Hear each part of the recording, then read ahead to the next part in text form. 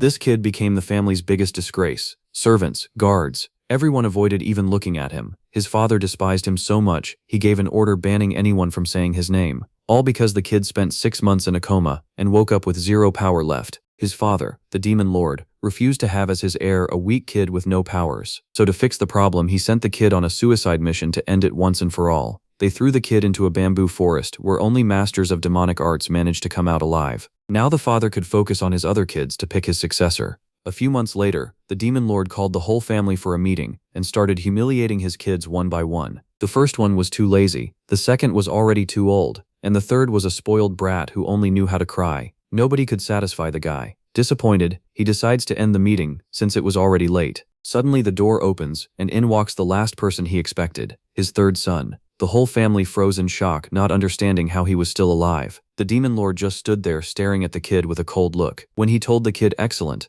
everyone's mind broke. That compliment caught everyone off guard. What happened was the demon lord saw a crazy strong aura on the kid, and that's what made him drop the compliment. What nobody gets is how he came out of the bamboo forest alive. This kid's name is Hajin, and he's actually the greatest assassin in the world. Years ago on the other side of the continent, he was being hunted down. The MC was a killer for the righteous Heavenly Alliance, but now all he wanted was to live in peace. The problem is, nobody leaves the Alliance. Whoever tries to bail gets a parasite in their body that eats them alive from the inside out. So all that was left was to fight to the death. Over 30 warriors were hunting for his head. Since he's basically the John Wick of the sword, he went sliding through and slicing everyone up. Hajin was the kind of assassin who scared other assassins. To end the hunt, he jumped, landed right in the middle of the warriors, spinning his sword and cutting everyone down, just like Garen's ability. That night, he finally managed to escape. He killed wave after wave of enemies, until he even lost count of how many he dropped. The protagonist dragged himself, wounded, to his hideout. Halfway there, he collapsed coughing up blood.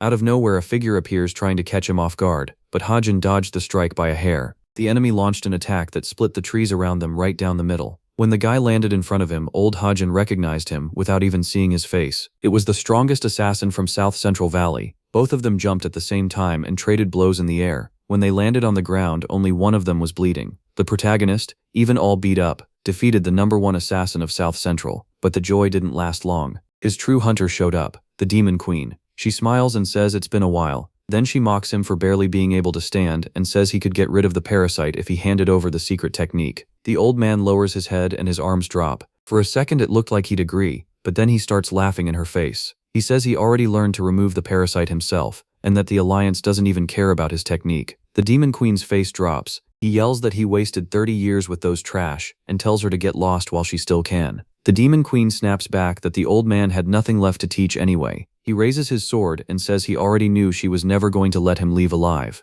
The Demon Queen reveals her true face and attacks with everything she's got. The clash between them caused a massive explosion. When the dust settled, the MC's arm was full of holes from her claws. To make it worse, an elder popped up out of nowhere and cut off his legs. The queen ripped off his hands and pierced through his chest with her claws. She even joked that he looked cuter without arms and legs, grabbed the old man's head and tore it off. And that's how Hajin's bloodline came to an end, and a new one began. Waking up in the body of the Demon Lord's third son, red and black buildings rose among the trees. A man in white opened the door. Smoke drifted from the pipe. Kneeling, the servant greeted the fourth young master of the divine cult. The man held the pipe between his fingers. The subordinate bowed politely and reported that the third young master had a pulse. He smiled and said Siren would die tonight. The young man looked pleased. As smoke filled the room, he thought things were going even better than expected. Bodies lay scattered in blood. Far off, 2 young warriors sat down to rest. Jong Hajin lifted his hand as his friend held something up. Smiling, the friend asked if the protagonist wanted to see it. It was a little bird carved from wood. The protagonist looked away when his friend asked if he was sick of living as a killer. Staring ahead, his friend said he was leaving. No matter what happened, he was getting out. He wanted to live the rest of his life free, like a bird. With a hand on his sword, he said he would find a quiet village where the air smelled like grass instead of blood. Hajin turned to him and shouted that he wanted to go too. Blood covered the blonde boy's face as he stared in shock. His partner lay on the ground, soaked in red. The boy turned away in horror when someone said his life had been spared, and he had thrown that mercy away. The man walked up and declared that this was the fate of anyone who dared betray the righteous Heavenly Alliance. Insects appeared, the ones used to judge betrayal. Sokyo grinned and said the old man had one head too many. She pressed both hands to his temples, and he screamed. Then the Demon Queen tore his head off. The young man bolted upright in bed with a scream. He grabbed his neck and thought it had to be a dream, even though that woman had just cut off his head. Sunlight poured into the room. Seeing flowers on the table, the boy realized he had no idea where he was. He sat up and noticed the room was richly decorated. Hearing someone approach, the protagonist looked away. Manhwa came in carrying a tray. She looked surprised to find the bed empty. A moment later, the boy pressed a sharp stick to her neck. Standing behind her, he warned that he would kill her if she made a sound. He demanded to know if the Bloodsteel Fortress had sent her. Shaking with fear, the girl said she was his maid. She shut her eyes and clenched her teeth when he refused to believe her and asked who had brought him there. Her tray trembled as Manhwa answered that the young master had been lying there for a long time. She added that he had been unconscious for about half a year because of blocked chi and had only woken a few nights ago. The blonde frowned, unable to understand any of it. He was supposed to be dead. Still pressing the stick to her neck, he demanded the truth. Then he caught sight of himself in the mirror. His mouth fell open when he saw the body staring back at him. Remembering how the elder had cut off his legs, he realized this was no dream. Ha-jin had truly died. He stepped back and guessed this was either reincarnation or some kind of past life. He remembered fighting Sokyo as Manhwa glanced aside and crawled toward him. Manhwa crawled over to the protagonist. He froze, still unable to understand where he was. The doors slowly opened. He turned with wide eyes. Two men were coming toward the building. They stopped at the doorway where the protagonist stood. Mutem raised one eyebrow at the young man. The blonde looked back in fear, not knowing who he was. Someone dropped to his knees. The bearded man shouted a greeting. With a respectful bow, he congratulated the third young master on waking up. The boy grimaced and lifted a hand, realizing he was inside a demon cult. The man stepped forward. Lanterns lit the room. A red carpet ran through the center. At the far end, someone sat on a throne. The subordinate saluted and greeted the overlord. Mutem knelt before the demon king. Candles burned around the throne. The calm-faced ruler asked why his subordinate had come. Looking down, the head of the Imperial Guard said he had a report. When he heard the third young master was awake, the overlord rested his cheek on his fist. Paintings covered the walls. Still kneeling, Mutem said the young man had lost all his strength from exhaustion. Then he lowered his head and asked what should be done with him. The overlord showed no emotion. Then he slammed a hand down and shouted. A sudden gust forced the subordinate to grab the carpet. The wind made the candle flames shake. Mutem frowned and asked his master to make his will clear. The man lifted a hand to his face. His eyes shone as he ordered that no one bring him reports until the closing ceremony in 3 months. His face stayed hidden in shadow. The head of the guard looked up at the overlord. Then he gave a silent nod. With candles burning behind the master, Mutem silently hoped his great will would be fulfilled. The heavenly demon divine cult, founded long ago by Master Marima, was known as the oldest and most dangerous demonic group. Together with the righteous Heavenly Alliance and the Fortress of Steel Blood, it formed the world's powerful triad, and it had even more members than both. The heavenly demon stood above war and plague. It was the most destructive demonic force of all. The protagonist glanced aside. Standing between the half-open doors, he could not understand how he had woken up here, like he had been given another life. That only made him angrier about being in the cult. He turned back and decided to stay calm, learn what was going on, and only then make a plan. The night before, the full moon hung overhead. Ha-jin hid his face in his clothes and thought about using his stealth technique. As two men walked by, they talked about the third master's awakening and how it could start a bloody fight for rank again. While the protagonist listened, a cat came near, and the men mentioned that the young master had lost all his skills after waking up. Watching from a distance, the boy heard one of them say the awakened master would surely ruin many lives, so it was best to stay far away. He raised a brow and thought the owner of this body must have been a real troublemaker. From what he had seen, the protagonist concluded this place really was a demonic cult. Touching the wall, the young man decided he needed a careful plan to escape. He let out a long sigh. He had only been out for an hour, and the stealth skill already drained him dry. Still, he was thankful he was alive. Standing before the mirror, he felt like this body belonged to an 80-year-old. He flexed his fingers and decided his first job was fixing this broken body. He sat down and crossed his legs. Closing his eyes, he checked the energy points in his body and found them completely messed up. Light gathered in his hands as he tried to destroy that tiny, rotten energy center. As he meditated, his blonde hair lifted. Energy streaks spread through the room, and the heat started rising. Blue currents swirled around him until the air grew heavy. Ha-jin locked his hands together and decided to use the endless technique to force every bit of stagnant energy out of his body. A blue glow poured off him, and his hair rose again. He remembered his old body in the forest, and the technique he made himself, boundless. Back then, he had trained by a waterfall, and for someone with no rank, boundless had been his only lifeline. He kept his eyes shut. Then he lowered his gaze in silence. A moment later, he closed his eyes once more. He looked up and admitted this was his limit, but even a small win still counted. Glancing aside, he realized a lot of time had passed since he woke up. Still, no one had come except the doctor. The two men bowed and told him to take care of himself until their next visit. Then Manhwa came in. Shaking with fear, He looked at her and thought the old owner of this body must have been awful, if even people in a demonic cult called him a monster. The cliffs loomed nearby. 3 months passed. A man holding a pipe said the young master had taken something 3 months earlier, yet nothing had happened. Yumin Che, still facing away from the servant, said the boy had actually gotten better. The servant broke into a sweat when the fourth young master reminded him that the stronger someone became, the worse the damage would be. The young cult heir blew out a stream of smoke. With a faint smile, he said the protagonist always went beyond his expectations. The servant dropped to his knees and asked what he should do. The young master turned and asked when Yorin would arrive. He frowned, noting her last visit had been 6 months ago. Since something interesting was about to happen, Yaemin told the servant to keep watching and reporting back. Branches cut across the night sky. By morning, sunlight covered the cult building. Someone clenched a fist and struck hard. Then the hand opened flat.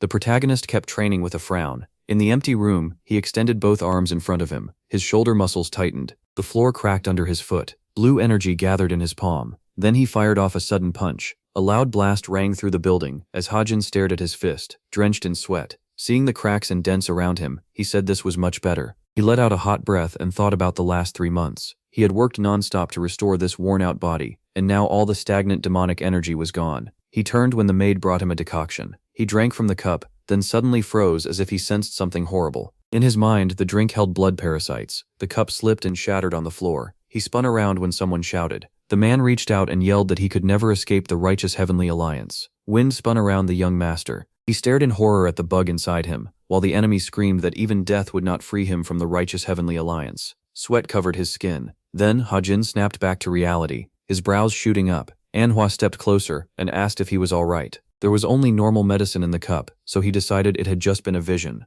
The girl bowed and said she would leave. He looked up and thought this was the new life he had always wanted. Looking at the moon, the protagonist wondered if he could ever be free. A light towel hung over the cup of water while he got dressed. He turned when he suddenly heard voices outside the door. Gritting his teeth, he thought some demonic cult villain had come to see him. A voice barked at the maid to move aside. His eyes sharpened at once. The door to his room flew open. A young girl walked in and said it had been a long time since they had met. The protagonist stared at her in confusion. Manhwa stood nearby with tears in her eyes, holding her red cheek. The visitor smiled at him while he tried to remember who she was. She came closer. He looked surprised when she said he seemed better than she expected. Hajin frowned, desperate to find a way out of this. When Yeren Hong touched his shoulder and sweetly asked for a cup of tea, he bolted, saying he had to leave right away. But the demoness called after him and asked where he thought he was going. She snapped her fingers. The young master stopped and looked up. 2 tall men were waiting there. They blocked the exit from his own room. He turned back as the girl explained she had things to discuss with him, and the guards were there to stop anyone from interrupting her. The doors slammed shut in the protagonist's face. Covering part of her face with one hand, the girl said they had plenty to talk about. He stayed turned away. Then he faced Yurin and said he was still sweaty from training, asking her to wait until he changed. She smiled and agreed to wait, though she hoped he was not planning anything else. Sweating nervously, he thought one look was enough to tell she was insane, but he had no choice. Hajin turned and told Yunya to come with him. Dark shelves lined the wall. The maid's eyes went wide when he asked who that girl was. Touching his chin, he explained that after waking from achieved blockage, his head hurt so badly he could not remember anything. Yunye blushed and started crying, saying the young master could not leave them so soon, and he thought it was way too early for him to die. The maid introduced Yorin. She said Yorin was a demoness tied to the religious center of inner enlightenment, strong enough to be called its most gifted disciple, and known for carrying out every task perfectly. He touched his face and asked if she was the 4th young master's younger sister, and the maid said yes. One brow lifted as he asked what kind of relationship he had with that demoness. Yunhye replied that they had met often during the last month before his coma, though she did not know the details. He folded his arms and realized their relationship had to be complicated. Facing the maid, Hajin asked about her cheek. Looking down, he told her to go rest because it must have hurt. Yunhye froze and touched her swollen cheek. She stared in shock, remembering how cruel her master had been before the coma. Back in his room, he told the guest he had acted harshly because she caught him off guard. Then he asked what she wanted from him. The demoness looked confused. She remembered how furious he used to be and decided he really had lost his martial power after the chi block. Yorin put a hand to her chest and said it was better not to hide things, so she would speak plainly. She pulled out 2 papers and said they were a contract marked with both their seals. Then she tossed them onto the table and warned that if either of them broke the deal or was forced to break it, they would face punishment. The young man could only stare down in shock. He turned when she said she had spent about 1,000 yang on his medicine, with other costs adding more than 2,000 yang. He reached for the paper and opened it. unable to understand why the fourth young master's younger sister had been paying for him. Raising one hand, the demoness demanded he repay all of it now, or sign a contract saying exactly when he would. He frowned at the page, thinking she had played the victim, cancelled the contract and now came back asking for money. His eyes hardened when he realized he would build his name and get rich. Yet this girl acted like none of that mattered, and ignored how much he had improved, and Yoren smiled,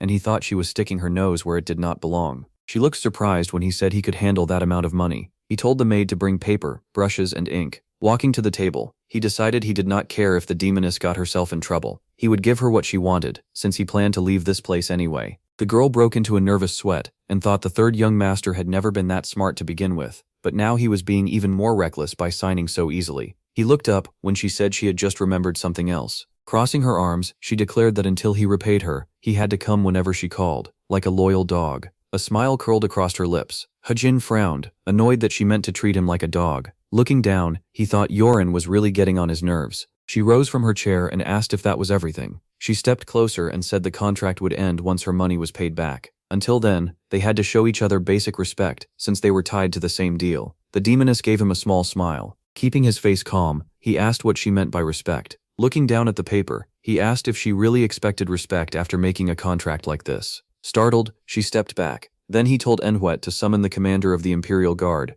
Her face flushed red, and she demanded to know why he was calling that man over all of a sudden. A servant came to the door, bowed, and asked what he needed. The protagonist turned and told him to ready the carriage. He had somewhere to go. The servant looked up and reminded him that the young master's condition was still poor. Mouth wide open, the young man yelled that he was going to see the demon lord, so word had to be sent ahead. Yoren's brows pulled tight when she heard he wanted to meet her master. The servant answered that he would notify the palace first, then prepare the carriage once permission came. The demoness's eyes went wide, and she called out to him. He turned back and said he would not let this slide. He wanted to ask whether the staring at him in shock. She asked what he planned to ask the Lord when that could get them both killed. Closing his eyes, the protagonist quietly asked if that was a problem. Yoren stood in front of him and shouted that if the Lord learned about their contract, she would be in danger too. He folded his arms and said she was right. He could end up exiled as well, especially after losing his martial skills. Then he added that everyone knew how powerful her family was, but that kind of excuse only worked sometimes, and she still would not avoid prison. Fearfully covering her mouth, she listened as he said the whole Yaksa family could lose everything for failing to raise their daughter properly.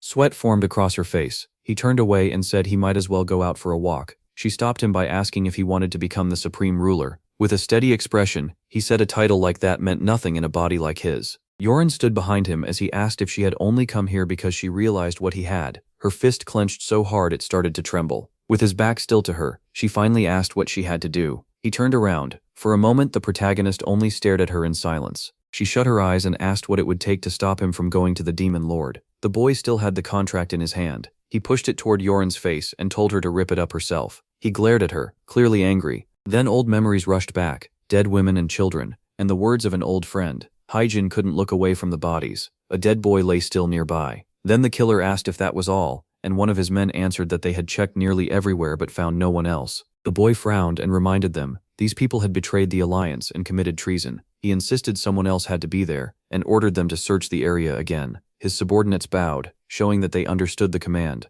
Hyjin looked back. The boy was holding something familiar in his hand. The protagonist crouched beside him and picked up the blood-covered bird. The killer stared at it, and then his eyes widened. He suddenly understood everything. A voice yelled at him to move, and the boy spun around at once. One of his subordinates was dead by the wall, and a familiar figure was fighting the killers. His old friend's eyes burned with rage. Hyjin reached a hand toward him, but the young man charged at him too. The protagonist's blade snapped, and the other man moved the woman's and child's bodies aside. The killer looked back. Water streamed down his old friend's face. Hyjin let the broken blade fall and stepped toward him. Brow tight, the assassin begged him to listen. He had been told their mission was to wipe out traitors, and these people had been called exactly that. As the young man cried over his son's body, the protagonist shouted that he truly hadn't known. Moving closer to his friend, the assassin kept repeating that he knew nothing, but his friend roared like a wounded animal and asked just one thing. Was killing people nothing more than work to him? Rain poured over the ruined village. The Alliance forces were already leaving the area. Grabbing his old friend by the collar, the dying young man said that taking lives, killing day after day.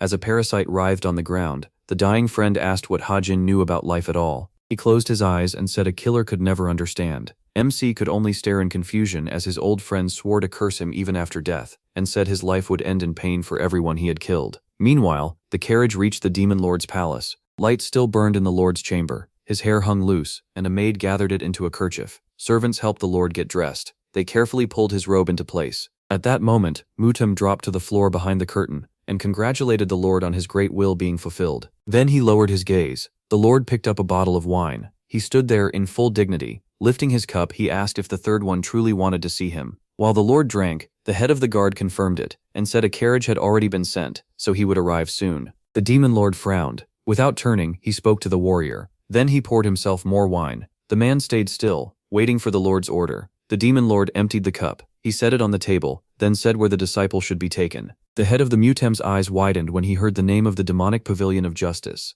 The lord began pouring another drink. The man lowered his eyes. With a respectful bow, he said it would be done and left. The lord closed his eyes. Stretching out, he muttered, "Has winter already started?" At the same time, back at the third disciple's residence, inside the infirmary, the young man thought about how cold he felt. He still wasn't used to the aura of chaos that came whenever the doctor checked his pulse. He sat up as the doctor said the damaged veins had improved over the last few days. It wasn't just the veins either. Even with herbs and acupuncture, this level of healing was still shocking. The doctor looked at the protagonist in confusion. Hajin tensed right away. He didn't like that look. The doctor quickly bowed and apologized, saying he was only surprised by how fast the young man was recovering. Even so, he was still frowning. As the third disciple got dressed, the doctor said acupuncture might not be needed much longer. Good food and the supreme healing potion would be better now. Confused, the protagonist agreed, then remembered he had something to ask. The doctor was ready to hear him out. Raising a brow, Hajin asked what this supreme healing potion was, since he had never heard of it before.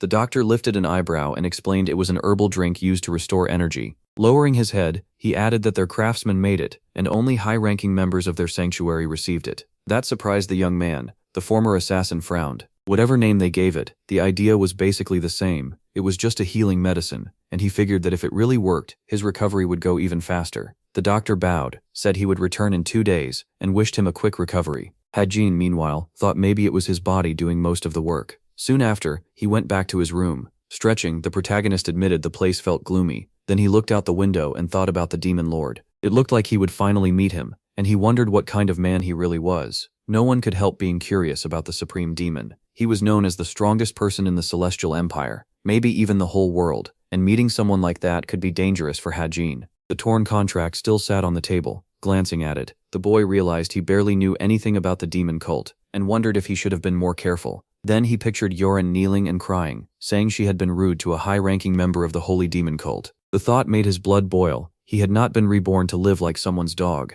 Yanking at his hair, he cursed the girl and her stupid contract, furious that she had dragged him into this. Then he turned when he heard someone from the great demon's palace had contacted him. Yunhye bowed and told him to get ready. The carriage was already waiting. Looking ahead with resolve, Hajin decided that if it had come to this, he might as well meet him. The boy pushed open the doors and looked forward, without hesitation. Soon, the carriage came to a stop. The protagonist stepped out. A servant bowed and said the demon lord had ordered him taken to the demonic justice pavilion, then told him to follow the guide. Ahead of him stretched a long path through the rocks. Hajin stared in shock, not understanding what the hell he was looking at. The pavilion stood all the way at the top. Elsewhere, the demon lord took another sip of wine. Looking into the cup, he murmured that today's wine tasted even sweeter. The protagonist started climbing the steps. The climb felt endless. Looking around, Hajin thought the place felt like the heart of some demonic cult. He frowned at how many guards were posted there. It reminded him of when the Righteous Heavenly Alliance and Steel Blood Fortress duo captured him. Figures stood hidden among the rocks, and every one of them looked like a high-level master. This place felt like a beast's den. One wrong move, and he was dead.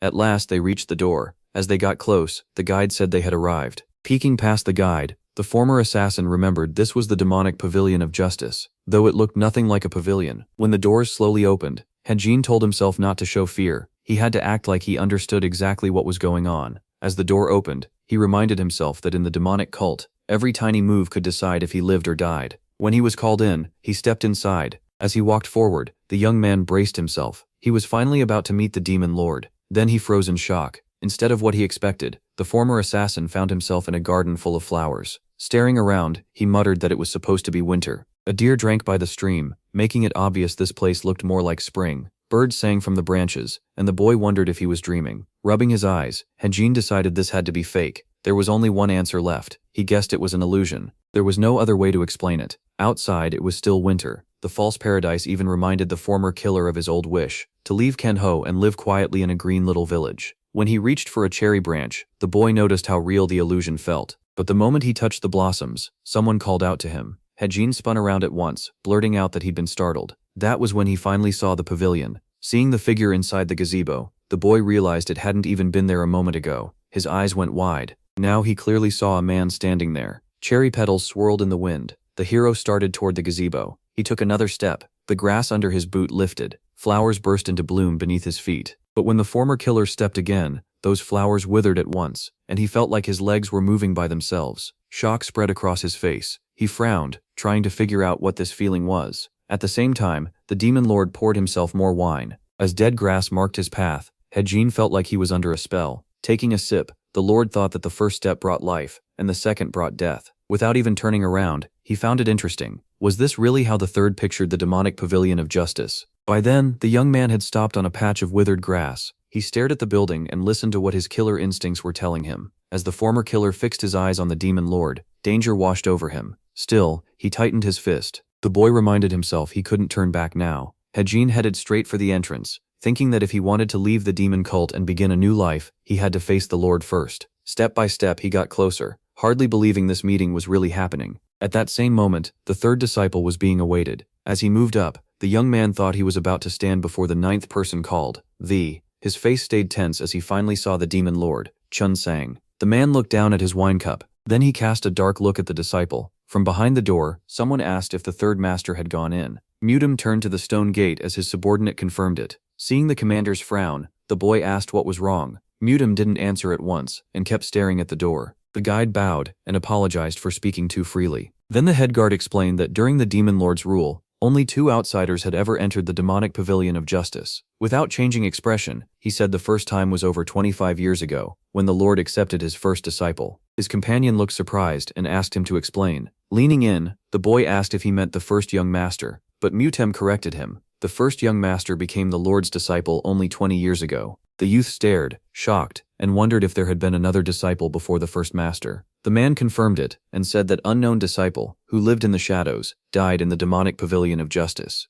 Hearing that the first disciple had been torn apart like wild beasts got to him, the guide turned pale and guessed the Lord had done it. But the commander frowned and said that if the Lord wanted him dead, he never would have brought him there. Still watching the door, the boy asked who the second person was. Without looking away, Mutem answered that it was the chief strategist. That man handled everything, big and small. He rose to the top with brains instead of martial arts, and he became the second person ever allowed into the demonic pavilion of justice. The subordinate raised his brows and asked what happened to him. The head guard turned and said the strategist walked out with his head high. Then he looked back at the door, still grim. He added that today the demonic pavilion of justice had opened for the third time, and he wanted to see whether the third master would leave alive. At that moment, Hajin bowed to the demon lord. The lord studied the disciple over his wine. His stare was sharp and careful. The pavilion echoed with the words, "The divine teachings cannot be denied. All demons bow before you." That was how the young man greeted the Lord. When he was told to rise, he lifted his eyes. Chomson kept his gaze on the student, while the student was struck by how imposing he was. He carried himself like someone far above everyone else.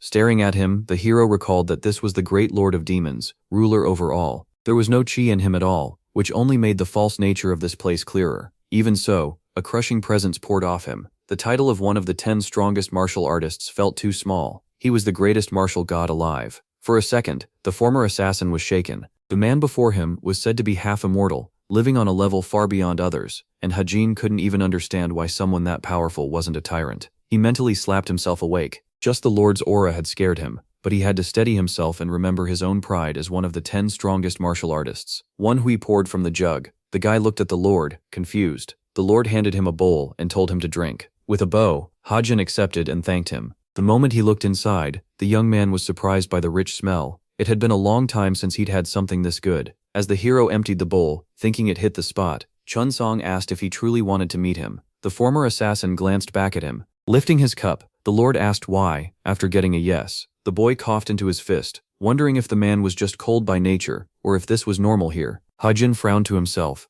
then decided the Lord was at least direct, so he should stop circling around it and answer honestly. Looking straight at the Lord, the young man said he had a request. Without looking up from his wine, the man asked what it was. The hero set his cup down and started to speak, but he hesitated. The former assassin cursed himself for freezing up. He was one of the strongest martial artists alive, yet he was still standing there like a fool. Fixing the demon lord with a hard stare, the boy asked if it would be a problem for him to leave the cult, then got shocked by his own words. Hajin mentally grabbed his head, angry at himself. He should have asked for a short trip out to rest and get some air, not blurted it out like that. The lord took a sip first. Then he looked at the student again, repeated the question for clarity, and got the same answer. The young man frowned to himself, wondering if this was what honesty got you. Holding out his cup, Chun-Sang told him to pour. The hero looked completely lost. As he obeyed, he thought he was going crazy. Nothing showed on the other man's face. While pouring the wine, the former killer still couldn't read what the lord was thinking. As the wine filled the cup, the man said the student's request was too vague. Looking at the drink, he asked whether the boy meant stepping out for a while.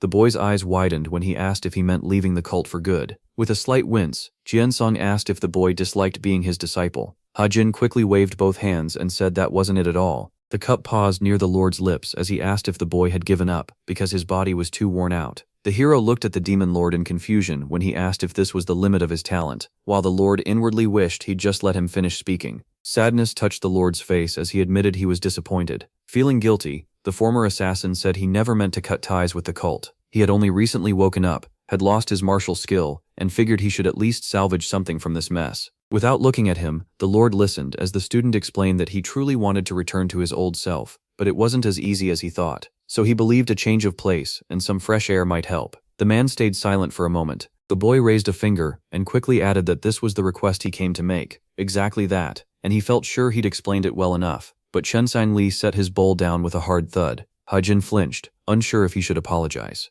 The youth lowered his eyes as the lord asked if he had come all this way just to ask permission to. He'd come to see the lord of the divine cult over something this stupid. A simple wish to step outside for a bit. As Chen-Sang poured more wine, he cursed himself for being so careless. When the lord pushed him to answer, the former assassin flinched. Sweat ran down his face as he forced himself to focus and come up with something fast. Thinking on the spot, Hajin said he came because it had been a long time since they last met. The lord frowned. The protagonist caught a bit of hope from that look. It didn't seem completely bad. Pressing a hand to his chest, he kept going. He said that even in this condition, he still had duties as a disciple. He could never repay even a fraction of what the Lord had done for him, and he hadn't even properly thanked him. At the same time, MC told himself to lean into the emotion and try to move the demon lord. The lord lifted his bowl. It crumbled to dust in his hand. The former killer just stared in shock. Chun-Song fixed him with a dark look and repeated the disciple's words back to him. Hajin quickly opened his mouth and asked for forgiveness. Then, the demon lord rose to his feet. With wide eyes, he noticed how perfectly fine and strong he looked. For a moment, neither of them moved, they only stared at each other. A faint light flashed in the Lord's eyes, as he said that if his disciple truly knew his duty, he never would have shown up in front of him in that state. Narrowing his eyes, the man asked if he had judged him too highly. That line about his body made Hajin panic. He started to think the Lord had figured out someone else was inside it. That gaze felt like it was reaching straight into his soul. The protagonist lifted a brow and scrambled to think of what to do next. But then Chon-Song turned away, and the former assassin wondered if he had somehow gotten past the danger. The corner of Hajin's mouth twitched. A disciple survived chi blockage, came to greet his teacher right after waking up, and still got told he didn't know his duty. Was the teacher being strange, or was he the one missing something? Meanwhile, the Lord looked down at the stone below. Black smoke rose from his hand. Without looking back, the demon lord said he would send someone to MC within 3 days. His jaw dropped. That was it? What about the request? He still didn't know if he could leave, if he was trapped here, or if he was free to do as he pleased, and the silence only made it worse. The man kept his eyes turned away. With his hands behind his back, Chen-Sang calmly said it had been a long time since he'd looked over the demonic pavilion and the green fields beneath a clear sky. By then, night had fallen over the palace. One hui was being poured into a bowl.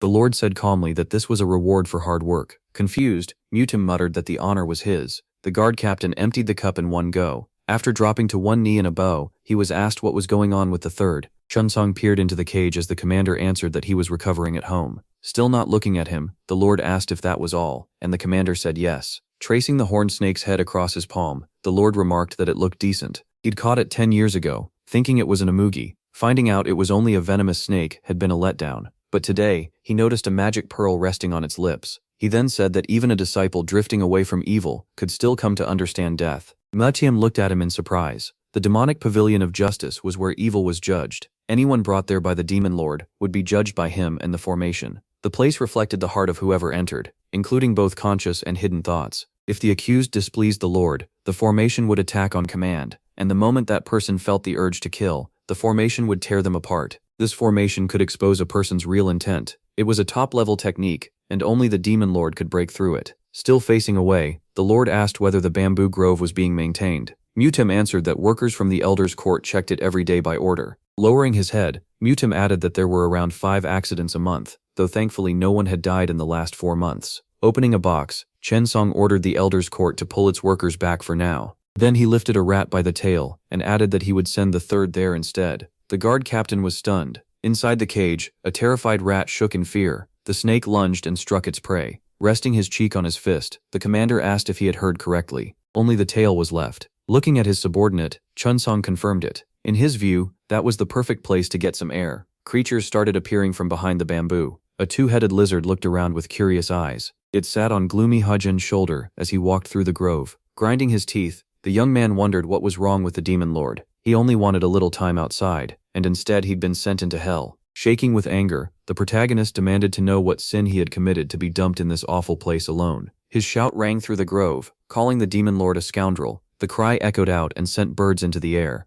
Clenching his fists, the former assassin cursed this so-called perfect place to relax. Then a hand landed on his shoulder. A man politely asked the third disciple to forgive his boldness, but warned that saying something like that could get the young master in serious trouble. Hajin turned and asked what he meant. The man explained that any rude or insulting word aimed at the demon lord was treated as a grave crime, one punished by death. MC raised a brow when the man added there were no exceptions, not even for the lord's clenching his fist. He cut in and insisted he should listen better because he hadn't insulted the demon lord at all. The blonde man immediately straightened up and apologized for the misunderstanding. Hajin frowned. It wasn't like the lord was some noble who could be slandered behind his back. With a side glance at his companion, the former assassin figured these sinister people in the demonic cult saw that man as more than an emperor, more like a god. Folding his arms, the protagonist asked if the guide really came from the Council of Elders, and the man said yes. To MC's surprise, the man then gave him a respectful salute. The man's arm muscles tightened at once. His feet pressed into the dead leaves below. Bowing low, he introduced himself as Dongpil Ma, the third leader of the Council of Elders of the divine cult of the Heavenly Demon. He said it was a great honor to serve as the young master's guard.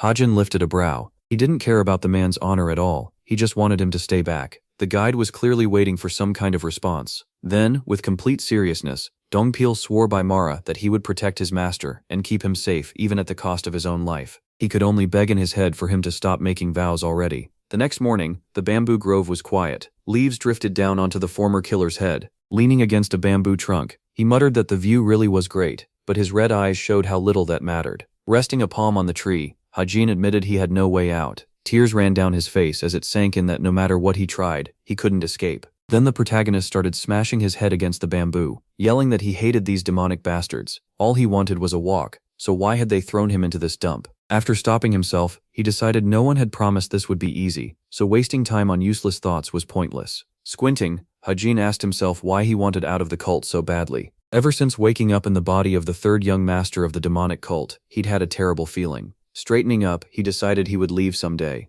But for now, escape was impossible, which meant he had to keep living as the third young master. Striking the trunk, the former assassin realized that if he wanted to survive in this body, he needed power. He had to get stronger. The law of the strong ruled the divine cult of the heavenly demon even more than other groups in Mirim. He couldn't just sit around until people called him talentless and threw him away. Looking up, MC understood that in the end he would have to walk the path of martial arts, whether it led to life or death. Frowning, he decided he would stop cowering and start walking with his head up, relying on his own strength. Then Dample's face popped out from behind a trunk as he called to the young master. Hajin screamed. He dropped down, and when the blonde man said the meal was ready and asked him to come sit, the protagonist shouted that he'd scared him. Annoyed, MC reminded him that he had already said not to touch him. The bodyguard looked confused and said they had already been there 2 days. He hadn't even had a sip of water that whole time, so he had been worried. Pointing at the big man, Hajin asked if he always jumped out like that, and told him to at least give a warning first. The blonde bowed and said he understood, and the protagonist realized this guy was impossible to read.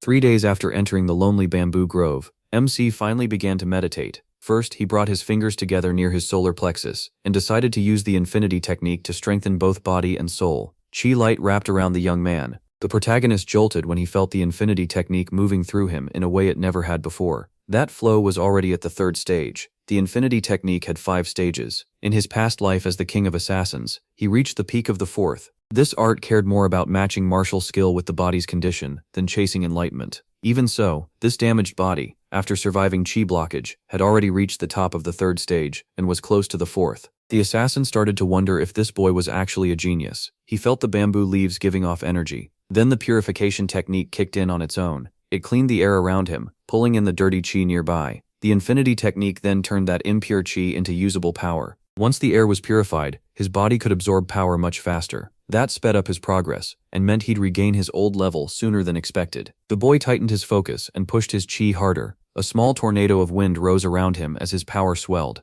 With glowing eyes, Hajen chose to break into the 4th stage right away. A pillar of light shot up into the sky. 5 days after he entered the lonely bamboo grove, he threw a fist up and declared his body fully healed. His damaged blood vessels and organs had recovered a lot, so living in the grove turned out easier than he expected. Checking a strand of hair, he saw the color had darkened again. He'd heard chi blockage could drain it of color. He was eating well too, because Dong Pil Pil was an amazing cook. He'd also gotten plenty of sleep while the bodyguard handled the chores. Now the former assassin could finally use the skills he once had. Back when he was the king of assassins, he had trained a sharp, heightened sensitivity. Too many brushes with death and years as a killer had shaped that instinct. He also had a martial art that pushed those senses even further. It was called the technique of the 6 forces of the heavenly network. He could clearly hear a lizard crawling nearby. Hajen used the first form of the omniscient sight, a martial art that drove the 5 senses to their limit, far beyond even animals. He clenched his fists and took in everything around him without even turning his head. A grin spread across his face. A bird suddenly snatched the lizard in its claws. Watching the eagle eat, Hajen muttered that he hated how fast he'd gotten used to this place. Then, Dan Paul popped out from behind a tree again and called to his master. The former killer dropped down in annoyance. When Dan Paul said the food was ready, he complained that this guy was doing the same thing again and swore he'd deal with him later. When the blonde only bowed again, the guy decided this jerk was acting dumb on purpose, just to mess with him. A bird cut across the sky. Then the bodyguard warned that the demonic monsters got more active after sunset, so they should head back. The two of them returned to the house. As he walked, Hajen thought he had finally built the base he needed to train properly. If he combined his past life's knowledge with this body's talent, getting strong again wouldn't take long. Behind him, Dan Paul looked calm, then his face tightened. Something was moving between the trees. A shadow flashed past. Gritting his teeth, the bodyguard thought it was a ghost. Leaves drifted to the ground. Wind started gathering around the protagonist. As he guided the flow upward, the former assassin reminded himself that the infinity technique had nearly restored him completely. Staring up with resolve, he decided to try flying. As he shot through the air, Hajen realized he'd fully regained 2 of his old skills. Kicking off tree trunks, he noted that the infinity technique had restored his body, while the 6 heavenly forces technique had brought back his senses. As he flew on, the hero realized only one thing was left: dark shadow chi. A trunk snapped under his foot as he tried to recall that power, made by combining the hidden arts of the 10 greatest sects. He smiled, remembering those 3 martial arts were what turned him into a legend. Soaring over the grove, Hajen thought that with them, he could become strong again in no time. But when he landed on another trunk, he suddenly wondered if he should even learn dark shadow chi. His eyes widened. He was now part of the divine cult of the heavenly demon, the 3rd young master. Him, not the old him. That meant this body must have had its own heavenly demon cult art from the start. As the tree started tipping over, the former assassin thought for the first time about what kind of art was practiced here. Only then did he realize he was falling. The trunk split with a crack. His scream rang over the grove. Not long after, he went back to the house. Crossing the yard, the boy called for Dample. The bodyguard appeared beside him at once and asked what the young master needed, nearly scaring him all over again. Noticing branches stuck in the blonde's hair, Hajen said he had a question, and the man replied that he'd answer anything. Looking aside, the young man asked if any of his brothers had failed to learn the art of the heavenly cult of demons, or learned some non-demonic martial art instead. Dample just stared at him. After a bow, he admitted he didn't understand the question, and the hero realized the idea was basically unheard of.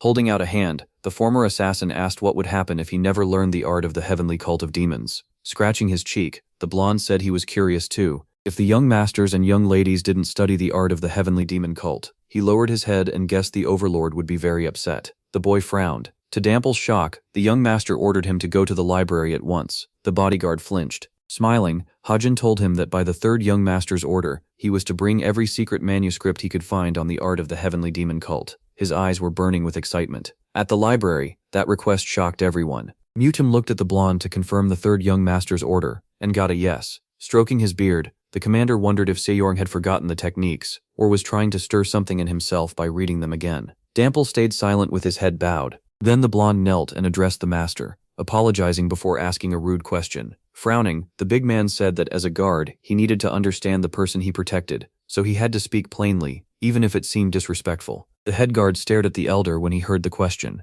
Had the third young master lost his memory after the chi block? He wasn't sure it was true. Still, no matter how gifted the third young master was, his greed and pride had always been enormous. He'd been a real tyrant who treated lower-ranked people like dirt. But when Mutem thought about Seong after he woke up, he realized the boy had seemed like a completely different person ever since surviving the chi block. He remembered embarrassed Yunhye saying her master wasn't the same anymore. Sometimes his words and actions seemed strangely absent-minded, and if even the maid noticed it. On top of that, he had made it out of the demonic justice pavilion alive. And Dample's report pushed Mutem even more toward the amnesia idea. With his hands behind his back, Mutem said he understood why the third leader of the council asked, but told him not to worry. The blonde bowed as the master reminded him that the one he served was one of the 7 candidates to someday succeed the demon cult. Whether he had really lost his memories or not, there would be no more questions. Reaching into his robe, the man went on to say that this was one reason guarding the successors was so difficult, and why he had chosen him for the job. The commander tossed a golden key into the boy's hands. The blonde stared at it, and asked if he had heard right.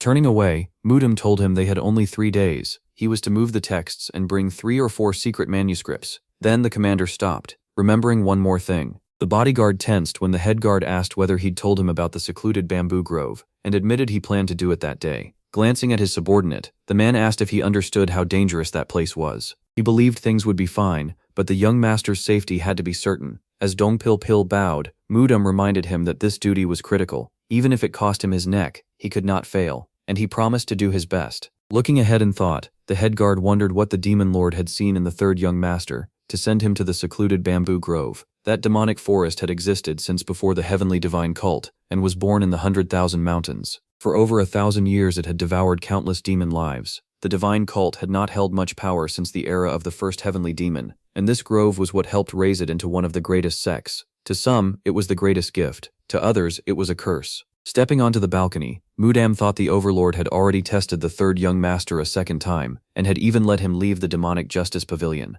Frowning, he wondered what would happen in the secluded bamboo grove next. That night, back in the grove, the protagonist was counting books. The former assassin raised his brows and got to 17. Staring at the pile, the boy asked why the bodyguard had brought so many. While the young master held his head, the bodyguard said it wasn't much. He had only taken the most important ones. Hajin clearly disagreed. Flipping through a manuscript, the protagonist realized this was more than enough information to work with. MC frowned and told himself he couldn't judge the Heavenly Dragon cult's art as weaker than the Heavenly Alliance's. If he stayed biased, he'd never understand it. The blonde bodyguard put a hand on the pile and added one more thing. Out of the 17 books, 3 had to go back in 3 days. Hashin glanced at those books and asked why. As he read, Dongpil explained that those 3 were about the 10 great demonic arts, the cult's secret manuals. Only the first, second, and third young masters were allowed to read them, which caught him off guard. Dongpil frowned. The 10 great demonic arts were the cult's top techniques. Anyone who mastered even one could stand above almost everyone. Since everyone in the divine cult knew that, he was surprised his master didn't. The protagonist looked up and asked why Dongpil was staring at him like that. Dongpil quickly bowed and apologized for being rude enough to stare at his master. Pressing his lips together, the blonde carefully asked if MC truly remembered none of those secret arts.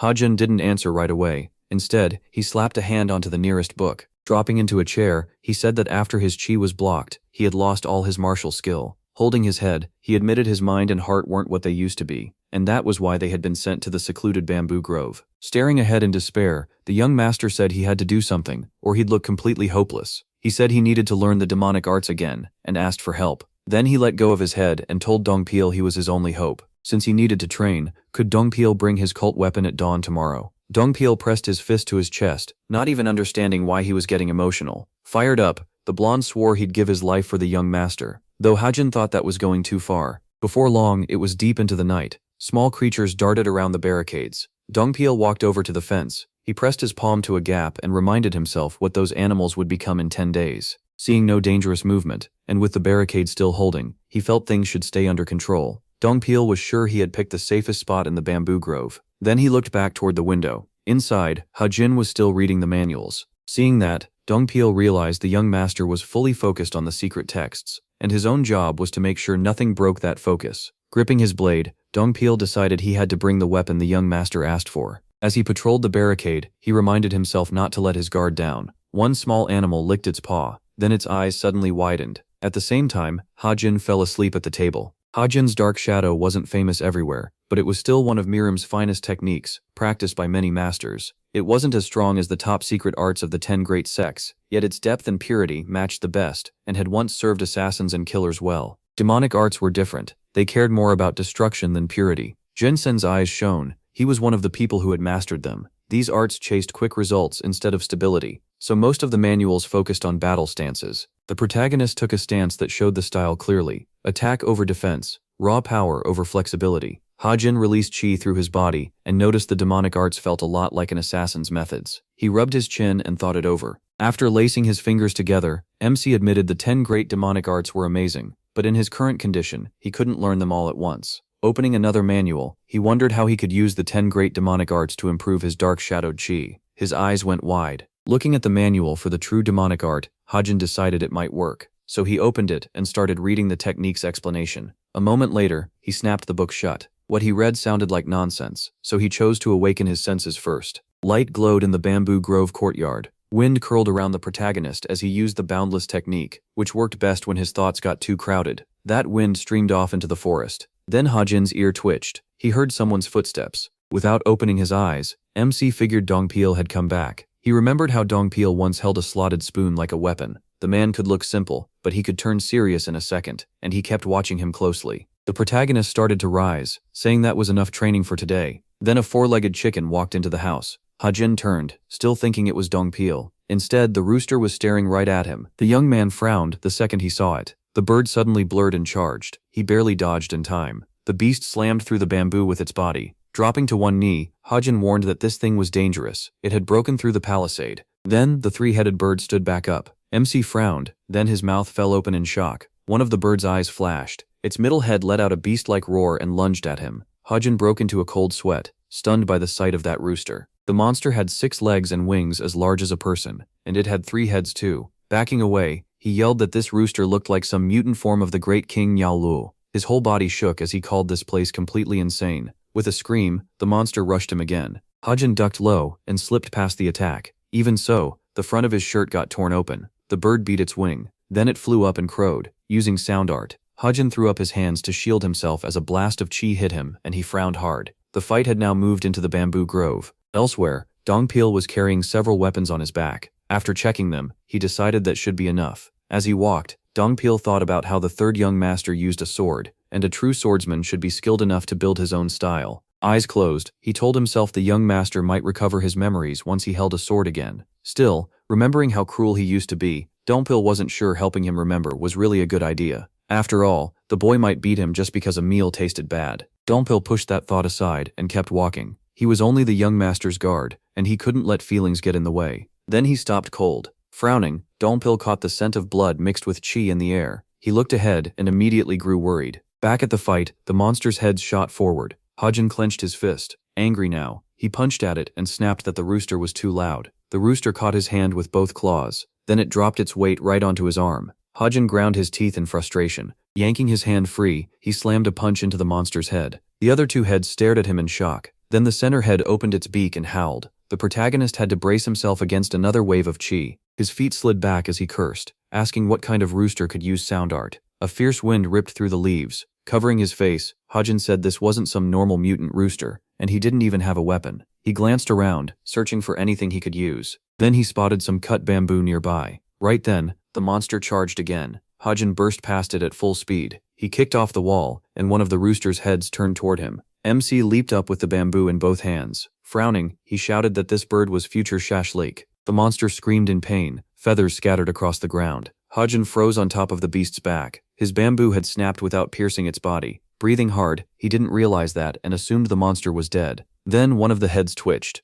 Ha-jin frowned at once, understanding the problem. The bird suddenly threw him off with a violent jerk. The protagonist slammed into the fence at full speed. The bamboo shattered. He crashed down to the ground. The rooster opened its beak again. Rubbing his shoulder, Ha-jin muttered that it actually hurt. Watching the wind swirl, he realized brute force alone wouldn't get through those feathers. The mutant rushed at him once more. MC took his stance and said he never thought he'd use this technique on an animal. The monster lifted one claw. Clenching his fist, Ha-jin said he had to try. He stayed perfectly still, waiting for it to come closer. The mutant opened all its beaks and crowed. His eyes lit up as he used the 6 forces of heavenly net technique. His eyes widened. His body blurred with speed. The technique's second form sped up his thinking with chi, making the whole world seem slower in his eyes. In an instant, Hajin slipped to the side and grabbed the bamboo. With that sharpened vision, he found where the heart was. The protagonist frowned and shouted. A second later, he hurled the bamboo. The bamboo stalk pierced through feathers and skin. Hajin grabbed it at once and forced it in deeper. In the night, only the shadows of the battle could be seen. Part of the house wall had been smashed apart. Dongpil rushed into the yard, shouting for his master. He already had the sword in hand. A moment later, he reached the courtyard and heard the young master's voice. Sitting on the stone ground, Hajin asked if Dongpil had finally come back. Dongpil lifted a hand without thinking and asked if his master was all right. Wiping blood from his face, MC told him not to make such a fuss. Then Dongpil cried out when he saw the dead sky lotus. Looking at the corpse, Hajin asked if that bird really had a nickname. Dongpil said yes, but treating the young master's injuries mattered more right now. He bunched up his clothes and said the blood on him wasn't his. Mouth hanging open, Dongpil realized that aside from a few scratches, the young master was barely hurt. The boy in front of him had taken down the azure lotus, a beast as dangerous as a leopard. Dongpil asked if the young master killed it alone, and the boy glanced back and asked if anyone else was there. Stepping over the corpse, he asked if they had a big cauldron. Holding a piece of bamboo, the boy told Dongpil to fill the cauldron with water, toss in bamboo shoots, and start boiling it. He was making dinner. Then he added that Dongpil also owed him an explanation. A sharpened bamboo spear suddenly flew at the man. With a frown, he asked Dongpil how he knew about that bird. Gripping the bamboo, the boy pressed him harder. What kind of secluded bamboo grove was this? And what else was he hiding? Dongpil explained that the secluded bamboo grove was older than the heavenly demon cult, and held thicker spiritual chi than any other famous mountain. Looking into the pot, Dongpil said that spiritual chi filled the whole area, but it only truly gathered inside the grove, growing denser over time. As he knelt to fix the firewood, Dongpil explained that the chi seeped into the trees and soil, making everything stronger and thicker. Stirring the pot, the protagonist noted that the bamboo still seemed to die fast. Dongpil stood and said the bamboo shoots grew far faster than they should, and that was what kept the grove alive. Glancing at the bamboo nearby, he added that some plants didn't just grow bigger, they also developed strange traits. Sweating, Dongpil said those plants could turn into poison or elixir. The spiritual chi inside them was so packed that the herbs needed dozens of growth cycles before their good effects could be used. He added that over half of the cult's demonic elixirs were made from bamboo, taken from this grove. Surprised, the protagonist asked if that meant they could just mass-produce elixirs, but Dongpil said no. Looking into the pot, Dongpil explained that most useful medicinal bamboo grew deep in the grove, where spiritual beasts lived.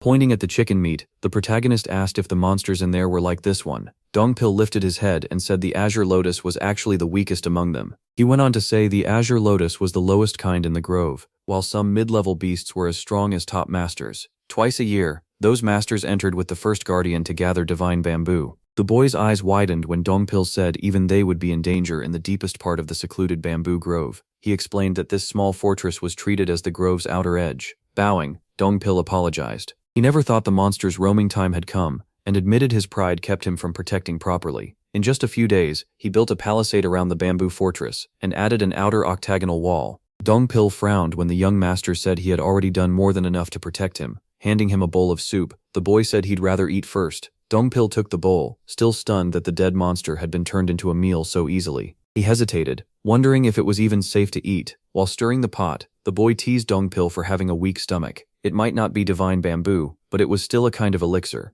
Dongpil quickly grabbed the bowl. After draining it, he immediately asked for another serving. Hajin frowned to himself. This place was far more dangerous than he expected, and since the demon lord had sent him here, he decided he needed to master demonic arts as fast as possible. A shadow fell over the protagonist's eyes. Before long, only bones were left in the bowl. As he tore into the rooster meat, MC said the octagonal wall was well done, badly made in places, but still very useful. Dongpil beamed at the praise, but the boy pointed out it wasn't praise at all, it was simply true. Holding a drumstick, Dongpil asked if he had studied formations before. The boy looked away and brushed it off as luck. Dongpil froze with his mouth open. He knew formations weren't like martial arts. They couldn't be learned just by reading books. Watching the boy, Dongpil thought that the more he learned about him, the more questions he had. In only 3 days, the protagonist finished more than 10 secret demonic art manuals. Dongpil was stunned when his master told him to bring every book. Not long after, the boy beat the azure lotus again with ease, even though he still hadn't fully healed. He might act reckless and carefree, and Hajin even laughed at Dongpil for having a weak stomach. but when he got serious, he gave off a cold aura that kept people away. He also wasn't too shaken by losing his martial power after his chi was blocked.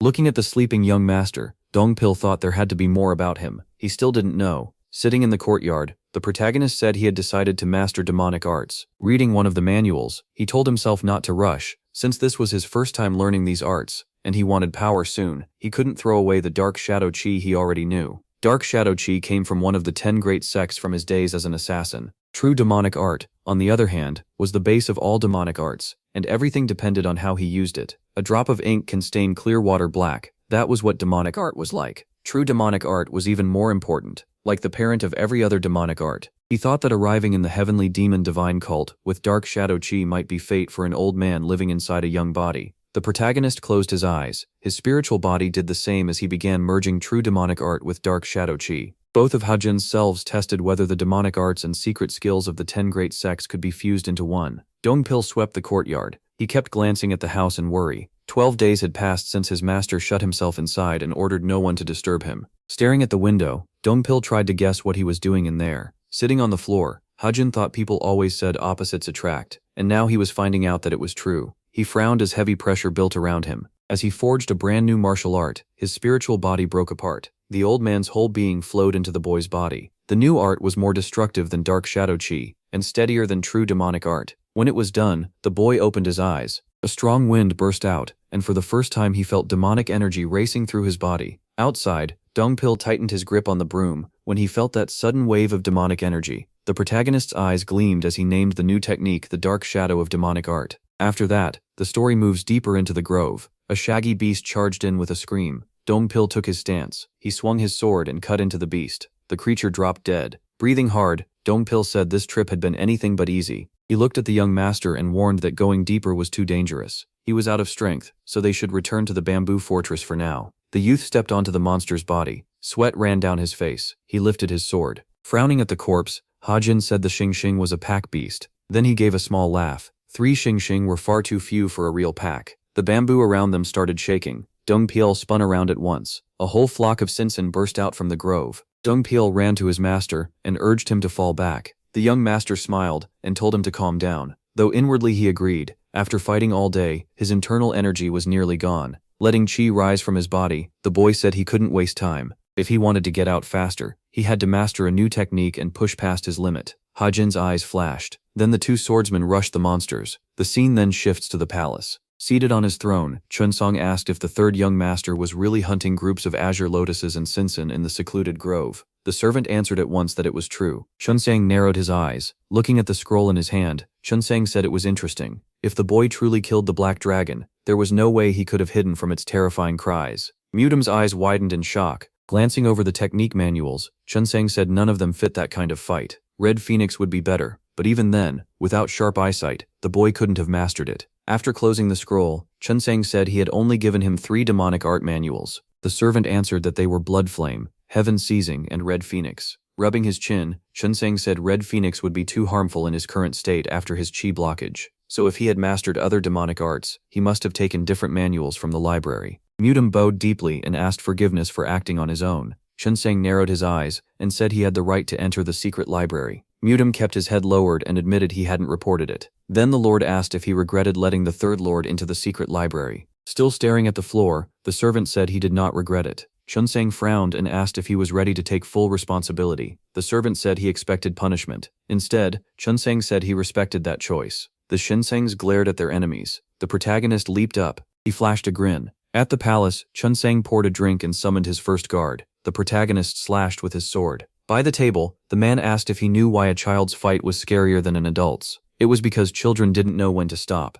Hajin kept cutting through the monsters with a smile on his face. Chunsang narrowed his eyes and said that was what made them frightening. They believed honor was still honor, no matter what. The youth swung his blade again. Frowning, Chunsang said that once a child learned where the line was in a deadly fight, he became a man. The Zinzins charged in wildly. Dongpil clenched his teeth. He was badly worn out. His body shook when he heard the master's warning. Chi streamed past him. Waves of chi slammed into the monsters. Dust burst into the air. Nearby, the protagonist told Dongpil to stay alert. The boy grinned, saying these Zinzins were trying to swarm him all at once. Still, he noticed the art was flowing smoothly now. At this pace, he might even reach the center of the grove. Then, something charged at him at incredible speed. Hajin's eyes widened when he saw how fast the monster was. The beast lashed out with a hoof. Blood sprayed from the hit. He clenched his teeth. A horse-like monster was suddenly right in front of him. Staring at the fanged beast, he realized it wasn't something to brush off like that chicken. Dongpil had fought these things for days and built up his chi a lot, but this monster still dropped him in one hit. Raising his sword, he said this thing was far stronger than anything he had faced before. The veins on the monster's head swelled,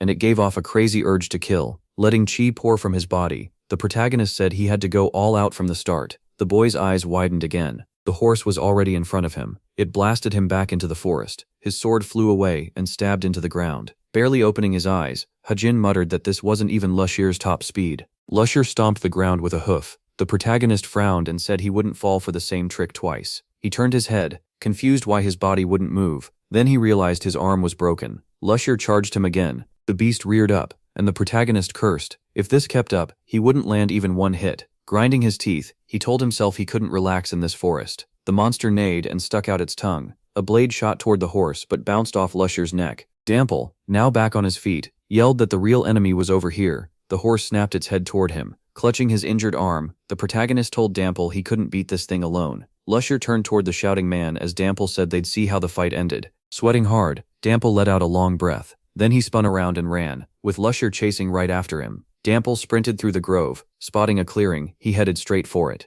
He suddenly leaped aside. Lushir stepped on bamboo and crashed down. Dampel landed without trouble. The bamboo gave way over a pit, and sharp stalks pierced the monster. Reaching the edge, Dampel said the beast should be dead. The man opened one eye, and at that same moment, Lushir opened one too. The monster sprang up, trying to climb out of the pit. The man dropped to the ground and groaned that this freak just wouldn't die. Getting back up, he said that for hurting his master, he should cut off its head. Lushir snorted, growled, and scraped the ground with its hooves. Dampel turned and ran again, saying he'd take the head later. First he had to save the young master. Soon, his shouts echoed through the forest. 8 months later, the story moves to the divine cult of the heavenly demon. In the elder's court, Gunsan stretched his neck and said it was exhausting. Jin smiled and offered to go this time, so Gunsan could sit and rest. As tea was poured, Gunsan said changing the guard would only make things awkward, so he'd go himself in an hour. Once he sat down, Jin asked why the patriarch of the demon sword family had come today, but the other man said he had no idea. Holding his cup, he added that the patriarch was too important to visit for no reason. Maybe he had something to discuss with the cult leader. Then he said he'd heard they were trying to make the eldest son of the demon sword family one of the demon lord's disciples.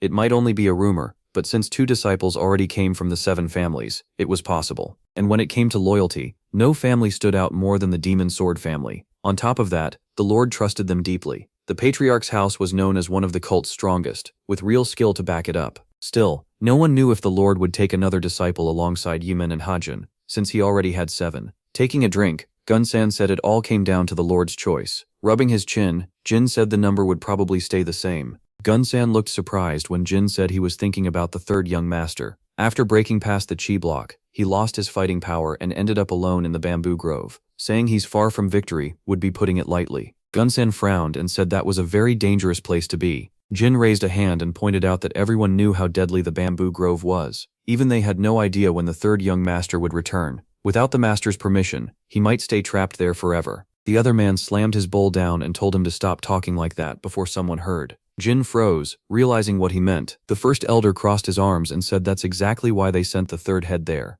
Out of everyone, he was the best fit for the lonely bamboo grove. He went by the elder court master's order, and that master treasured the 3rd head deeply. He turned when a servant came to the door. Opening it, the servant announced that the 3rd head had come to see them. The elder smiled and told him to bring him in at once. A moment later, the door opened again. Dongpil stepped inside, giving the elders a greeting. He carried an aura that felt close to death. The 2 elders stared in shock when they felt that dark killing intent. Dongpil frowned at them, unable to hide the bloodlust pouring off him. His eyes gleamed, and a dark aura clung to him the whole time. The talk in the elders' hall went on. Gunsung Lee handed over the herbs and asked if that would be enough. The man asked why cave conifer tea leaves were needed. Dongpil tucked the bag away and said he was only following the young master's order. Since the young master told him to bring them, the first elder praised his hard work. The blonde elder smiled and said the more effort he gave, the better it would be for the young master. They invited him to sit and drink, but with a nervous smile, he apologized and turned them down. Gunsung smiled broadly and said it couldn't be helped if he was busy. Jin added that things were probably hard on him, but he was doing well and should take care of himself.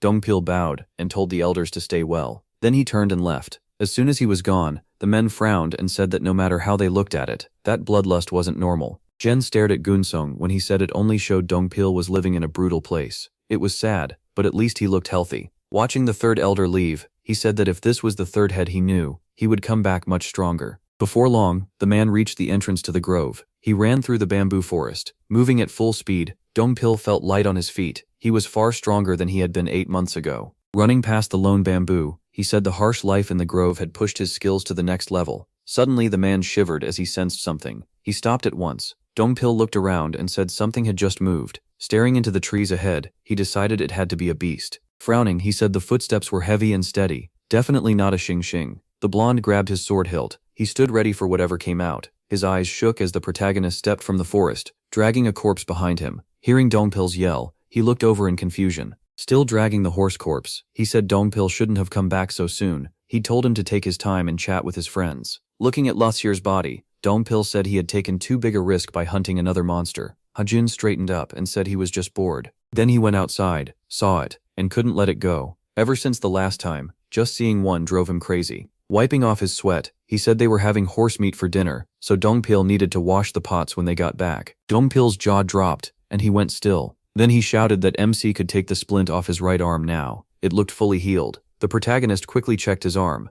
After breaking that arm, he had yawned and told him to make the bed. At meals, he'd asked to be fed. Sometimes he got so shameless, he even asked for his butt to be wiped. Scratching his cheek, he admitted he'd used Dongpil way too much these past months, and life had been pretty great because of it. Night soon fell over the grove. The protagonist meditated while Dongpil cleaned the dishes. Chi burst out from the boy's body. Turning back, Dongpil thought to himself that he never expected his master to beat Lusher alone. No one would believe he survived the chi blockage, but this grove was filled with monsters even top masters couldn't handle. He couldn't just stand by and watch anymore. Dongpil kept staring at his meditating master. The boy's hair lifted up, then slowly settled back down. The blonde walked over and asked if he was done. The protagonist jumped and let out a scared yell. He sprang to his feet and asked what Dongpil was about to say this time. Dongpil frowned and said that yes, he was strong, but he had promised not to go to dangerous places alone. Scratching the back of his head, the protagonist said they were running out of time. The blonde frowned even harder and asked what he meant. Dongpil went still when his master said this place was dangerous now, or more like, it was about to become dangerous for them. Standing in front of him, Dongpil asked what exactly he was trying to say. Frowning, the boy said the whole thing was strange. High spiritual chi didn't just grow bamboo, it also made monsters, like that three-headed rooster, and the horse had mutated too, turning into a lushu. He explained that even people's bodies were changing too. Their muscles got bigger, but their bodies also took on more strain. Pointing at the weapons on the ground, Hajin said this kind of progress should have been impossible in just 8 months under normal conditions, no matter how hard they trained. Even Dongpil had changed a lot, with muscle now filling out his frame. The protagonist folded his arms and said that was exactly why this place was dangerous. Too much could kill you just as easily as too little. The bamboo and monsters may have adjusted to the grove, but humans hadn't. Then Hajin raised a hand and asked Dongpil how long his arm had really taken to heal. Once the rough cast came off, MC pointed out that with broken and dislocated bones, it should have taken at least 2 months. Clenching his fist, he said his arm healed in only a week, and the injuries from fighting the lushu closed up in about 2 hours. Dongpil frowned. He knew that wasn't normal. The protagonist explained that when skin tears, the body naturally repairs it. But if that healing speeds up too much, the flesh starts moving right in front of your eyes. And if the body keeps healing after the wound is already closed, the arm will start swelling, and the veins will bulge with it. Opening his hand, Hajin said that in the end, it would explode. He lifted his hand and added that the whole body could simply burst apart. Dongpil swallowed hard. Pointing to the bamboo, MC said that was what this lonely bamboo grove was like. It helped up to a point, but a human body couldn't handle it forever. Frowning, Bu said the spiritual chi would grow so strong in 2 or 3 months that they wouldn't survive it. If they wanted to live, they had to leave before then. The blonde man frowned and reminded him that they couldn't go back without the master's permission. Hajin let out a small laugh. Smiling, he said the demon lord only told him to go to the bamboo grove. He never said how long he had to stay. With a grin, he asked Dongpil if he really thought they'd be trapped there for 8 months just because of the demon lord. Looking at his homemade cast, the protagonist said the demon lord had granted his request first. Hand on his hip, he added that this place was perfect for getting some air. Holding up 2 fingers, Hajin said that if they took down about 2 more creatures, they'd reach the grove's center, a place they had never entered before. A spirit bamboo was growing there, and MC wanted it. The man's jaw dropped. He clenched his fist and said he planned to do it within the next 3 months. The spirit bamboo gave off chi. Since it stood at the very center of the grove, it released an enormous amount. That night, the scene shifted to Yemen's house. Steam filled the room. Yemen was in the bath. One maid combed his hair, another dried his hand. He smoked from a pipe. While taking a drag, Yemen said Hajin was still alive, and the master himself had told him so. He frowned, trying to figure out why the master would tell him that. Junsong said that unless someone reached the peak of demonic arts, they wouldn't last even 3 months in that place. Seated on his throne, he said that was the true nature of the lonely bamboo grove. Yemen narrowed his eyes, unsure what Junsong meant by bringing up such a sudden trial. Then the Lord stood and said he remembered wanting to test the younger one. Yemen frowned and broke into a sweat. The Lord frowned and said he understood. To him, as the heavenly demon above all, it didn't matter if his disciples were tearing each other apart. Yemen froze, thinking his master meant they had to overcome that struggle to become his successor. Looking at his master, Yemen said that if he could see what he saw, he would be the one standing at the top. Cheon-song walked over to the wall. Without turning around, he said the third one was doing very well. Hearing his brother mentioned, Yemen's frown deepened. He thought about how the brat had barely survived the cheap blockage, how even the medicine failed on him, and now he was somehow strong enough to endure the lonely bamboo grove. Blood poured from the snake's mouth. A scarred rat greedily kept eating it. Still not moving, Shunsong said he planned to call him back soon. The boy's eyes widened in shock. He shot up from his seat. Standing in the bath, Yemen realized everything he had done to get rid of Hajin might end up meaning nothing. Grinding his teeth, he swore that when Hajin came back this time, he would kill him. Later, supplies were set on the table. Hajin smiled and said he somehow got 5 bags of herbs that cleared haze. He even brought pie and tea, and only learned after arriving that the smell of this tea could drive monsters away. Holding the tea, Hajin said he was tired of running into Azure Lotus and Xing Xing, so avoiding them seemed smarter. The man asked why he needed the haze-clearing herbs, and Hajin just smiled, saying everything had a use. As he opened the lid, he asked if they could bring more next time. Dung Pil Pil tilted his head and said he couldn't promise that. Frowning, he explained that this month, the Overlord's Palace Pharmacy was studying the proper mix for the supreme medicinal decoction. These herbs were the key part, so getting more would take at least 2 months. Hajin lowered his head and told him to wait. Then he asked if the haze-clearing herbs were really used to make the supreme medicinal decoction. Hajin paused to think. After he woke up, the doctor had made him drink that decoction for 3 straight months. Those herbs were meant to remove all turbidity from the body, just like their name said, but they had given them to someone who nearly died from chi blockage. The man folded his arms. Remembering himself lying in bed, Hajin said those herbs were too strong and even attacked demonic energy. They should only be given to a healthy person. On a sick one they could be deadly. Frowning, Hajin said no one with even basic medical knowledge would prescribe that decoction. Turning to him, he asked Dung Pil Pil if he had ever heard of the silk clarifying needle. Dung Pil Pil said it was an acupuncture method used to tighten weak muscles, so the body would feel balanced. He added that he had used it a few times before missions, after warming up his body with circulating arts. Dung Pil Pil suddenly shuddered.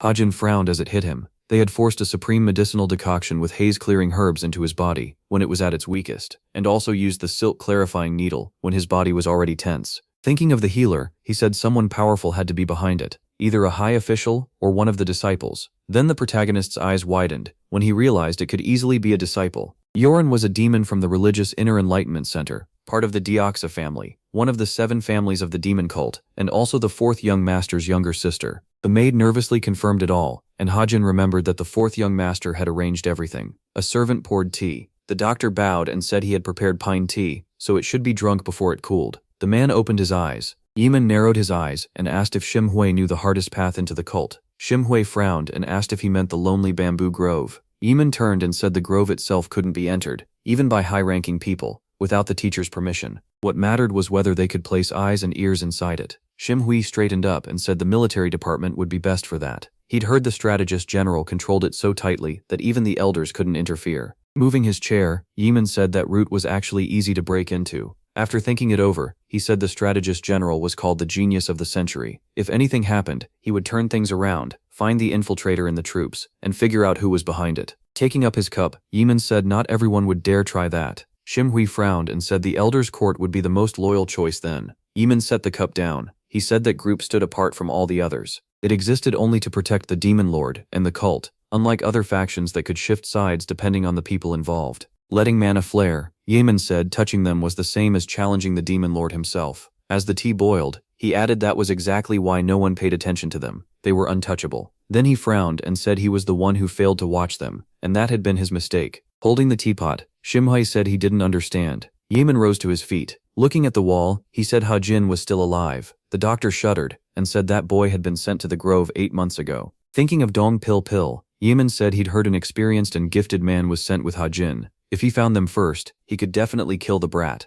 Horrified, Shimhai said that still shouldn't be possible. Even masters from the elders had to be careful in that place. Yemen clasped his hands behind his back and said that before Hajin entered the lonely bamboo grove, his body was basically that of an ordinary person with no martial training. Yet he still survived there for 8 months by using sorcery. Frowning, he ordered Shimhui to gather men and prepare plenty of weapons. Turning around, Yemen said neither the chi-blocking poison nor the demonic forest had killed his enemy, and today was the last day he expected that to remain true. Shimhui raised his brows and asked if Yemen planned to take part himself. The boy looked at him and said he wouldn't join in himself. This fight couldn't turn into a messy brawl. The man bowed as the boy said there were plenty of people ready to move however he wanted. The doctor gave a shaken nod, clearly terrified. Letting his chi rise, the boy said he had already called in everyone who wanted revenge on Hajin, even before the chi-blocking poison. All they had to do now was hand them swords. The tea boiled hard, bubbling over. Shimhui was horrified again when his master said their teacher was doing exactly that,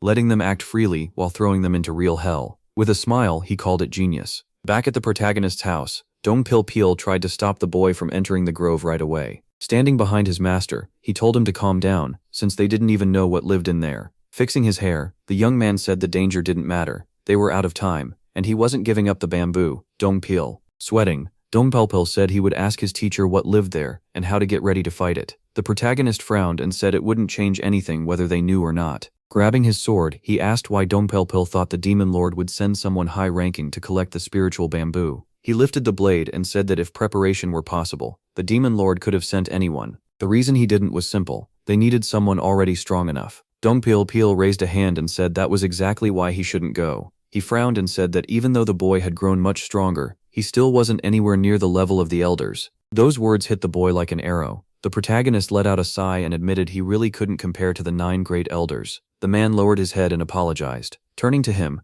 Hajin said he had one talent they didn't. Dong Pil Pil frowned harder, still not understanding him. He had the dark shadow arts, dark god phantom, and the hidden skill of the king of assassins. Back when he lived as an assassin during the war, he couldn't leave that technique behind. Now he could say with confidence that he had mastered it better than anyone. Looking back, the boy said he hadn't needed that technique during the last 8 months in the grove, because to him, that place had been training grounds. He couldn't help remembering his fight with the 3-headed rooster. After that came the battle with the Zing-Zings. Then Lu Shu slammed into him and broke his arm. Deep inside the bamboo grove, life and death were always clashing, and the boy had to reach his goal no matter what it took. Holding the vessel, the protagonist said that after turning dark shadow chi into a demonic art, he couldn't use dark god phantom even if he wanted to. That's why he needed those herbs. They could clear the turbidity and hold down the demonic energy long enough to use dark god phantom. As he stepped out of the house, he thought that once he took the herbs, he'd only have half an hour. For a grove this size, 30 minutes should be enough to reach its heart. Suddenly, Dong Pil Pil stepped forward and said he wouldn't let him go alone. The youth shifted his gaze to him. The man blocked his path and said he couldn't obey any order to stay back. If the boy wanted to go alone, he'd have to kill him first. Haijin frowned, then said Dong Pil Pil could come as far as the entrance to the heart, but not one step beyond that. After that, the two of them rushed into the forest. They moved through the grove at top speed. The youth came down and landed. Haijin raised a hand and said the last Lukshu he hunted had been here. This was most likely the entrance to the heart. The forest ahead was packed with chi. Dong Pil Pil stepped forward carefully. Covering his mouth, he said something smelled rotten here. The blond man frowned hard and called out to the young master. Corpses of azure lotus were scattered across the ground. There were Xingxings lying there too. Lukshu were no different. They had all died vomiting blood. The whole area ahead was covered in corpses. Standing beside his master, Dong Pil Pil said there were monster corpses everywhere. The young man's eyes widened in shock. Pointing at one body, he said a few of these creatures were ones they had never seen before. One monster looked like a mengi. It ranked near the top of the grove's food chain, and normally never left the heart unless it had to. Haijin looked at the guard as he said those creatures were second only in spiritual energy here. Surprised, the protagonist asked who was first. Frowning even more, the man said it should be that creature off to the side. Pointing at the snake, he said it was called the split serpent. The snake had 2 tails, but now its body was fused into the ground. The protagonist turned and asked if that was the strongest monster in the lonely bamboo grove. Stepping closer, he said it didn't look all that strong. It didn't even seem poisonous, and strongest or not, it was still just another corpse. Dong Pil Pil stared as his master said the monsters were in terrible condition. Walking up to a corpse, he said it looked like something had struck the monsters down, but none of the bodies had any wounds. The spiritual bamboo near the grove's heart should have been thick and blooming, but instead it was dry and withered. Hajin frowned and thought it over. Standing over a corpse, he said it was like the life had been drained out of the beasts. A fresh wind brushed past him. Then the wind suddenly grew stronger. Hajin raised his hand. Dongpil frowned, not understanding what his master was doing. The protagonist stepped toward where the wind was coming from. The boy frowned as he looked into the heart of the lonely bamboo grove. The wind picked up again. The blond man answered at once when his master called him. Without turning around, the boy said he would go on alone from here. Dongpil had to wait there and not follow, no matter what happened. The man froze, sweating in shock. The protagonist only raised his hand and kept walking. Hajin stared ahead without blinking. Sweet incense smoke filled the room. A maid was massaging her master. The other maids helped attend to him. Chunsong closed his eyes and asked why he had come. Not long ago, a jackal, the master of the grove, had appeared before him. Chunsong frowned, feeling there was no reason left for them to meet, but the jackal grew angry and let out a roar. A violent gust slammed into the man. The maids around him were thrown away. Chunsong got to his feet and ordered the first guard to be called. One of the girls lay unconscious on the floor. The curtains swayed lightly. Mutem dropped to one knee and announced himself. Sitting on the sofa, Chunsong called him over. With a frown, he asked if any guards had gone to the heart of the lonely bamboo grove while he was in seclusion. Mutem bowed his head and said no. If something that serious had happened, he would have reported it right away. The lord narrowed his eyes. Picking up the vase, he reminded Mutem that the third had gone with the third leader. He lifted a hand and said he had heard the boy was very capable. The man frowned and said that even though he was young, he was already one of the 10 strongest masters in the Council of Elders. He had talent, experience, and a simple nature too. Chunsong picked up the bowl. While sipping sake, he said that even if the third head seized this chance, there was still a limit to how much he could grow. Looking at the lanterns and candles, he asked what day it was. Mutem answered that it was one day before the full moon. The man narrowed his eyes again. A faint smile appeared on his face. The girl opened her eyes. As the maids got back up, they asked their master to forgive them. Looking into the distance, Chunsong wondered if Hajin was so blinded by greed that he would walk straight to his death. The girl began massaging her master again. Closing his eyes, the master wondered if MC might somehow come down the mountain alive, through sheer luck. The maids returned to massaging each of their master's limbs. The protagonist released his chi. Hajin moved ahead, unable to tell what was happening, but the wind was packed with terrifying chi. The closer he got to the heart, the stronger it became. Gritting his teeth, he said that at this rate, even walking straight would be hard. He had never felt chi like this before. Staring toward the center of that power, he said he'd felt something like this not long ago. He suddenly remembered the clearing with the gazebo. That was the same kind of chi he felt when he first met Chunsang, and now he kept walking through that storm of power. Chunsang's aura had been so overwhelming back then that it felt like death itself. The wild wind and the force inside it made each step hard, and yet someone ahead had power on Chunsang's level. Then the wind grew even fiercer. Hajin coughed up blood. Even wrapped in demonic energy, he still took internal damage. The boy held his hand out, knowing he couldn't keep this up much longer. Taking out the vessel of herbs, he said there was no other choice. The boy drank the brew. The herbs spread through his body, and the demonic energy around him vanished. It became much easier for Hajin to stay on his feet. The wind passed right through his body. Using the phantom of the dark god, the boy kept walking. The stealth technique once used by the king of assassins at his peak let him move forward without being held back. Before long, the wind weakened. Dongpil grew worried. When he felt the wind and demonic energy fading, he frowned. When he realized his master had vanished, the man stepped forward. Hajin's hand passed through the bamboo. A leaf appeared near his face. Then the leaves passed right through his body. The protagonist stepped into a clearing. At this pace, he could reach the grove's center before the herbs wore off. His steps even slipped through the stones. Frowning, the boy told himself to see what was hidden at the grove's core. He kept moving with care. Then he suddenly tripped over a dead beast. His body pitched forward. A thud echoed through the grove. As he pushed himself up, the boy muttered that this made no sense. Using the phantom of the dark god, he should never trip over something like that. Hajin turned back in irritation, calling this demonic forest a real pain. A fox ear twitched. Its tail lifted too. The sight made the protagonist go wide-eyed. A small fox was fast asleep. It was napping right in the center of the grove. The protagonist rose to his feet. Still staring at the fox, he asked what it was doing there. Danpal had warned that the deeper he went, the stronger the creatures would be. But this little thing hardly looked dangerous. Even so, the boy reminded himself not to trust appearances in a place like this. And Hajin looked at the fox cub one more time. He actually smiled. Then he quickly backed off, realizing he almost got fooled by how cute it was. Turning away, he said this little guy was charming him like a nine-tailed fox. He suddenly stopped when he spotted a huge bamboo packed with chi. Frowning, he realized the grove was smaller than he expected. Stepping closer, Hajin could hardly believe he had reached the end this fast. He walked up to the bamboo. The boy froze, thinking he had finally found the spiritual bamboo he came for. Carefully, he touched it. The spiritual energy inside shocked him. Holding the bamboo, the boy said the chi here was far denser. This was the strongest spiritual bamboo in the whole lonely bamboo grove. If he purified just 3 pieces, he could become the top master of internal energy. But that would be too much. His body couldn't handle that much chi yet. With his eyes shut, Hajin told himself he had met his goal, so he would only take 1. Then his eyes shifted to a sprout. He stared at the bamboo shoot in surprise. The fox cub was still asleep. When the protagonist grabbed the shoot, he felt such pure spiritual chi that he wouldn't even need a purification technique. Hajin clenched his teeth and decided that since he was already taking 1 trunk, he might as well take this too. The fox's ears twitched again. The protagonist managed to yank out the shoot. Right then, the fox opened its eyes. It got to its feet. Not waiting around, Hajin immediately started eating the bamboo shoot. As he chewed, he wondered why he felt nothing. It was full of spiritual chi, so he should have felt energy flooding into him by now. The guy started to rise. Grabbing his sword, he said he'd have to cut the real spiritual bamboo instead. A moment later, he stood before the bamboo with sword in hand. He lifted the blade, then he struck. The sword didn't leave a single mark on the bamboo. The young man's eyes widened. Looking at his sword, he muttered that the blade was too weak. After several more hits, the sword finally pierced the bark. Swinging again, Hajin said the spiritual bamboo here was far tougher. Another blow only sank in a few millimeters. Now furious, the young man shouted in anger. He poured chi into the sword and swore he would cut it down no matter what. Taking his stance, he said he would let the blade follow his mind, and his aura move like his body. His pupils shrank. Red chi ran through the bamboo.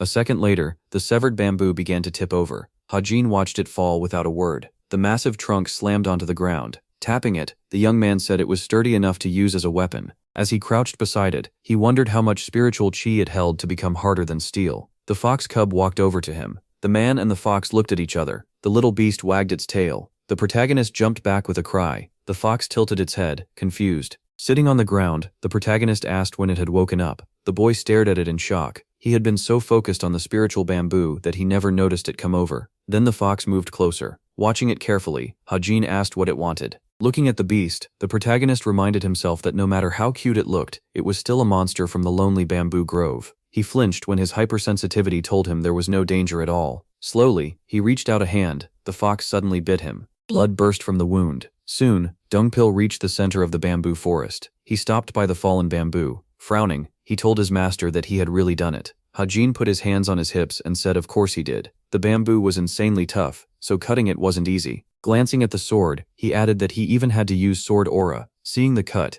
Dongpil realized just how incredible that aura was. He couldn't help wondering if even with the finest blade, he could ever do the same. The guy stretched his neck and looked at Dongpil. Pointing at the fox beside him, he asked who it was. Looking at the tail-wagging fox, the protagonist said it had followed him all the way there. After another look at the fox, Hajin added that he found it sleeping in the middle of the grove. Glancing at his hand, he said it had nearly bitten his finger off when he tried to pet it. Then he noticed, to his surprise, that the bite mark was gone. Angry, Dongpil grabbed his sword, ready to punish the fox for daring to bite his master. The fox just yawned. Arms crossed, the protagonist told Dongpil to calm down and come over. The bamboo was too large to haul back, so they would refine it there. The man raised his hand and offered to help. The boy set both hands on the bamboo. Dongpil frowned, as always fascinated by the sight. Chi began to swirl around Hajin. In a flash, all the impurities vanished, and the air turned clear. As the wind curled his hair, the man marveled at his master's deep grasp of Che techniques. Watching the boy's back, he thought the boy felt like a veteran fighter who had lived for decades. The boy shut his eyes.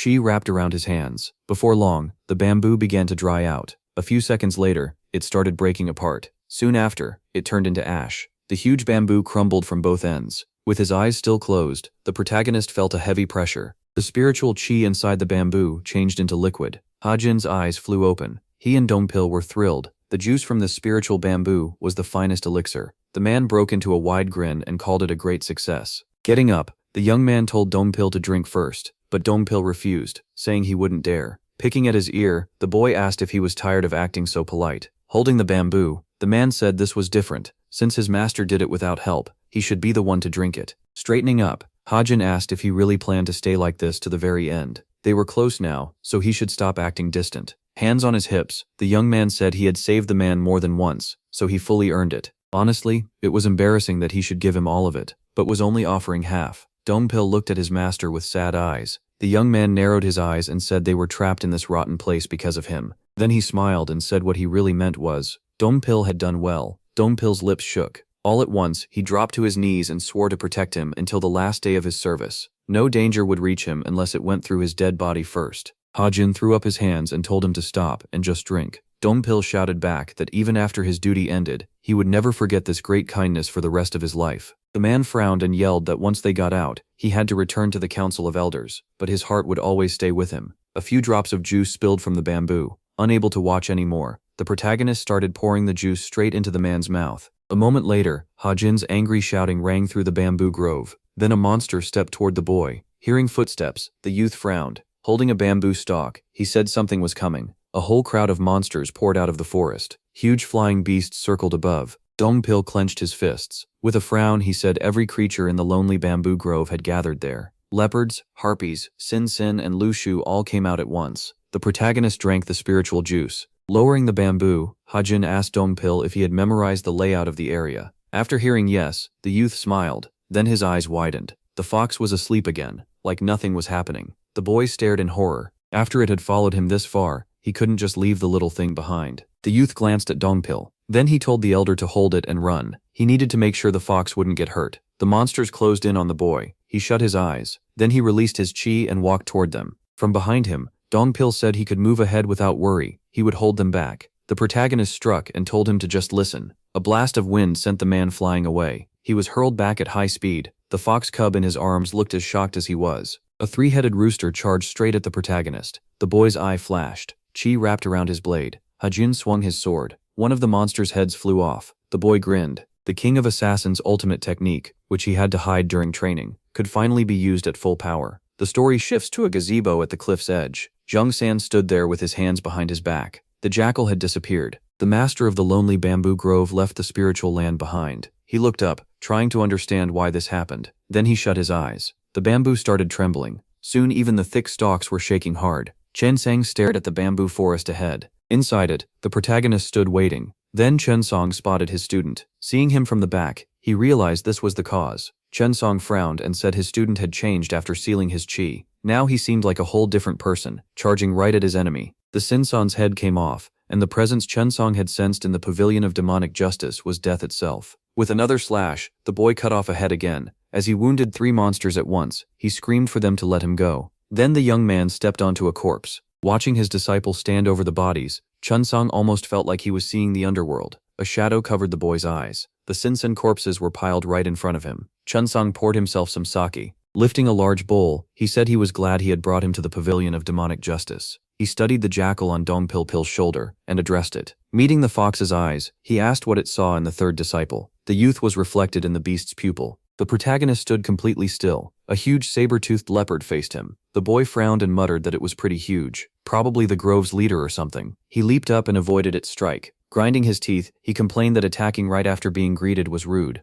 After landing, Hajin cursed the forest and said he hated this place. More beasts rushed him. The boy opened his mouth and used an ascending jump. He slammed into the leopard at top speed. The monster roared in fury. The impact sent the boy flying out of the fight. He landed off to the side and said that, mixed with demonic arts, even a leg move like ascending jump could hit hard. Seeing the damage, he felt let down. With a grin, the boy said he thought this thing was one of the strongest beasts in the lonely bamboo grove. Staring into the smoke, he told it to quit hiding, since he didn't have much time. A leopard's shape emerged from the smoke. Haijin bared his teeth. The beast answered with an angry snarl of its own. After steadying itself, it lunged at him again. The blow threw him aside. Another leopard stepped into the fight. Bamboo snapped around them. His sword dropped to the ground. A whole pack of leopards started closing in on him. Hajin coughed from the ground. His eye flashed as he cursed them as oversized cats. Still down, Hajin struggled to catch his breath through his coughing. Then his eye turned red, and he glared at the beasts, asking if these giant cats really wanted to die. One of them sprang at him with an angry cry. He clenched his fist, thinking that blow was crazy strong. If he got hit like that again, he'd be headed straight to Young Qing. He shrugged off his outer robe and told the tiger that just because he'd eaten every other creature here, didn't mean Hajin couldn't do the same to it. Red flames wrapped around his fist, and Hajin noticed his demonic arts felt off. Looking at his hand, he realized the spiritual bamboo was the reason. The spiritual chi from it hadn't fully turned into demonic energy yet, so his power was being weakened. Now 2 tigers stood before him, both growling. He was clearly nervous. The monsters kept advancing, and without any herbs left to clear the clouding, he couldn't use a hidden technique. Then the creatures charged. He barely dodged when a tiger jumped him from behind. Hajin's face twisted in pain as he realized they were attacking on pure instinct, not skill, and they still weren't on the level of high masters. 3 deep claw marks tore across his back, and he knew that if he stalled any longer, he would die here. Another tiger nearly ripped open his stomach, but he twisted away, realizing they weren't giving him even a second to think. He smashed one in the face and yelled for it to back off. A second later, he turned, expecting the next attack. His next punch hit another beast, and Hajin swore he wouldn't get caught the same way twice. The tiger crashed onto its back with a painful cry. Looking around, the boy realized he couldn't keep punching these things until they finally blacked out. If he kept taking them one at a time, it would never end. More monsters closed in and started surrounding him. Meeting one beast's eyes, Hajin understood he had no other choice. His eye and aura glowed red. Fighting them one by one was pointless, so he decided to crush them all at once. And if his demonic arts were weaker, he'd just raise his demonic energy. He set his stance and said he'd kill every one of these cats. Then he drove his fist into the ground and shouted, "Explosive rock strike." The earth shook beneath him and the tigers.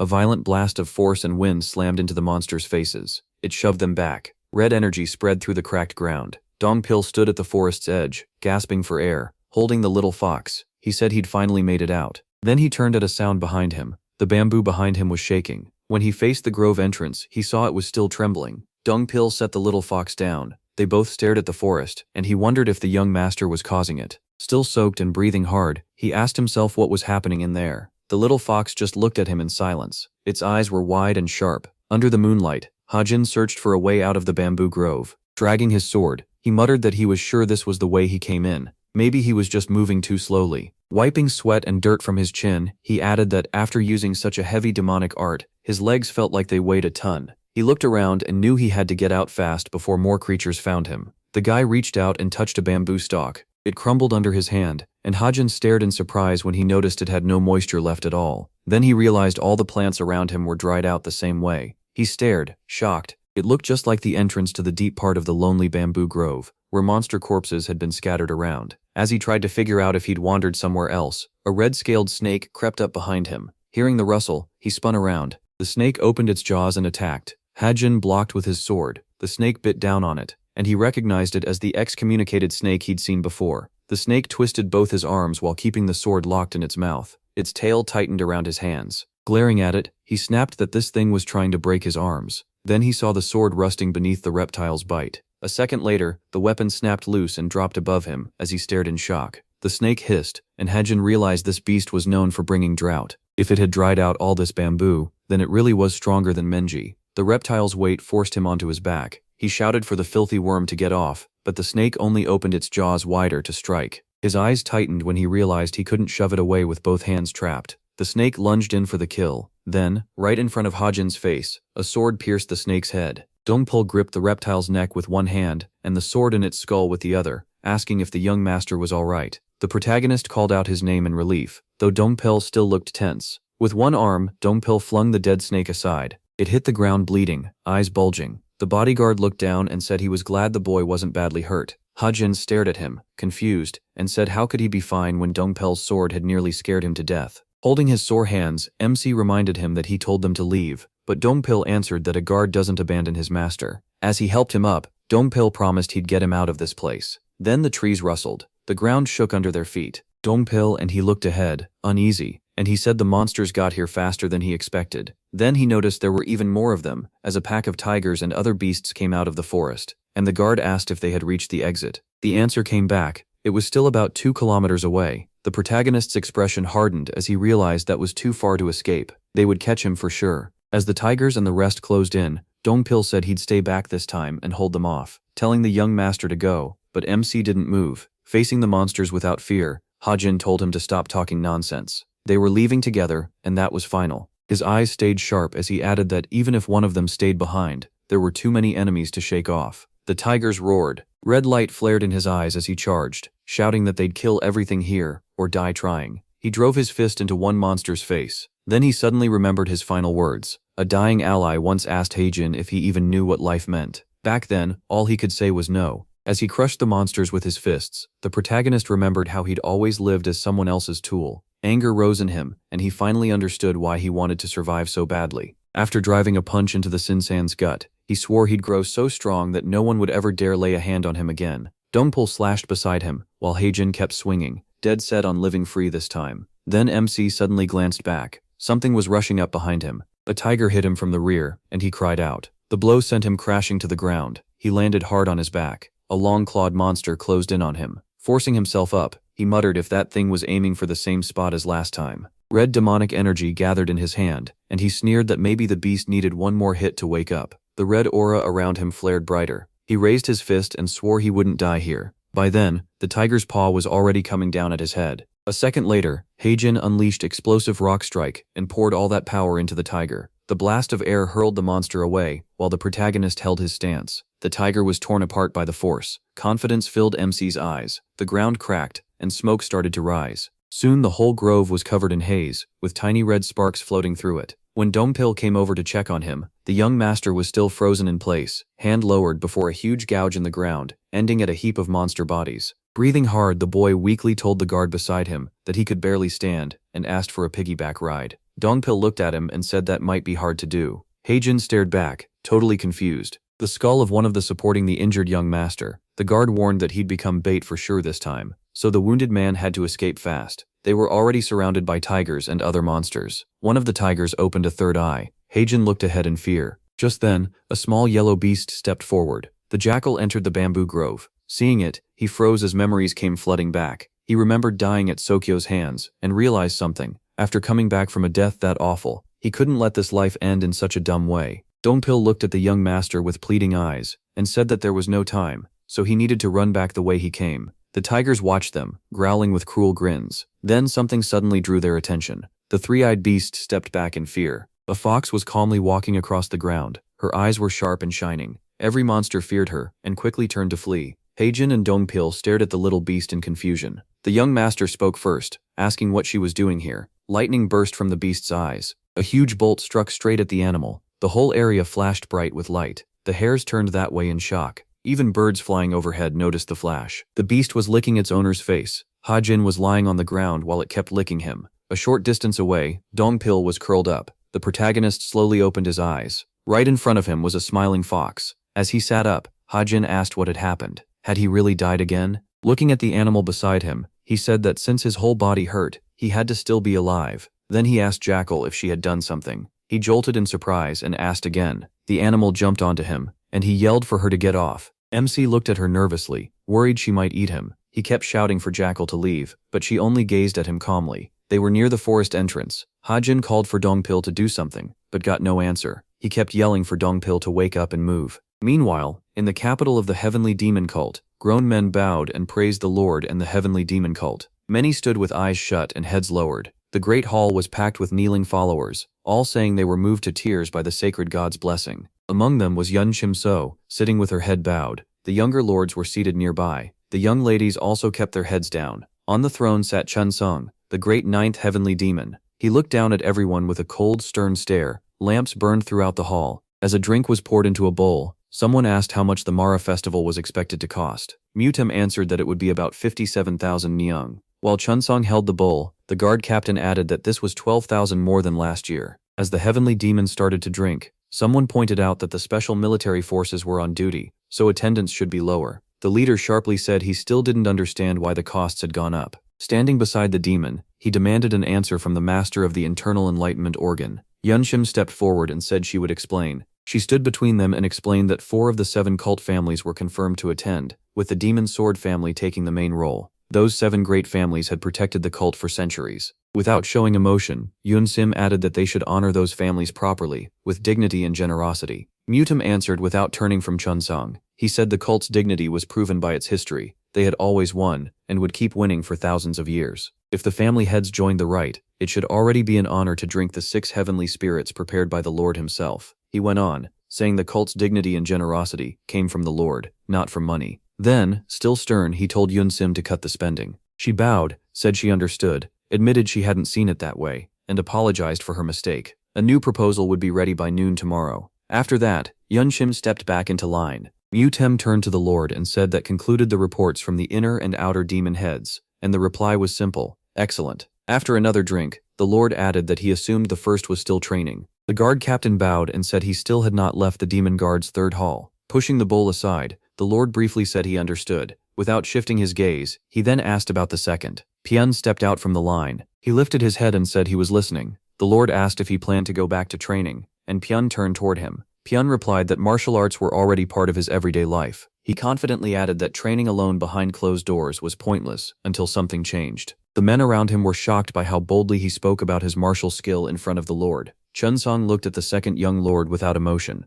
Then he said there was no need to train someone who knew his place, and Pyun could do as he wished. The others were surprised by how harshly he judged martial training. They looked at Pyun, thinking that with the first young lord still in seclusion, the second might be the strongest choice after all. Pyun clasped his hands, lowered his head and gave thanks. Next the Lord called the fourth, and Yimin stepped forward. Chunsang said Yimin had changed lately, and seemed to be studying hard. The young lord bowed and thanked him, but Yimin tensed up when the Lord said it was already too late. He continued that if Yimin wanted to surpass the others, he would need to train much harder, and even then, reaching their level would be difficult. Yimin bowed and said he would keep that in mind. The Lord frowned and ordered Yimin to fully devote himself to it. The fourth was badly shaken, but tried not to panic. The Lord had always told him not to focus on martial arts now, but on using the strength of his followers. He just had to stay the course. Then Chunsong called the fifth, and San answered. She stepped out from the line. Her expression gave nothing away as Chunsong praised her without looking away. Yimin and Byun turned toward her, as the Lord said her martial arts had reached the limit of what her talent allowed, and ordered her to visit the senior court master after the meeting.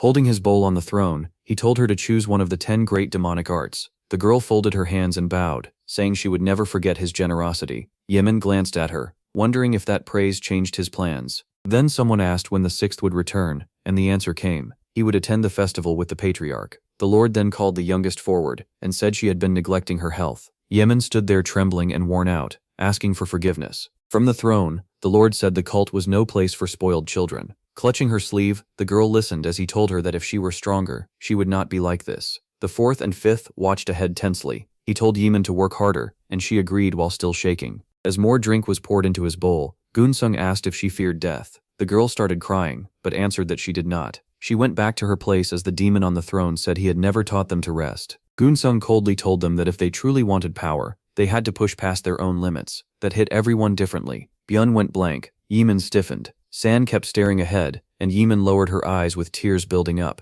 He took a drink and asked if they understood. Then he slammed the cup down and called for the third. After a short pause, he said the boy was late. The Lord ordered them to let him in, and the doors opened. 2 servants announced Hajin as the third young master answering the sacred Lord's summons. He stepped onto the carpet. His robe swayed as he walked in. The young women stared in confusion. The protagonist had recovered, but San had heard he had lost his martial skill. Bayan and Yimin were just as shocked, wondering how he had even left the lonely bamboo grove. Reaching the front of the hall, Hajin greeted the Lord. Gonsung studied him with a hard look. Meanwhile, the third Lord smiled to himself, thinking it had been a long time since they last met. Gonsung stayed silent and looked ahead after the greeting. MC gave a small smile back. The ninth heavenly demon frowned as he looked at Hajin. He sensed fierce red energy pouring off the boy, and was shocked by how wild and powerful it was. Just how much had he trained for his demonic energy to boil like that? The protagonist stood before the demon on the throne, and waited. Gunsung couldn't hide his admiration. The men nearby gaped at what they were hearing. They were stunned because the Lord had never given praise this high before. Sitting back on the throne, Gunsung asked Hajin how life in the lonely bamboo grove had been, saying it must have been nice to get some fresh air.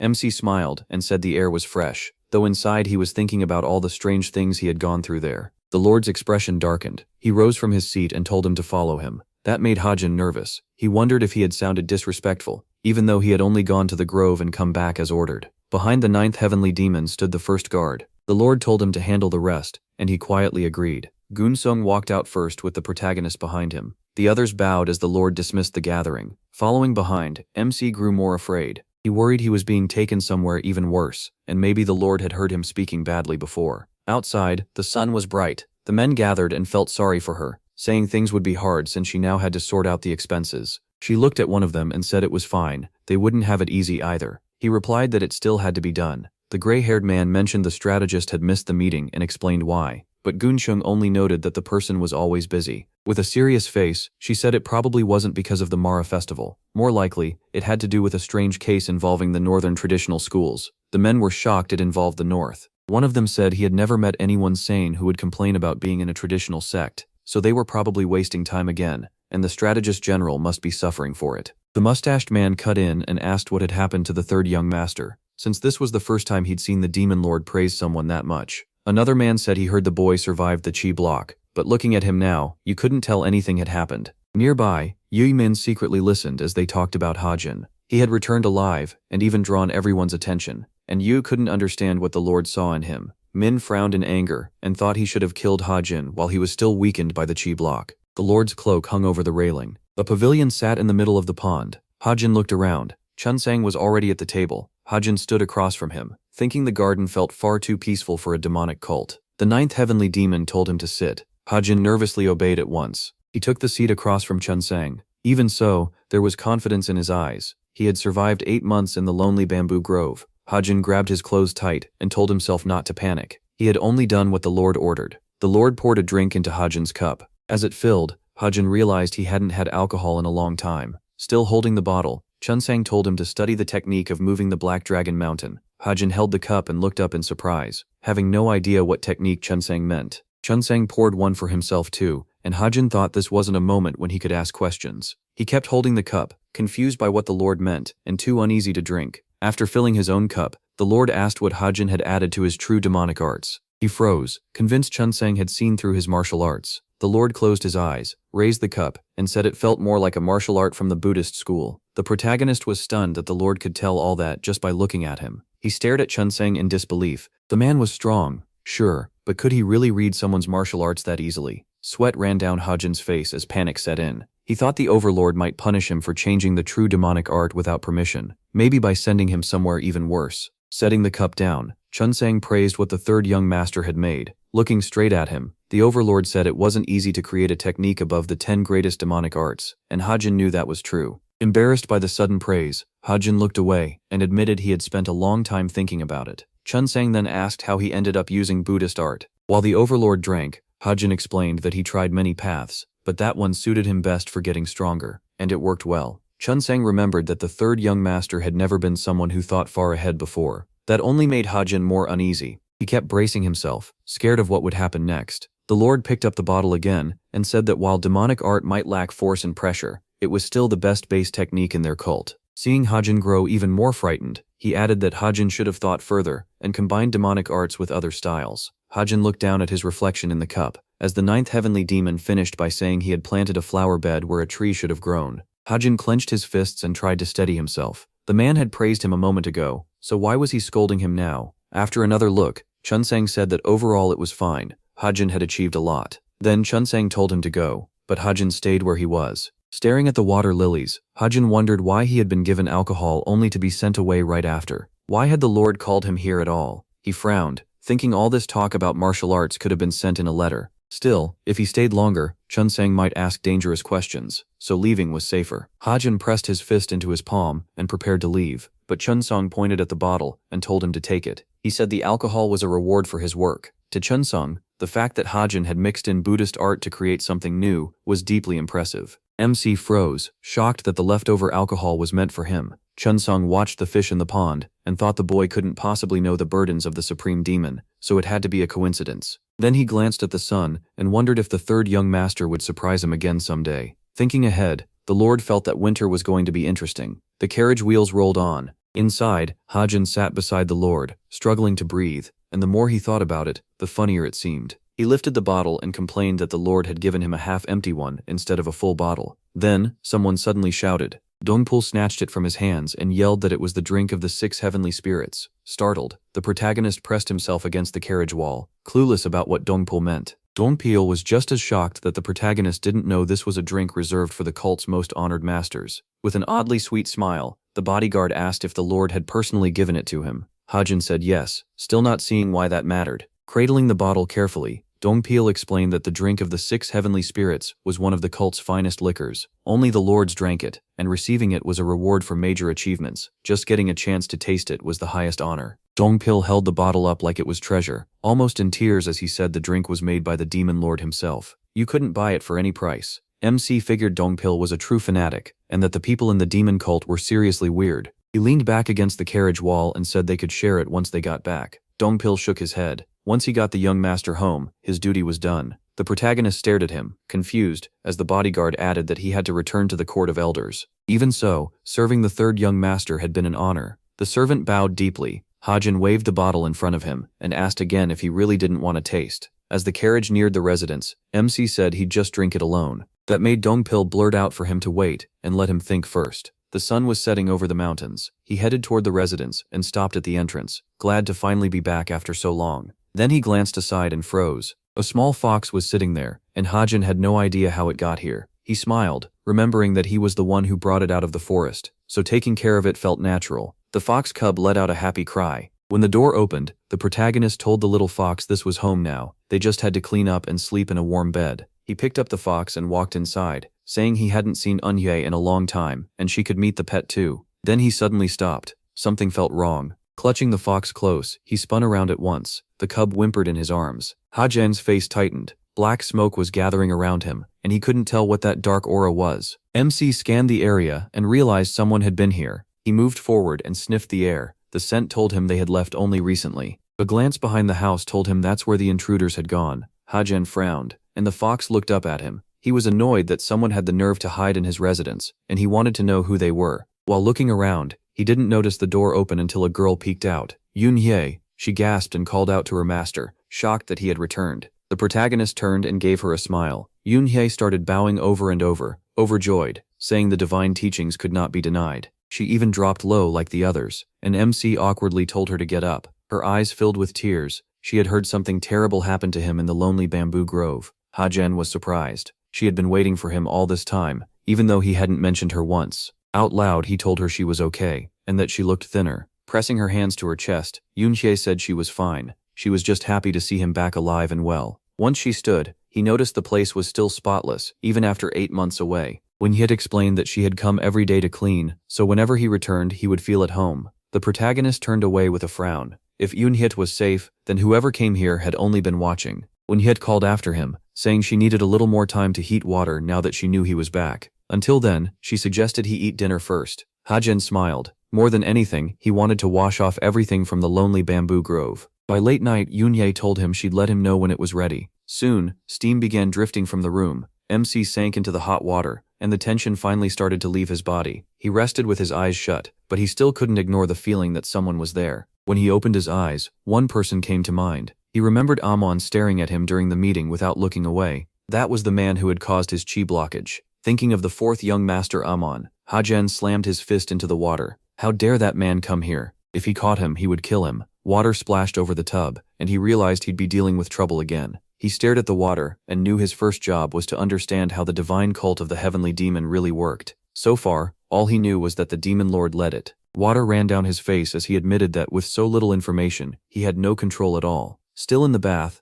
Hajan looked toward the window and thought through his options. He couldn't predict the lord, so asking him was pointless. He needed someone else, someone who knew the cult well. If he could bring that person to his side, he might earn the freedom to come and go as he pleased. Looking at the moon, the third young master decided this was how he'd leave this place someday, and finally be free. He smiled. There was at least one good thing. He was the third disciple of the great demon lord. No one could learn what he was planning, but that high rank could still help him. The protagonist made up his mind to climb higher in the cult first. Then he'd enjoy himself. Moonlight spread over the rooftops. Smoke drifted out with a slow breath. Yeeman sat by the window smoking a pipe. When someone called to him, he turned. The servant told him to smoke less for his health. Yeeman answered that he barely touched cigars these days, said he'd quit when the time came, and thanked him for worrying. The man bowed and asked why Yeeman had ordered everyone pulled away from the third young master's residence. Yeeman thought it over, while Xinhua tried to make sense of it. The fourth young master had reasons before, but this time even Xinhua couldn't understand why he had backed off, and only kept smoking instead of finishing the job. Hearing his master admit uncertainty made Xinhua swallow hard.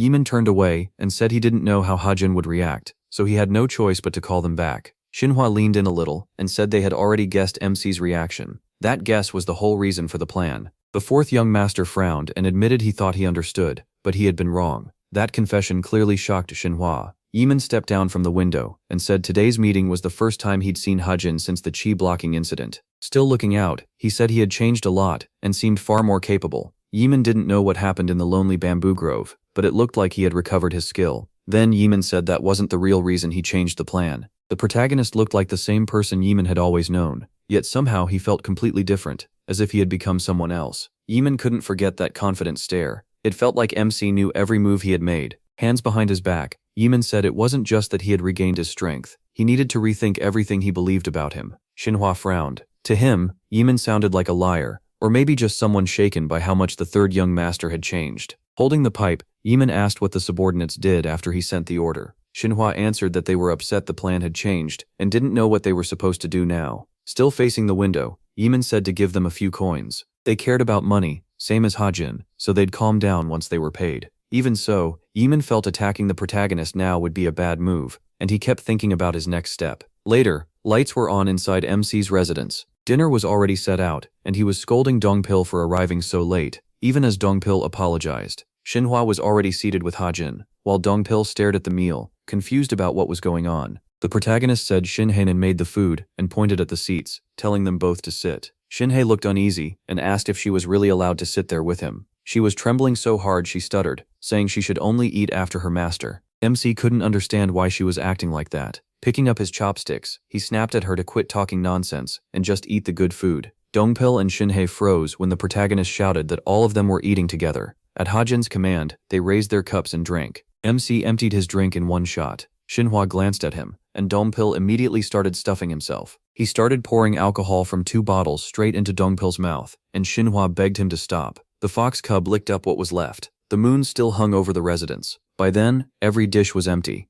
Hajin tipped the bottle for the last drops, and looked surprised that it was already empty. He looked at Dongpil, who was hugging the bottle of the drink of the 6 heavenly spirits. The protagonist suggested they stop, since Dongpil was already getting drunk. Dongpil shouted that he was perfectly sober, and MC told him not to push himself. He asked Xinhua to bring more alcohol, and she hurried off to get it. Setting the empty bottle down, Hajin turned to Dongpil. Before the next drinks came, he had something he wanted to ask. The drunk bodyguard grinned and said yes. Sitting across from him, the protagonist said he wanted to meet someone who knew all about the group's work and connections, then asked who came to Dongpil's mind first. Dongpil thought it over and said a few people knew the group's business well, but not much about how everyone really felt. Most of that kind of info came from the army's chief strategist general, and meeting him would be hard. That caught MC off guard, so he asked who else might know. Dongpil said he could try the Master of Religious Inner Enlightenment, Yun Shim. At the same time, Yemen had a letter sent to Yun Shim. He told his servant to invite her to dinner the next day so they could talk. Still staring out the window through the smoke, the 4th young master heard his servant warn that contacting her out of nowhere was risky. With her personality, she'd likely stay out of any fight between the young masters.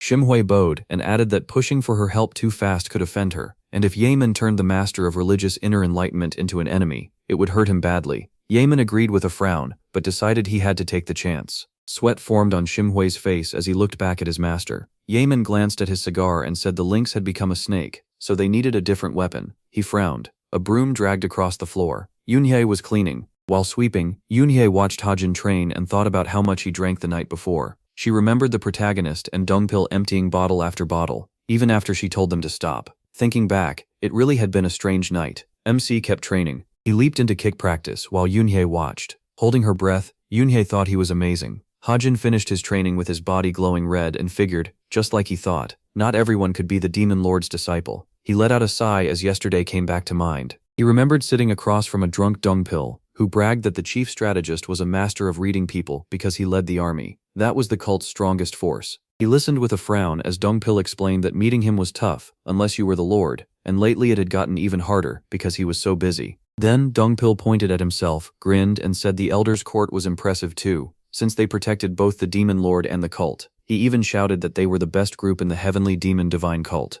Hajin pressed a hand to his forehead, realizing Dongpil was way too drunk, and asked if anyone else knew about connections between people. Picking up food with his chopsticks, Dongpil answered that there was also Young Shim. Across the table, Dongpil explained that the Master of Religious Education would definitely know a lot about that. The protagonist looked up, surprised, as Dongpil went on to say, Young Shim controlled the cult's internal flow of money, giving her huge influence. While stuffing his face, Dongpil said that because she handled the money, she probably knew a lot about how people were tied to each other. Hajin frowned, thinking she would never share that kind of information so easily, especially since spreading personal opinions was forbidden. Still eating, Dongpil wondered why MC was asking in the first place. Then Enhui came in with more drinks. Dongpil lit up, but he had the opposite reaction. As the protagonist practiced his punch, he kept thinking about Young Shim. If she was the Master of Religious Inner Enlightenment, dealing with her would not be easy. He threw another punch and kept thinking the same thing. Someone in charge of the cult's money held real power, and if he approached her carelessly, everything could fall apart.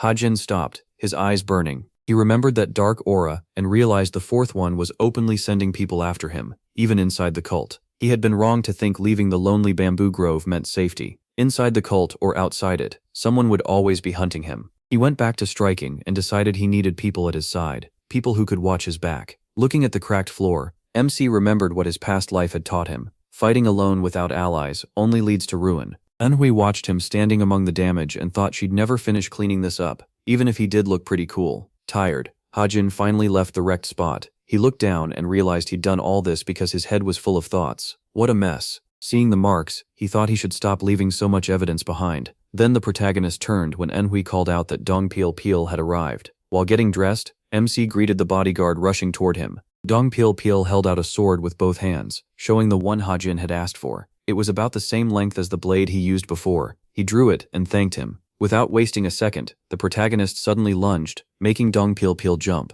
The blade stopped at Dong Peel Peel's neck, as MC said it was only a light swing, and that he had brought him a very nice weapon. He sheathed the sword. Holding it, he said he was leaving. Startled, Dong Peel asked where he was going. Hajin answered that he was going to build his future, leaving Dong Peel Peel staring with his mouth open. Just then, a small animal jumped onto the protagonist's back, and he smiled. He petted the little pet and told Dong Peel Peel to come along if he wasn't busy. The high-class spring flower pavilion was wrapped in silence. Yui Min stood in the room and addressed his guest. The master of religious inner enlightenment greeted him back. Yui Min stepped aside for her and said he had ordered the best dishes, though he wasn't sure they would suit her taste. Zhang Shim walked in and said the spring flower pavilion was under her control, so she knew exactly how good the food was. Yu Min was slightly surprised. He had invited the owner of the place, yet he was still the one playing host. They took their seats while their servants remained beside them. Yu Min asked why she had come. Adjusting his sleeves, Yu Min said there was no special reason. He just wanted to treat her, since she always worked hard for the cult. Zhang Shim smiled with closed eyes and brushed it off as nothing. The fourth gentleman frowned as he studied the woman in front of him. He pictured her buried in paperwork. After all, she had survived for decades in the cult's brutal world,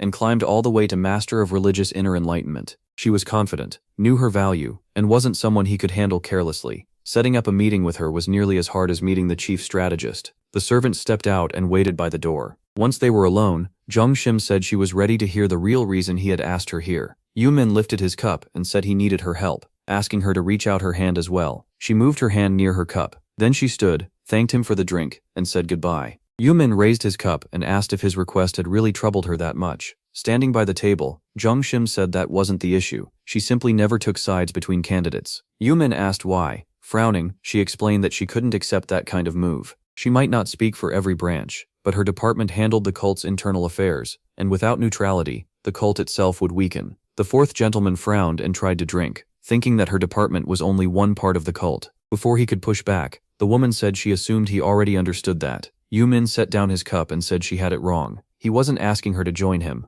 only to lend him a hand. Zhang Shim turned and said she saw little difference. He answered that there was one. As she said, he knew how important her department was. She replied that if so, then he should also know they would not support any candidate. Yu Min argued that no cult law said that. Looking back at him, she said it didn't matter. This was her own way of showing loyalty. The fourth gentleman frowned, thinking she might still change her mind. She turned away and thanked him for the meal as she started to leave. Yu Min stopped her by saying he had heard she badly needed a green turtle's four-leaf clover. Looking at the back of her head, he added that it was a very rare herb, hard to find even in Yunnan, where most of the cult's herbs grew, and scarce even near the eastern seas. He lifted his cup again and said he'd give it to her, since he had no real use for it. The woman turned around. She asked how he knew that, and he answered with a question of his own. Did it really matter? Frowning, she said it mattered to her and demanded a real answer. As he poured another drink, Yu Min asked whether she shouldn't offer something back. He didn't make deals where only he lost. She frowned at him and said that sounded like a threat.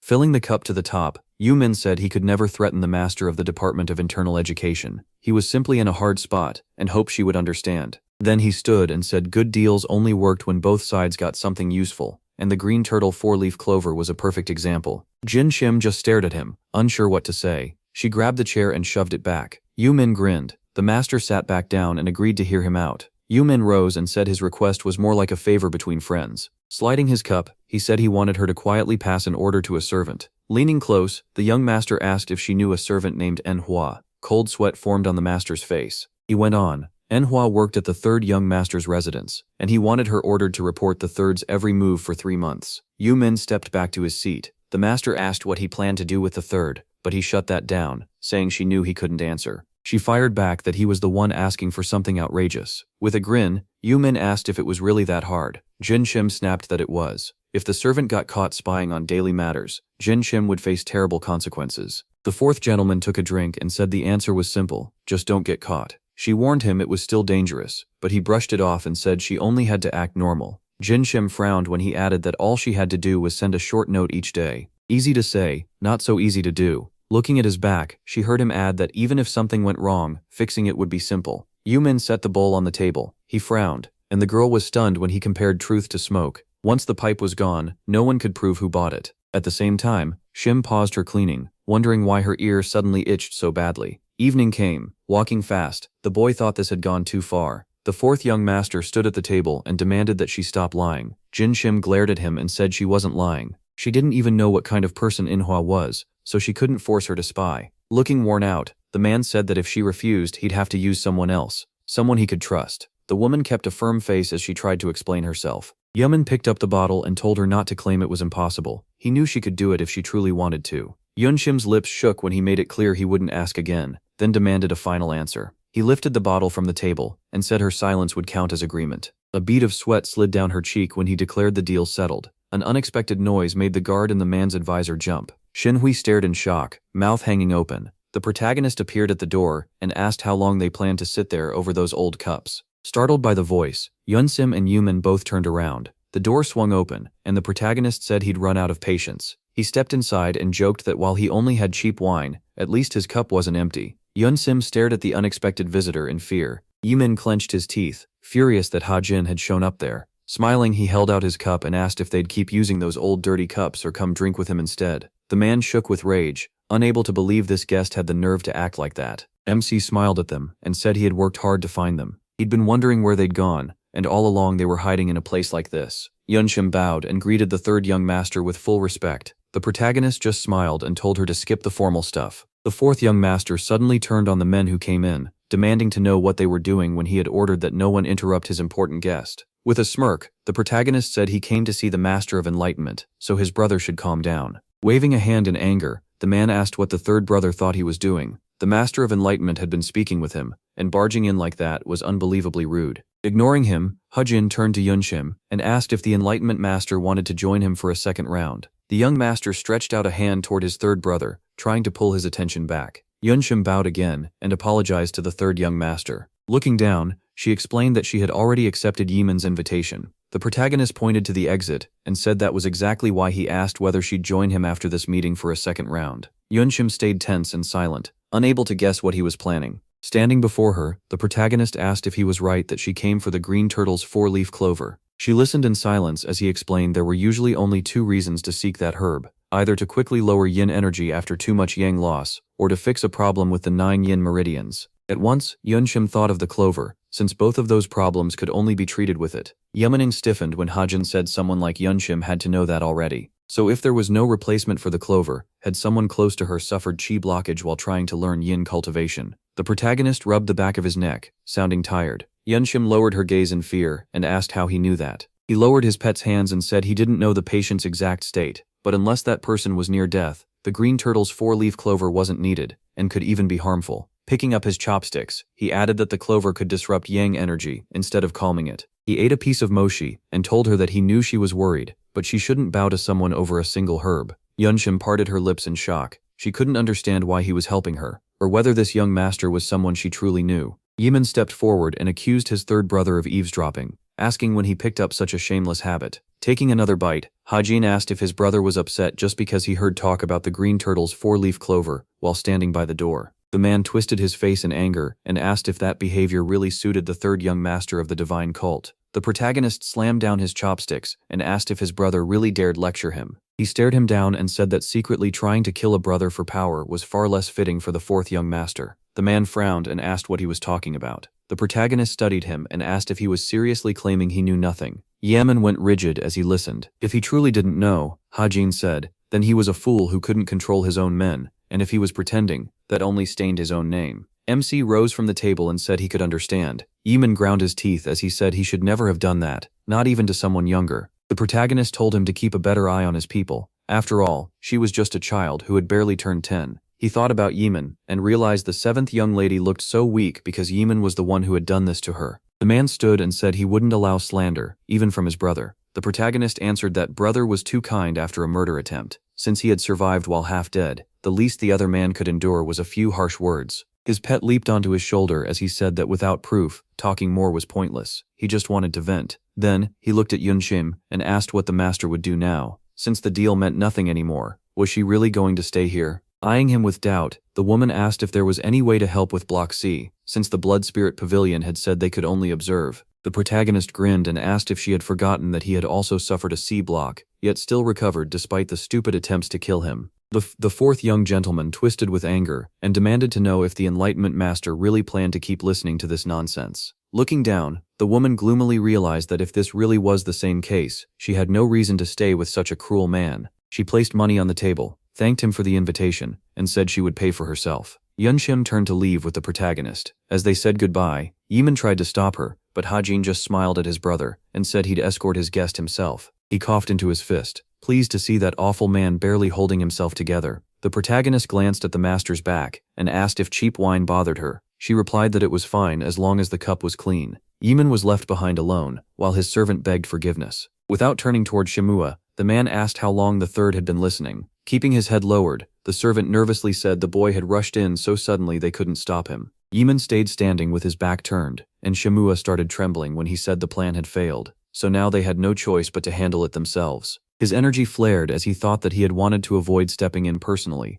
but now he would make his brother pay for this shame and pain. Night fell, and the moon rose overhead. The protagonist wrote on a sheet of paper and told her not to see this as some huge favor. He was only giving her the treatment method, not teaching martial arts too. Smiling, Hajin said it still would not be easy. She would likely need about 3 days just to understand the method and try it, and there might be no clear change at first. Since he did not know the patient's exact state, he could not promise anything, but with patience and steady effort, mobility might return in about half a year. Yunshim jolted in surprise and asked what he meant. The protagonist studied her for a moment and reminded her that he had already said the result would depend on the patient's effort and mindset. Looking over his notes, he added that if the condition was not too severe and he had the right information, the patient might start moving normally again in 6 months. The woman frowned. 6 months sounded like a long time, but the doctors from the Blood Spirit Pavilion had not even been able to give a treatment. She looked at him and said that if he was this sure, she would put her doubts aside and speak honestly. Both of them looked surprised. Yunsheng frowned and asked what they wanted from her in return.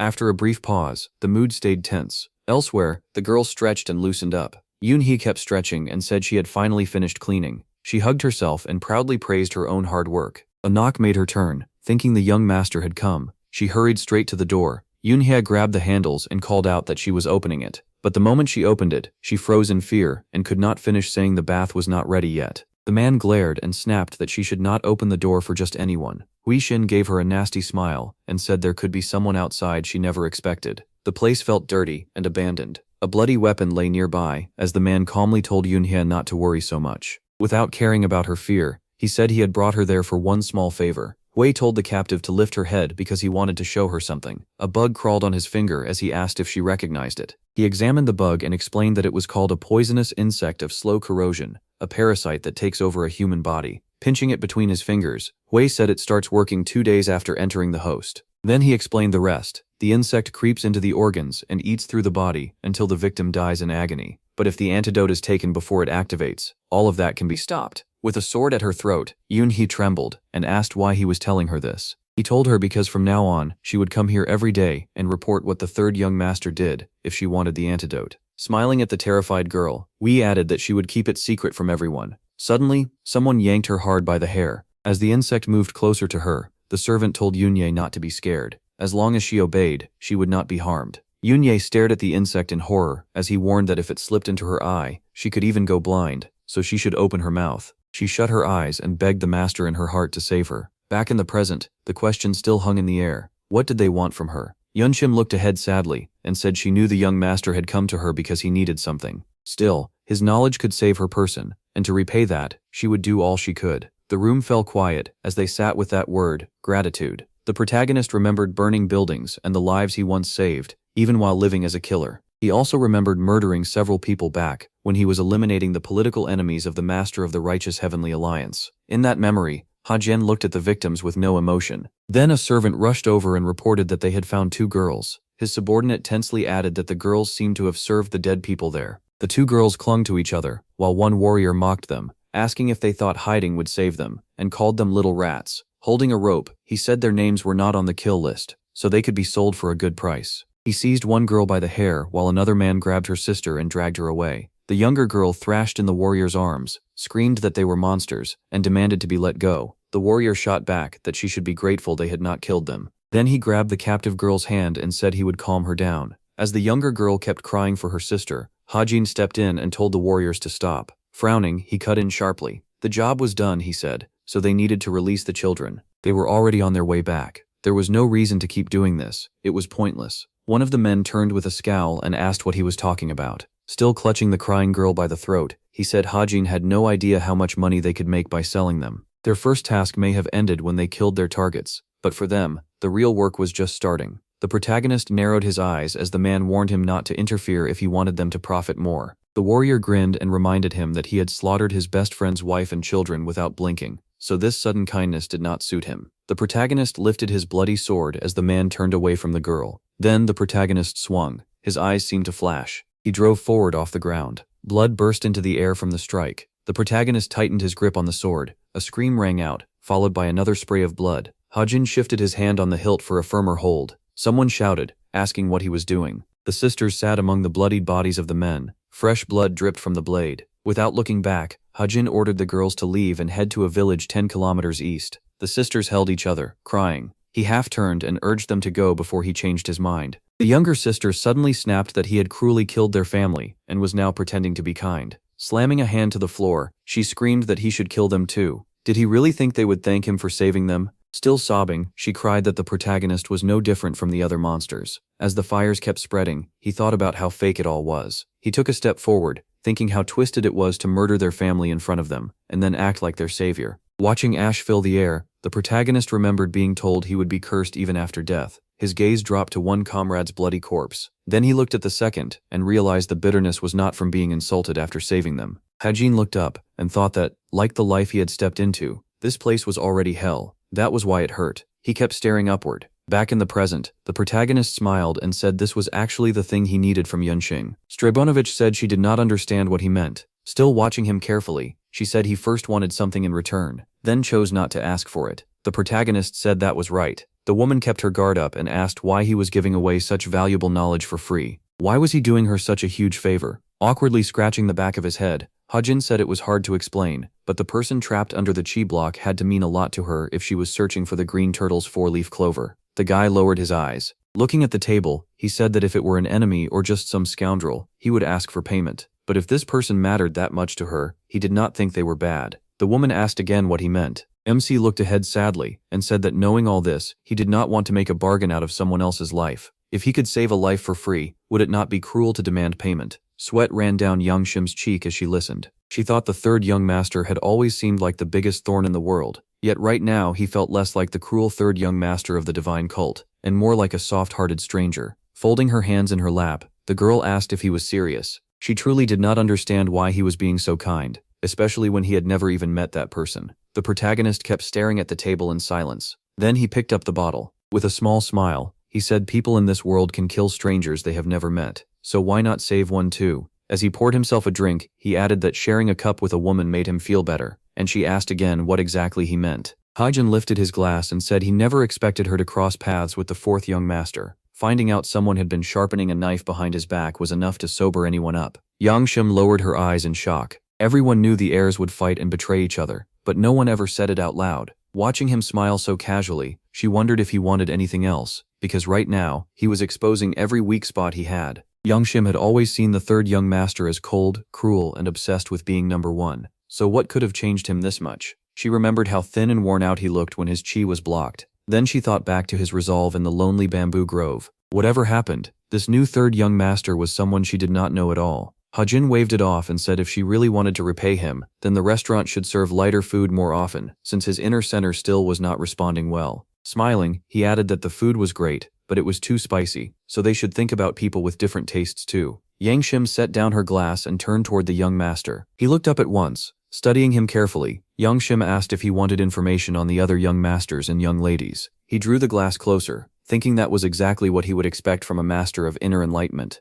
Then he set the drink down and said that was not it. Young Shim kept watching the protagonist with care. The protagonist tightened his grip on the glass and said he wanted to know something else. With a smile, he said he needed to understand every relationship inside the cult. Moonlight fell across the tree. The man pulled out a book from the drawer. He sat beside the package as the protagonist thanked the guest for today, and she replied that he had helped her a great deal. The protagonist smiled and wished her good night. He and the servant turned and headed for the gate. The masked man behind his mistress warned that if the information she gave the protagonist reached anyone else, they could be in real danger. Without turning around, Young Shim told him not to worry. She knew the risk, but what she got from that man was far more valuable, so this much was worth it. Hajin put a hand on his subordinate's shoulder and asked if Dongpil wanted a third round with just the two of them. Then he remembered how late it was, but still urged him not to act like that, since it was obvious he still wanted to drink. Young Shim watched them leave with a hard look. She had believed she knew every important figure in the cult, but meeting him had shattered that confidence. The protagonist kept walking with a smile. Pressing a hand to her chest, the woman wondered what the third little lord would do next, then told the servant to report any news about the third brother. Wind brushed over the roof as the thought came. When would the man read all of it? The guy looked over Young Shim's documents, which listed the cult's key figures and their secrets. As he read, the young man reminded himself to be careful. This was only one person's view, so of course he had to doubt some of it. Looking closer at the notes, he muttered that it was very interesting, even if only half of it was true. He pictured the divine cult of the heavenly demon, and thought it looked simple at first, a straight structure where everyone followed the demon lord. But Young Shim's investigation showed that was not true at all. What she found was more like a nest of snakes, secret power struggles, alliances, betrayals, and old grudges. Even the students were caught up in it, though they were supposed to stand apart from the cult's power system. The protagonist scanned the page and muttered that people really lived hard lives. He ran a finger across the paper and stopped at the commander of the squad of furious demons. Kan-ho grinned, thinking that sounded far more interesting, so he decided to read that part carefully. The guy looked up when someone asked if he was going to eat. A meal had already been set on the table. The protagonist tasted one dish and said it was delicious as always,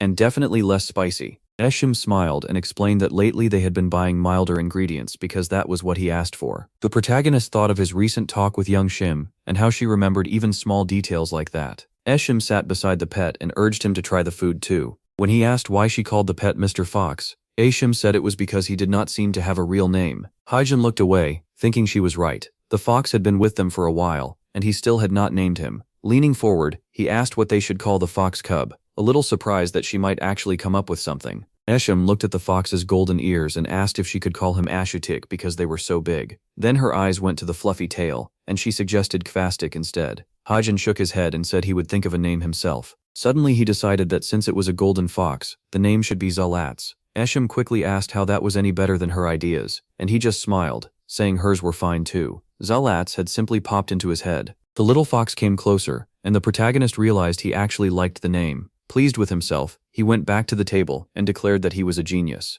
At the door, he said he would not be back tonight, so they could eat without him. Then he told the maid not to skip dinner and to make sure she ate. Eshim saw her master off with a smile. Shouts rang across the training ground. Dunpal, are you training? She thought about how hard the young man pushed himself. He rushed forward and smashed through the dummies. Even the wall had cracked. Looking at the marks he left behind, she thought about how quickly her master changed tactics and found new angles. Maybe that was why he had grown stronger so fast. The second head started clapping and said it was amazing. Jin smiled at him and said the sword of the demon guard, the red glow of the sun. Who would have guessed he could break a boulder from that far away with such a basic move? Dampel looked down and said it still was not enough. Still smiling, the second head said he seemed to have improved while serving the third young master, and Dampel answered that he had learned a lot from him. Jin folded her arms and said she had been so busy watching him train that she almost forgot why she came. The third young master had been asking for him in the courtyard with the guards. Dampel brightened at once when he heard the protagonist was looking for him. He was told that the young master had learned he was training and left right away.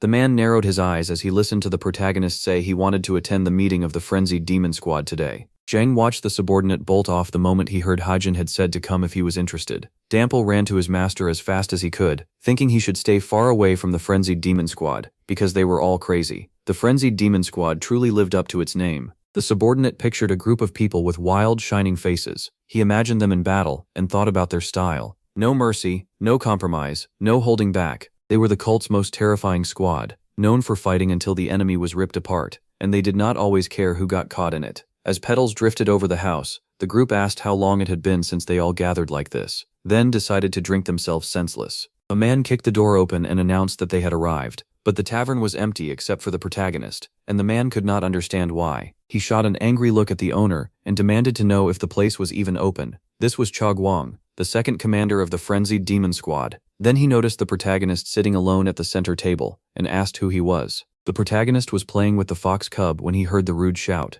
Hajin kept smiling even as the man came up and harshly asked if he had heard him. Chagwang slammed a hand down on the table. Leaning in, he demanded to know who the protagonist was and whether he held some high rank in the cult. The reply was calm, more or less. Chagwang frowned and asked if he did not know they had rented the whole place for today. Without looking away from the fox cub, Hajin asked whether they had truly rented it, or if the owner had just cleared everyone out in fear, and whether they had any official paper to prove it. Chagwang clenched his fist right away and started cursing. Then footsteps approached, and a sharp voice ordered him to step back. The protagonist glanced to the side at the newcomer and thought about who she was. A girl entered the tavern, and the protagonist realized this was the youngest squad leader in the cult, and also the most brutal. He studied her face carefully and recognized her as Jin, commander of the squad of furious demons. Chagwang turned to her at once, and she told him to quit acting like that and move aside. She walked up to the table and asked if the protagonist knew who they were. The protagonist smiled and said it would be impossible not to know them. He looked at them and called them a she, crossed her arms and said either he held some special rank or he was crazy for picking a fight. He found that funny, since they were the ones starting trouble, then told them to sit if they had something to say. The girl studied the stranger more carefully and asked why she should do what he said.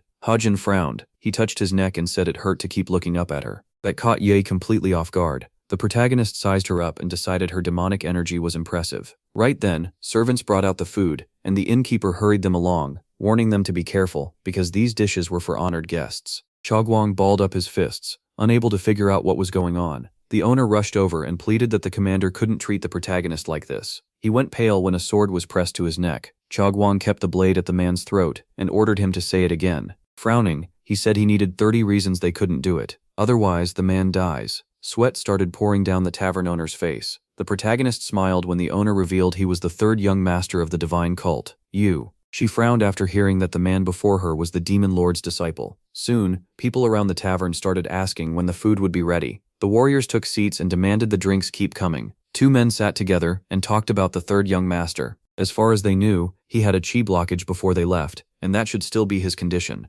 Chagwang looked at the protagonist and guessed he was still weak. If he got on the commander's nerves, they planned to step in. The other man awkwardly reached out and said they shouldn't touch the third young master, since he was still a possible heir. Watching the pair talk, one warrior muttered that coming back from the gate of hell meant nothing with a body like that. He added that even being an heir was useless here if you were weak. This was the divine cult. Chagwang gave a dark smile and said it would be hilarious if the demon lord's potential heir got beaten by a combat squad and couldn't even defend his pride. A glass sat on the table as the offer to drink was made to Yu. Sitting across from the protagonist, Yu said she was sure he knew they would be dining here, so she would skip the games and get to the point. She fixed him with a serious look and asked what he wanted from her. Kajink poured himself a drink and said he was glad she was being direct, because he hated going in circles too. Yui frowned. The protagonist stared at her and told her to surrender to the court. He was offering her a chance. Her lips curled in scorn. Surrender was never an option. As she heard him out, aura began rising from her body. He lifted his glass and said that if she surrendered now, it would count as a small offense. At worst, she'd face a review or a cut in pay, but not prison. Ye kept frowning, wondering who this guy thought he was, showing up out of nowhere and acting like he knew everything. Leaning back in her chair, she said he had no idea what he was talking about, because she had committed no crime. Hajin looked up at her and asked how the Raging Demon Squad could be spending thousands of nians every month. Then, she stared in disbelief as he pointed out that even the first Heavenly Demon Army, with over 1,000 members, spent only about 800 nians a month, while her squad was known more for cruelty than size. The protagonist recalled what he had read after taking charge of the cult's finances. The budget records had come through the Yangshim department. He remembered noticing the Raging Demon Squad in those records. There was no way a small band of reckless thugs who came and went should have a budget bigger than the main army. A grin spread across his face as he realized what it meant. They were getting money from somewhere besides the cult, and only one person here could be behind that kind of betrayal. While One Hui poured a drink, the protagonist said he was willing to believe the money had somehow fallen into the squad's hands by accident. If they surrendered, he would keep it quiet, but in exchange they had to name who gave them the money. He watched her closely. Yu smiled like she had figured it out. She had never been the real target, In this clash between young masters, people like her were just pawns. She rose from the table and said she had no idea where he heard such garbage. Anger spread across her face as she said he had no proof, and if he came to accuse her, he should have brought evidence. Kanzan took a sip and said that, by her logic, a crime stops being a crime if there is no proof. He added that she seemed to enjoy making things harder than they had to be. He shut his eyes when Yu shot back that the third young master was the one making things difficult. Then she stepped away from the table and thanked him for the drink. She stopped when he said all the money from the fourth young master had been passed to someone in her squad. Looking at her with a drunken gaze, the protagonist said that was why her spending had grown so high. She listened as he pointed out that everyone knew her squad was never given that much official funding. If an investigation started, her men could be arrested for taking a bribe from the person she had named. The hall grew noisy when he added that, if that happened, the squad would be disbanded or reorganized. Without turning back, Yui asked if he really meant to carry this all the way through. Hajin looked at her with interest, surprised by her tone. He reminded her he had already offered a peaceful way out, then asked if she was about to draw her sword. She clenched her fist and said she couldn't seriously injure someone as important as him. MC acted surprised and asked if leaving bruises was acceptable. Then, one of the warriors spun around in fear when something came flying at him. The protagonist followed the warrior's movement closely. Chagwang lunged at the protagonist, shouting that he would be the first to receive nicks. The protagonist caught the strike with his palm. Then he thrust that palm forward, releasing a burst of force. The blast hurled the man into the wall. Hajin flexed his hand and casually asked if he had hit too hard. Aura flared around Ye, as she said she hadn't wanted violence today. The squad had not gathered like this in a long time. Then she charged, shouting that the third young master had crossed the line. The protagonist raised his guard, but the impact still knocked the chair out from under him. He dug in with his feet, tearing up the floor as he stopped himself, thinking she was both fast and sharp. After sliding back several meters, he admitted she was pretty good. She answered that this was the squad's first dinner together in a year, and she would never forgive anyone who ruined it, not even him. He said he would have left them alone if they had not interfered with his rest. Then he glanced at Chagwang buried in the broken wall, and called him her idiot subordinate. Ye frowned in anger as he said she was guilty too proud to admit her own crime. At that point, the warriors rushed over, asking what had happened, how it escalated so fast, and why the third young master was fighting the commander. Ye Yu charged again, yelling to see if he could still talk. Haijin moved to meet her attack, and heard her say that, if he was still recovering from a chi block, he should have stayed home and rested. She opened her mouth in fury, demanding to know why he was ruining everything. Her fist missed his chest by a hair as he asked about the chi block and whether she even knew how long ago that was. He placed a hand on her head and told her she should pay more attention to what was happening in the cult. The protagonist struck back. Yui was blasted backward. Hajin raised his fist and called for her to counterattack. Bracing herself on one hand, Yui said she did not care if the person before her was the third young master. She looked up with furious eyes and vowed to kill him. He only smirked and told her to go ahead. Night had fallen over the tavern when someone asked if anyone had heard the young master's voice, and Yeman stood by the window. Yeman said he already knew, while a servant explained that the situation looked bad. Frowning, the man said he was likely the real target. He was sure his brother wanted to use the commander of the frenzied demon squad, Xinhui, to get between them. Xinhui lowered his head and asked whether he should do anything, but the fourth gentleman told him not to worry. The commander of the frenzied demons would keep quiet,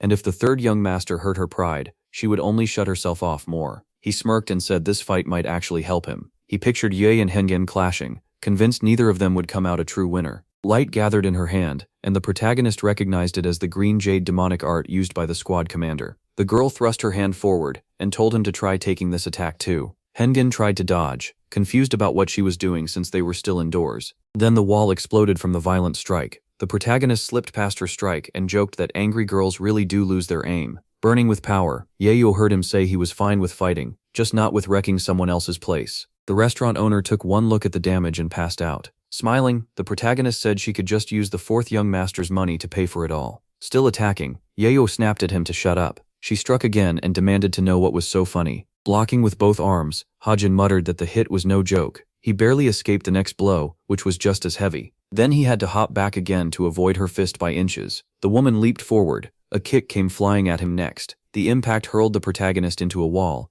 Rubbing his cheek, he admitted that one actually hurt. Yue rose up for another strike. The protagonist pulled back and realized she had gotten even stronger. After a quick glance behind him, he rushed in, thinking she was so strong he could only defend, not counter. Ye spun around and fired off another mana attack. At last, the two faced each other again. The protagonist frowned. Now he understood why the fourth one gave her money. Her talent was real, but Ye clearly wasn't someone cash alone could buy. Taking a guard stance, Ye said she hadn't had a fight this exciting in ages. He still couldn't get why she accepted his brother's gifts. The others watched their commander and whispered about how amazing the fight was, but worried too. He was the demon lord's disciple, and the commander couldn't afford to get hurt. The warriors leaned over the balconies when they heard the frenzied demon squad being called to listen. Hajun swallowed hard when he heard their long-awaited dinner had been ruined by her personal mess. Yu raised a finger and said she'd handle everything, even if she got punished later. Everyone else was to keep eating and enjoy the night. That was an order. The warriors just stared in surprise. Then fists shot into the air and loud cheers broke out. Smiling at the crowd, the protagonist listened to them cheer for their commander and said the squad really lived up to its name.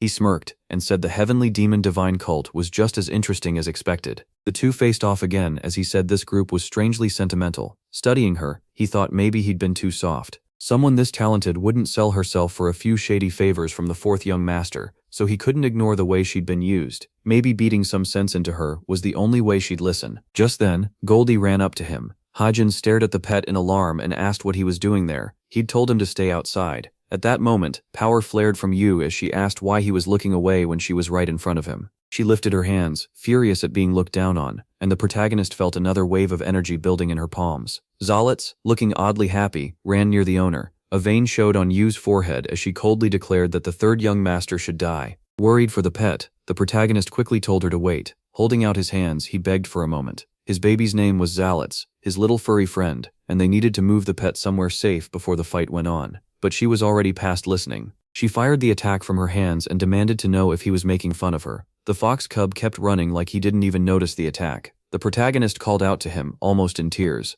He lunged to save Goldie, using the heavenly net of 6 forces and the second technique of hypervision. The guy snatched up his fox cub, then twisted midair because there was no time to dodge. He shielded the pet with his own body. A strange magic light burst from inside the tavern and flashed through every window. Yu stepped forward through the smoke. Laughing like a madwoman, she asked if her warriors saw that. This was the power of the commander of the furious demon squad. Turning to her subordinates, Yu said the intruder was done, so they could go back to their wonderful dinner. Yu raised her fist and told the warriors to enjoy themselves. Lying on the stone, the protagonist swore he would never forgive her. Yue froze, smiling as she said her rival could still talk, then told someone to carry the third young master back to his residence. But energy began rising from where Hajin had landed as one warrior came over and told the young master to go home instead of lying there. He turned to the others and asked if their commander had gone too far. Suddenly, someone grabbed his face. He lashed out at a nearby warrior, then charged again. The room burst apart from the force, and Yue was thrown back into the wall, coughing. Clenching his teeth, the protagonist demanded to know how she dared touch his pet.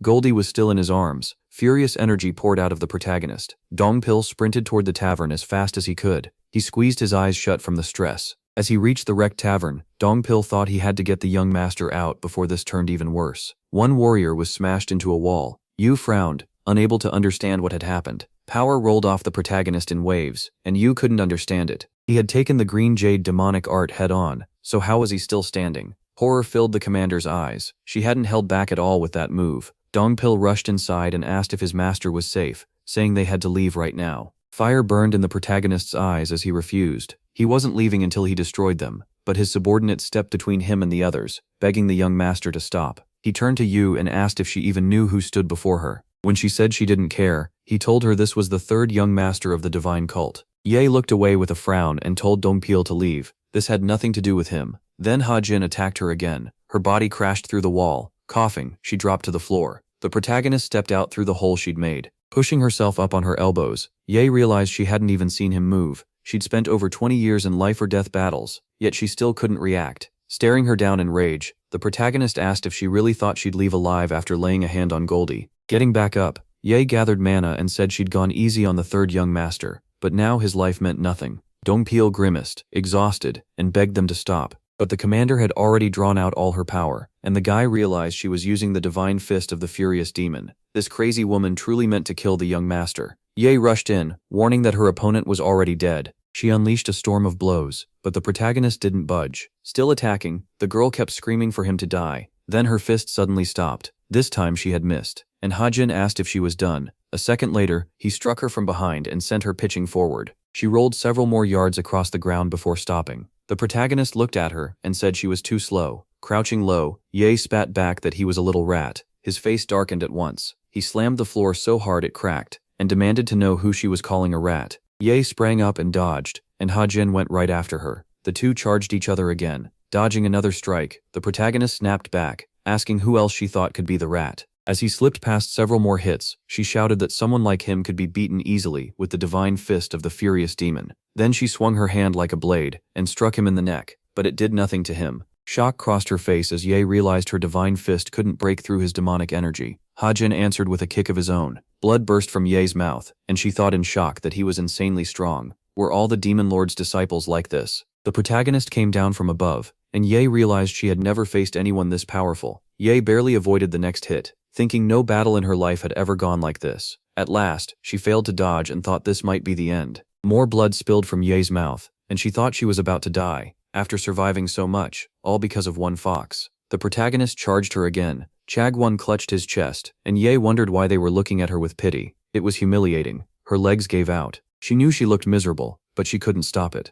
Hajin pulled back his fist and shouted that this was the end. Light filled the commander's face as Ono remembered being a child, hearing how strange it was for someone from her family to join the cult. The cult had crushed her family, and neither the 7 families nor the cult ever truly accepted her. Ono remembered growing up as the only girl among men. She didn't care how they treated her as long as she survived. After her family fell, she joined the divine cult and was sent to the Furious Demon Squad, a group everyone called throwaways. The cult didn't care about. Even as a child, Yue fought seasoned warriors, and still no one accepted her because she was an outsider. Only after striking one of them did she declare that she wouldn't back down just because her opponent was an adult. Yue had lived through countless battles, killing again and again. She remembered how many times she had to strike first. Winning those fights was the only way Yue stayed alive. Then Yue thought of her sword. She remembered the duel to the death with the former squad leader. That was when she lost an eye. Still, she stared ahead with confidence. She had earned the commander's seat of the frenzied demon squad. Moisture gathered in Yue's hands as she thought about the frenzied demon squad.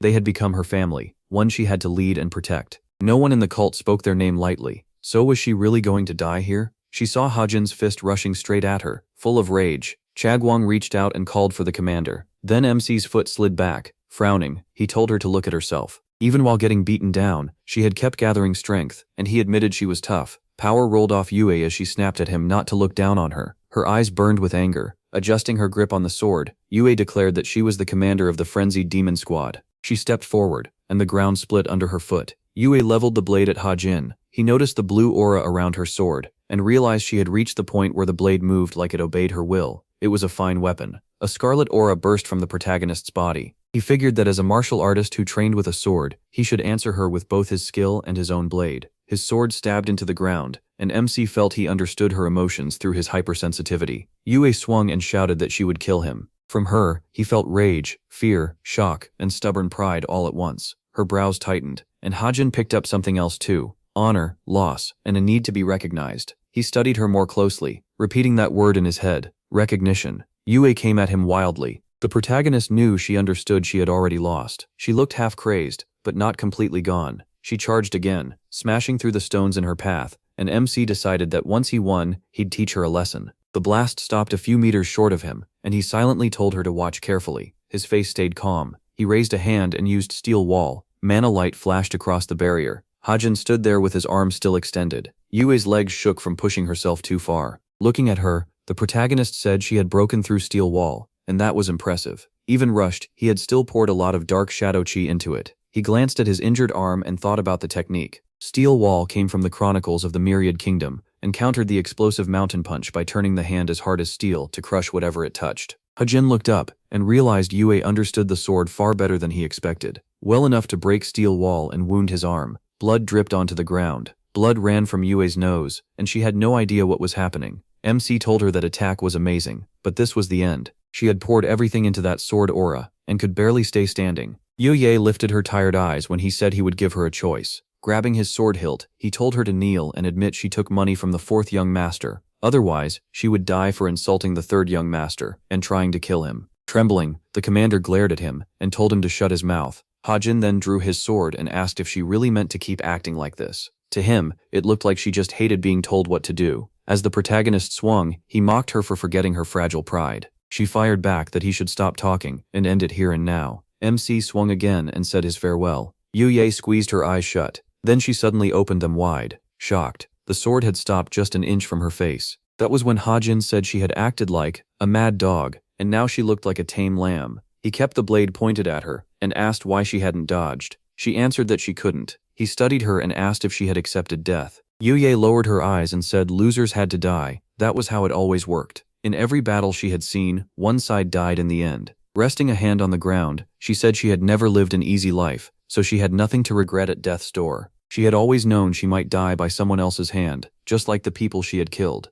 Hajin frowned and asked if that day was today. Yuye said she thought so, though she didn't know if saying it mattered. The protagonist smiled and threw his fist forward. He punched Yuye in the face. Sheathing his sword, Hajin said that hit was for her disrespect and everything else. Wiping blood from her lip, Yuye told him not to think she'd become his loyal dog, just because he spared her. Turning away, MC snapped that he never planned that. He had crushed the bait himself, so how was any fish supposed to bite now? Yuye realized he had meant to use her to pressure the fourth young master, but their fight had turned into a real battle to the death. He walked to the tavern owner, put money in his hand, and apologized. He wasn't sure the man could even hear him, but it should cover the damage. Then he warned Yuye that if he heard she stole that money, he really would kill her. She bristled at that. Did they really take her for some street thief? The protagonist clenched his fist and said that compared to her group, even thugs looked holy. He headed for the door and told Dong Pil Pil to follow. Shuguan hurried over and asked the commander if she was alright. Yuye looked down and said she needed to clean herself up and order drinks. She still had dinner to finish. She stared at the eye patch in her hand, thinking all young masters were filthy liars. But Yuye stayed tense and quiet, because the third master didn't seem like that.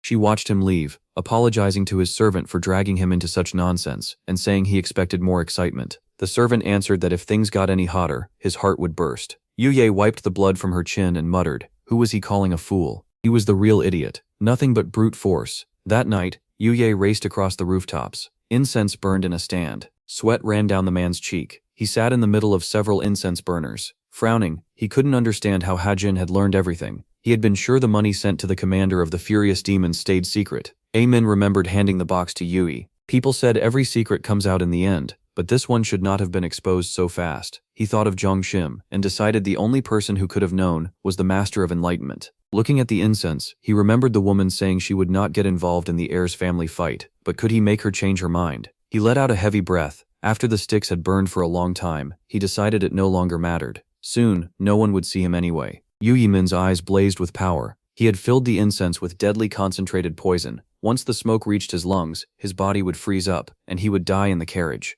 Power surged through his body. The same incense was burning in another room, and then it was said that the seventh young lady was in no better shape. The girl lay sweating on the bed. She hadn't even eaten right that day. With her hands folded on her stomach, someone said it was getting bad. Now she couldn't even sleep without this incense. The remaining sticks were placed in a box, and a voice ordered that one be lit beside the third young master's bed once he was asleep. Shim looked at the speaker in fear. She glanced at the box and asked what it was, but Shimhui told her not to ask pointless questions. Shaking with fear, the girl said she couldn't place something by the young master's bed without even knowing what it did. The servant frowned and reminded her that in 2 days, the parasite inside her would start acting up. If she missed the antidote, the pain would be unbearable. Shim looked at her with tears in her eyes. This wasn't about what she could do. It was about whether she wanted to live. The girl flinched when she realized someone had already called her several times. She rushed to her master and heard the question. Could she bring some food for Zalats? Yunhua nodded while looking at the fox. The girl bowed and hurried off at once. Hajin watched her go, surprised.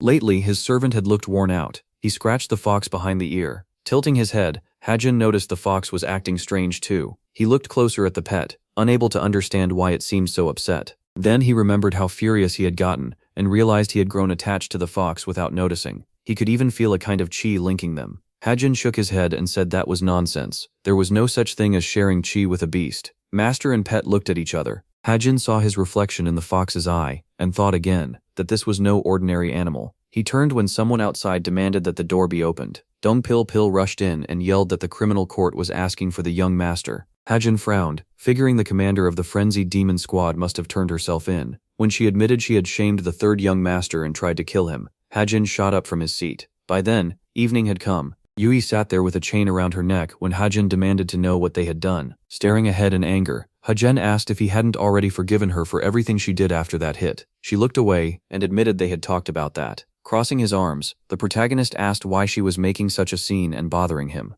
Was this really what she wanted? The commander flexed her fingers and said that was probably why she was sitting there now. Hajin looked at her, confused. Trying to kill a young master or young mistress was never something that got forgiven. Once she confessed, she was doomed. If she really didn't care about living, why hadn't she told him earlier? He could have killed her back then. Yui turned away and said she could still do that now if she wanted. Hajen stared at her in disbelief, thinking she might really have lost her mind, then told her to get a grip. He tapped his temple and said he was sure he hadn't hit her in the head. Then, something started yelling that Billa had done it, and loudly. Leaning closer, he told her to quit the nonsense and say what she was really after, and why she did it. She shot back that she had no reason to tell him. MC fell silent and thought it over. Then he said this was really about the fourth young master, and the girl clenched her hands. She narrowed her blind eye as he guessed she was trying to keep a promise she made to him. But if she planned to stay silent, why confess and drag him all the way here? All at once, the guy realized why she had admitted to hurting him. He smiled, saying the commander really was good. It wasn't for nothing that she led the squad of furious demons. Then he called for a guard. A warrior stepped into the cell and gave his name.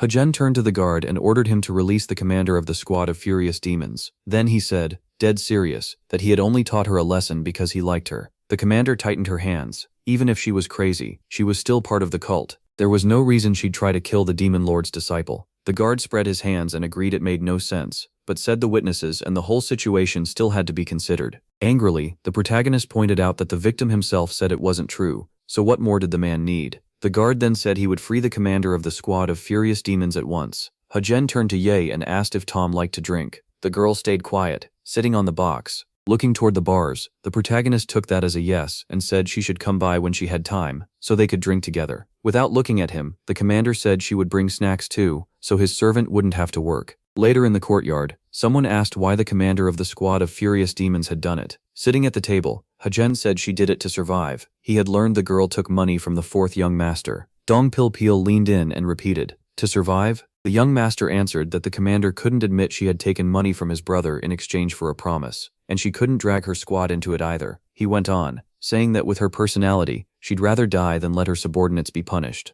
Dong Pao Prao raised his brows when he heard that. Since the protagonist had left right after the fight, she could have stayed quiet and acted like nothing happened, but the guy remembered the crying staff at the tavern and said there were too many witnesses. The place had been wrecked, and someone had to answer for it in court, or things would have gotten even worse. Then the protagonist brought up the fourth gentleman and said Ye had more to worry about than him or the witnesses. Hajin figured his brother was behind her trouble. She had fought him, and if everything got covered up, the fourth one might think she had chosen his side. If he spread word that the commander of the frenzied demon squad took a bribe, both she and her squad would suffer. That was why, in his view, surrendering to the court was her best move. It kept suspicion off the fourth young master, made the witnesses think the case was being handled, and because she took all the blame, her subordinates stayed safe. Dong Palm Brow waved a hand and said the charge was disrespect and attempted murder against the protagonist. A few words from him could get her killed, so why risk that if she didn't know what he would do? Why be so reckless? Standing by the table, the protagonist said he had thought about that too.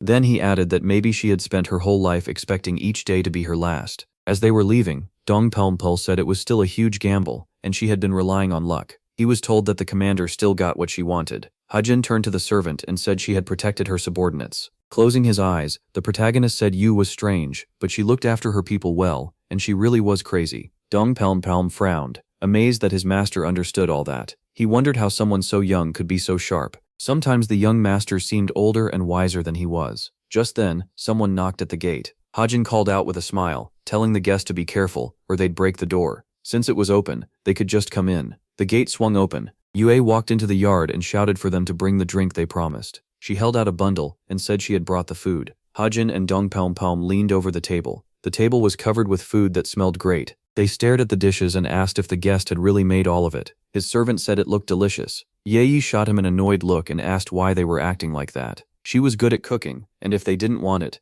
they didn't have to eat. Hajin quietly told Dong Palm that this woman might be the craziest person in the whole cult, and maybe its best cook too. The servant admitted he never knew she could cook. The drink was poured into a bowl. Surprised, the main character asked if she would really use such a big bowl. She said small cups had no taste. The girl emptied the bowl and said the drink was good. Then she looked at the protagonist in surprise. Hearing someone ask why he was just standing there, the protagonist turned to his servant. He asked Dong Palm if he wasn't going to join them. If not, he could go rest instead of standing around. But the servant refused. Frowning, the servant said there was no need to worry about the commander of the frenzied demon squad suddenly going crazy. This time, he would definitely stop her. Yene rudely pointed at the boy and said he was more loyal than Gun San Yu himself. Smiling, she asked if the servant really thought he could stop her, and told him to know his place. Dong Pil frowned again when she asked why he wasn't answering. Hajin waved a hand awkwardly, and said that in the commander's current state, his bodyguard could probably beat her easily. She called that nonsense.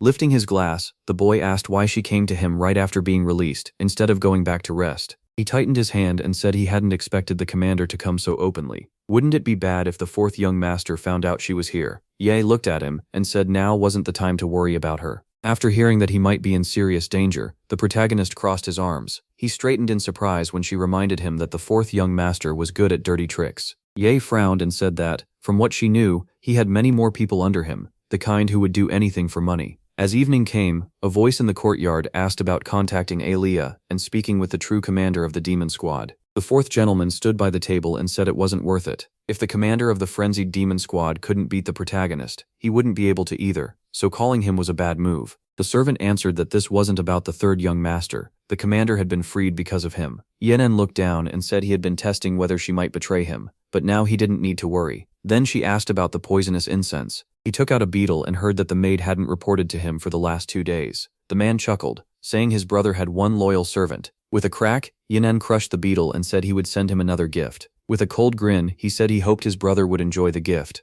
In his mind, that smug fool had been strutting around without even checking his own home. Now he'd learn what helplessness felt like. By sunset, word spread that the fourth young master had already bought people off. With his arms crossed, Hajin said some of them were after his life now. He glanced at the woman and asked why she was telling him this, when she was supposed to be on their side. The drink caught the last light of sunset. Ye leaned in and said this was her price. The protagonist gave a satisfied smile. He refilled the guest's cup. Later that night, Ye turned to Dongpil with a question. Looking down, she asked if the protagonist was always like this. Dongpil quickly warned her not to speak badly about the young master in front of him. She spun toward him and snapped that he should shut up. She was not insulting anyone. While Hajin trained below, the commander said he was putting on a show for them. She then said she was leaving, but he surprisingly offered to let her stay and watch. Dongpil lowered his head and said the protagonist always claims there's no place more dangerous than the sea. The protagonist struck with his sword, tense and sharp. He believed that in a world where survival means always staying alert, it was better to show both strength and weakness. Ye looked away and said she didn't get that at all. If the world is dangerous, why would anyone show weakness?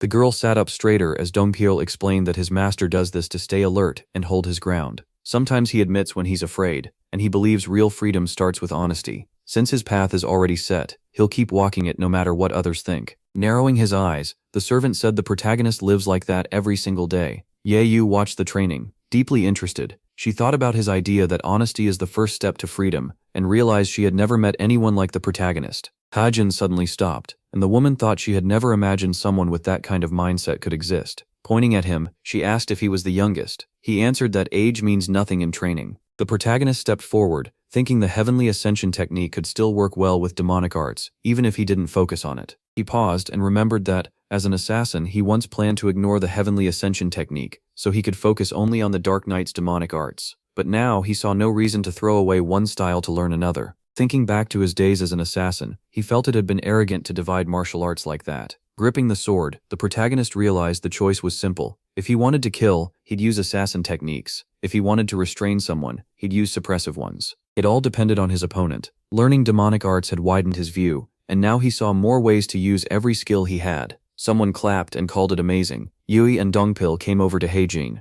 Surprised to see them, he asked if they wanted more drinks, and the girl replied that she wanted something for a hangover instead. The protagonist sat down, surprised, and asked if she wanted to drink again. She shot back that the best cure for a hangover was more alcohol. He thought Enwa's hangover soup would work better, and wondered if she was already asleep. The whole group rushed inside. Yu insisted it was better to keep drinking, but the protagonist told her that if that was her plan, she could go home and drink there. Then the protagonist's eyes suddenly went wide. Inya was lying unconscious on the floor. Hajin picked her up at once and begged her to wake up, but the girl only muttered that her stomach hurt badly. Checking her pulse, the protagonist realized she had internal injuries. Something inside her was eating away at her. Tears filled the maid's eyes as she whispered that she couldn't do what they wanted. He frowned and asked what had happened. Carrying the unconscious girl, he realized her condition was getting worse fast, and knew saving her had to come first. That night, someone reported that all preparations for the Mara festival were complete, and any small fixes could be handled right away. Chunsang lifted a hand, praised his subordinate's work, and offered him a drink. The man bowed and said it would be an honor. The overlord raised one finger. The saucer of liquid floated up.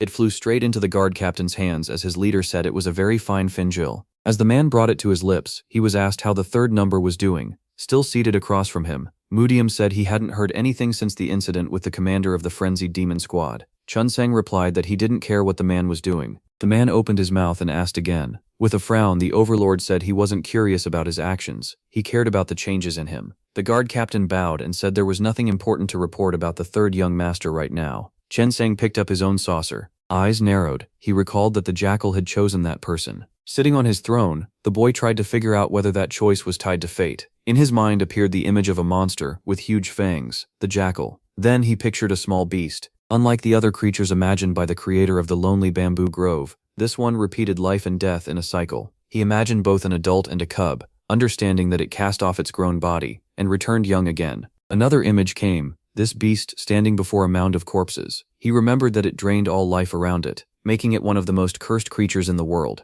He also remembered the war, and understood why the creature was feared. Wherever it appeared, war followed. The beast returned to his thoughts again. Known as the worst disaster on Earth because it stole life force and brought war with it. Its eyes shone brightly. The jackal stared ahead with wide-open eyes. It watched the hero treating the girl. As he held her hand, the guy realized a poisonous insect was causing this. Her organs were damaged, but not enough to kill her yet. The girl coughed up blood, and the boy knew a young servant with no fighting skill couldn't survive long with poison energy inside her. Frowning, the protagonist realized he had to remove the insect. First though, he needed to use the purification of the limitless technique to boost her healing. He closed his eyes, thought about how troubled she had been these past few days, and remembered that poisonous insects could drive a person mad. Blood ran from the girl's mouth as the hero wondered who could do something this cruel to a simple servant girl. Suddenly, her eyes flew open. Blood sprayed out. As the youth caught it, he realized the insect had finally come out. Looking at it, he recognized the same slow corrosion creature. It wasn't meant just to hurt her. These things were used to control people by threatening their lives, almost like a blood parasite.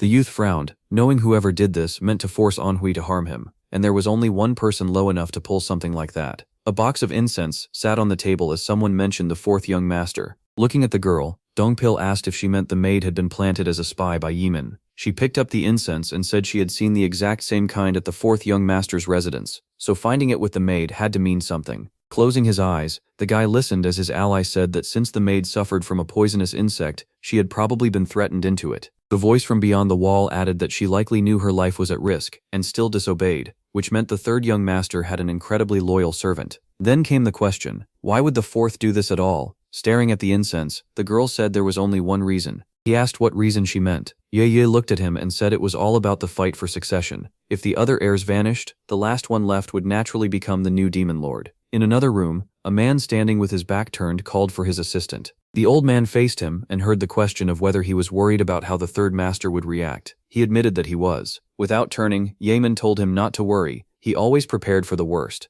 Xinhui bowed and said he didn't know what worst case his master expected, but if it happened, the blame would fall on him. Smiling, the young man told him to stop worrying. He already had plans for every move the hero might make. Then he added that it was only a matter of time before the hero acted. And the old man replied that men were already stationed around the third young master's residence. All at once, a bright light flashed over the houses around them. Both of them spun around in shock. Smoke was pouring off the gate. A figure was coming down the shattered path. The fighters dropped to the ground, yelling that the gate had been destroyed. Staring ahead, the hero shouted for Yimin to come out. When the fourth lord came closer, he called the intruder disgraceful, and said a young lord of the divine cult should show manners and dignity. The young man asked again. Pointing at him, the lord asked what brought him here wearing such a strange look. The hero's fist flared red. Yimin's eyes went wide. Then the young man lunged and punched him in the face, yelling about respect. His opponent sprang back. As he wiped the blood from his face, he laughed. Stones lifted around his feet as he said he had been a little worried after hearing the intruder changed after waking from the chi block. But now it seemed those stories were false. He was still the same reckless thug who rushed into fights without thinking. Grinding his teeth, Hajin snapped at him to quit talking, because now he was going to tear apart the filthy hands behind all these tricks. Yimin grinned and shouted that the protagonist had started this fight, so he should not expect respect just because he was older. Just 8 months ago, the protagonist was nearly a corpse, and now he had shown up full of life. So Yimin wanted to see where all that nerve came from. A giant purple snake rose behind him. The protagonist instantly recognized it as his family's demonic art. Yimin charged first. The guy dodged, and remembered that this art was fast and nimble, but not very strong. Teeth clenched, the opponent kept pressing the attack. The young man blocked a kick and realized his footwork was extremely sharp. Yimin leaped in again, and the hero figured that skill was why he had become the demon lord's disciple. Watching him, The boy also realized this man was not on his level. As he readied another strike, the opponent shouted that the boy's footwork was unusual. The protagonist caught his hand, thinking the enemy's moves had become easy to read. Then Yuman drove something into the hero's body. His eyes widened. Yuman had attacked with his nails. After taking the hit, the boy jumped back. Frowning, the opponent declared that this was over. The boy then realized there was poison under those nails. The enemy slashed at him again with his hand. The hero was sent flying back.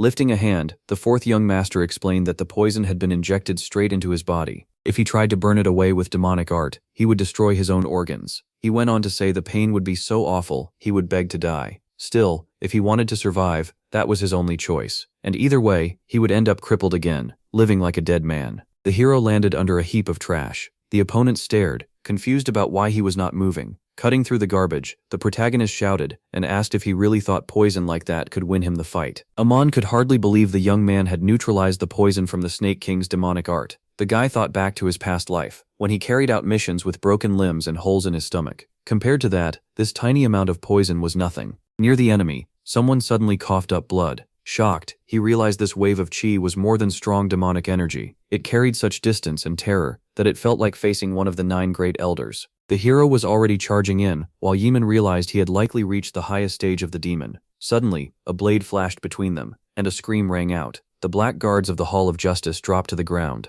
Seeing that, the assistant let out a breath. Fear spread across the fourth overlord's face. The hero kept his eyes on him. One guard stepped forward, introduced himself as the commander of the 7th Squad, and told the young man he had to come with them to the Hall of Justice. He added that they had received a message, so there was no choice, he had to go with them. The guy tried to figure out how they had arrived so fast, because it felt like someone had known this would happen. The assistant stood behind him as the guard added that Yemen would be coming too. Then Xinhui's eyes widened, and the hero realized it must have been him. He had known things might turn against the 4th young master, so he prepared ahead of time. Pulling something from his robe, the young man asked the guard to wait a moment. The boy grabbed the old man by the face. Holding up the beetle, he said this was the poison bug fed to his maid, and now he was returning it. Eyes wide, the hero told the old man not to worry about refusing to swallow it. The insect would crawl deeper into his throat on its own. Yemen shouted for the 3rd master to stop. Squinting, the assistant cried out for his master to save him. Still holding the bug, the hero said the 4th young master knew plenty about poison, so he surely had an antidote. That meant the assistant would recover in a few days, and just return with another dirty trick. So the boy pulled it away from the old man's mouth and said he would not do something so pointless.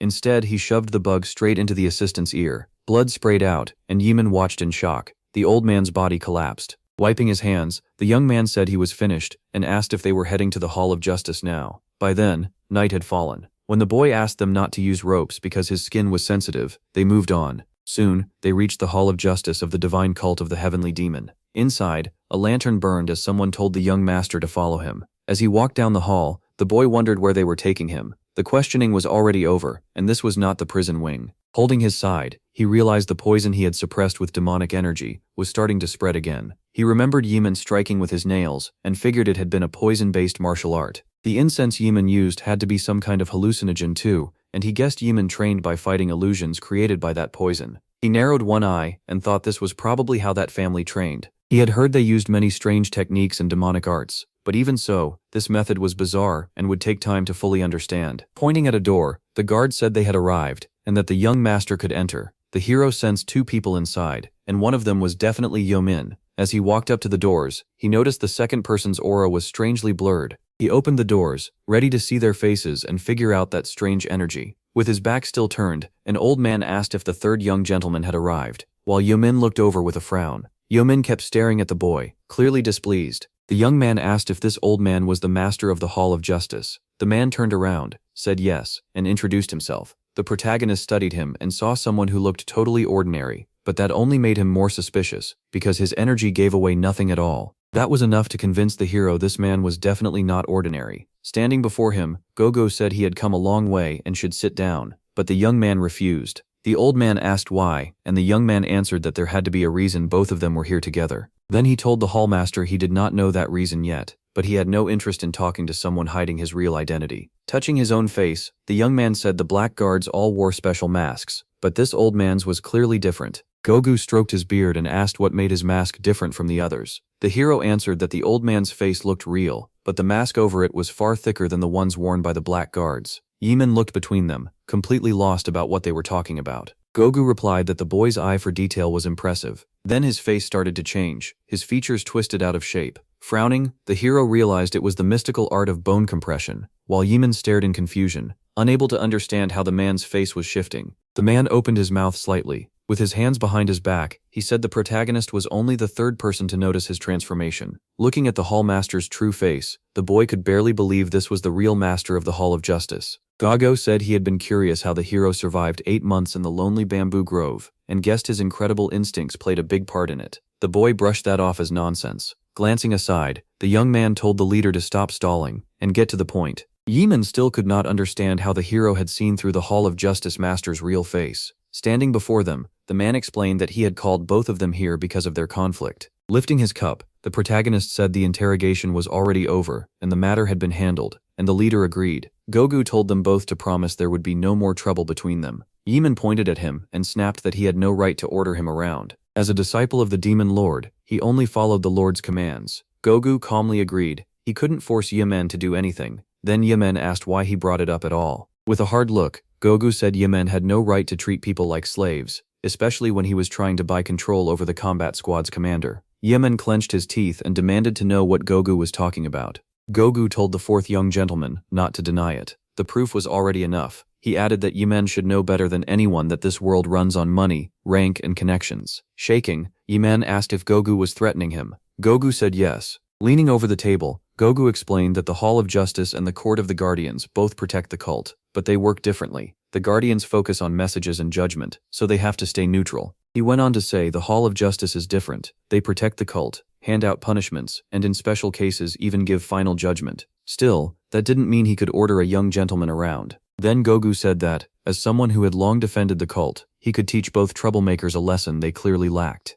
After that, he turned to the third young gentleman and asked what he thought. Still eating, the protagonist just asked him to repeat that. After swallowing, he said avoiding future clashes wouldn't be hard for him. Gogu warned that he was completely serious. The young man took a drink and said nobody wanted the Hall of Justice as an enemy. Besides, he'd rather live in peace than fight for no reason. He lifted the bottle, said it tasted great, and asked what it was called. Gogu replied that he brewed it himself. Smiling, the protagonist asked if he'd ever thought about selling it. Gogu offered to send a few bottles to his residence, and the young man said he'd have to find a way to thank him. Amun listened to them talk about the drink, biting his lip the whole time. Gogu then turned to Amun and asked what he thought about all this. All at once, a chair crashed to the floor. The fourth young gentleman was shaking with rage. By the table, he swore he would never forget this humiliation. As he stormed out, the protagonist shouted after him to close the door behind him. Gogu stood and said that was all he had to say, then asked if the protagonist had any questions. The young man smiled, said no, and thanked him for the drink, then added that there was one thing he still wanted to ask.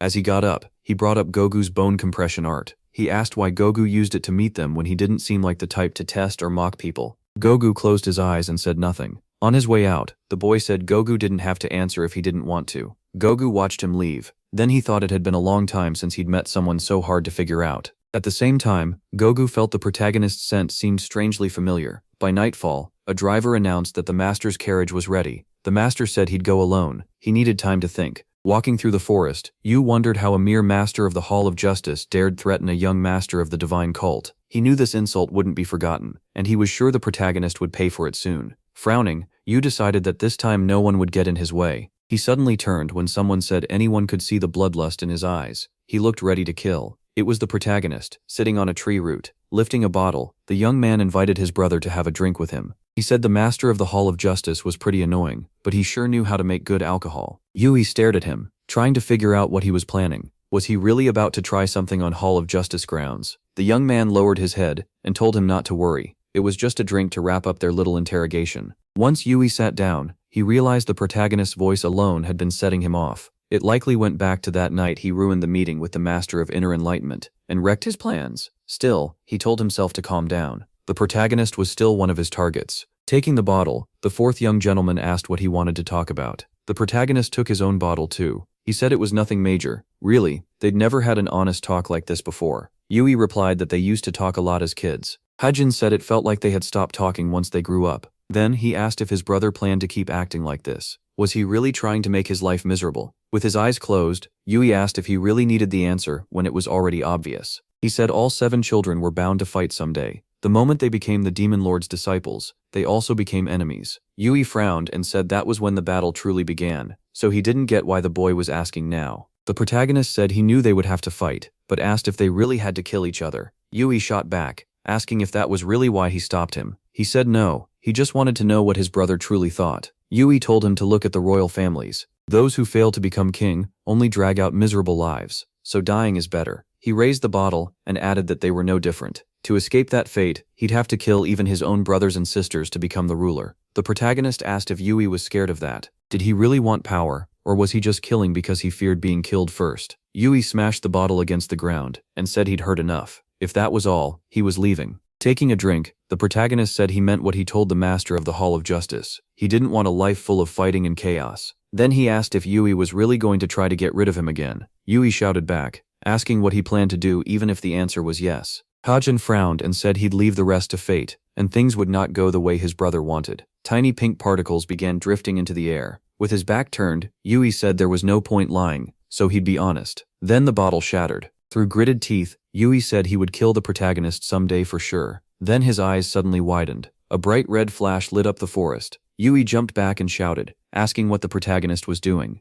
Realizing what was happening, he yelled that he wouldn't fall for it a second time. The boy raised a hand and reminded him that he had just said he wanted to kill him, so he couldn't simply let him walk away. Then he declared that he'd kill him first, right here. The fight had now broken out on Hall of Justice grounds. By the window, Gogu thought about how both young gentlemen had already left, and how the fourth probably never intended to listen. With a frown, Gogu knew the cult wouldn't be shaken by that kind of childishness. What bothered him more was the third young gentleman, whose actions he still couldn't predict. Then a shout came from outside the door. The commander of the third guard squad had arrived. The guard rushed in and yelled that it was urgent. Gogu's eyes widened when the man reported that the third and fourth had started fighting again. Facing his brother, the protagonist said that since Yu struck first, he'd let him attack again, and motioned for him to come. Extending his nails, Yu demanded to know how he dared say that. He glared and asked if he was being looked down on. Clenching his fists, the protagonist said Yu's martial art needed time to set up, which was why he couldn't answer attacks like this properly. Getting ready to strike, Yahello shouted that the young man was asking to die. He stuck out his tongue and added that this was a huge mistake. A moment later, he lunged. Leaping into the air, Yu shouted that he would kill him. Their hands came within a hair of colliding. Another bright flash burst through the forest. With one hand raised, the protagonist called his brother arrogant and asked how he expected to kill anyone with a technique like that. Yahello suddenly slowed, his hands and feet losing speed. Frowning, the young man saw this was exactly what he'd expect from Tinsong's student. He was clearly stronger than the furious demon squad commander, and could probably kill Hongyun Yu in under 10 moves. Holding his side, he realized the poison was taking over. Until he fully cleared it out, he couldn't end this fight. Teeth clenched, his brother yelled at him. The hero coolly pointed out that his tone was pretty rude. Yeman charged in, shouting that the hero deserved no respect and that he'd wipe that fake calm off his face. The boy blocked again and told him he should have moved faster. He dodged the next strike too, then asked how his enemy planned to win while moving that slowly. Yeman turned back toward him, grinding his teeth. He lashed out with a kick and shouted that the protagonist was finished. His foot stopped right in front of the hero's face. Then it suddenly dropped. Balanced on one leg, the brother stared in confusion, not knowing where his opponent had gone. From farther away, the hero said he was over here now. Then he added that he'd only show this move once, so the other guy should watch closely. The young man burst forward 3 times in a flash, and said this was how legs were supposed to work. As his fist slammed in,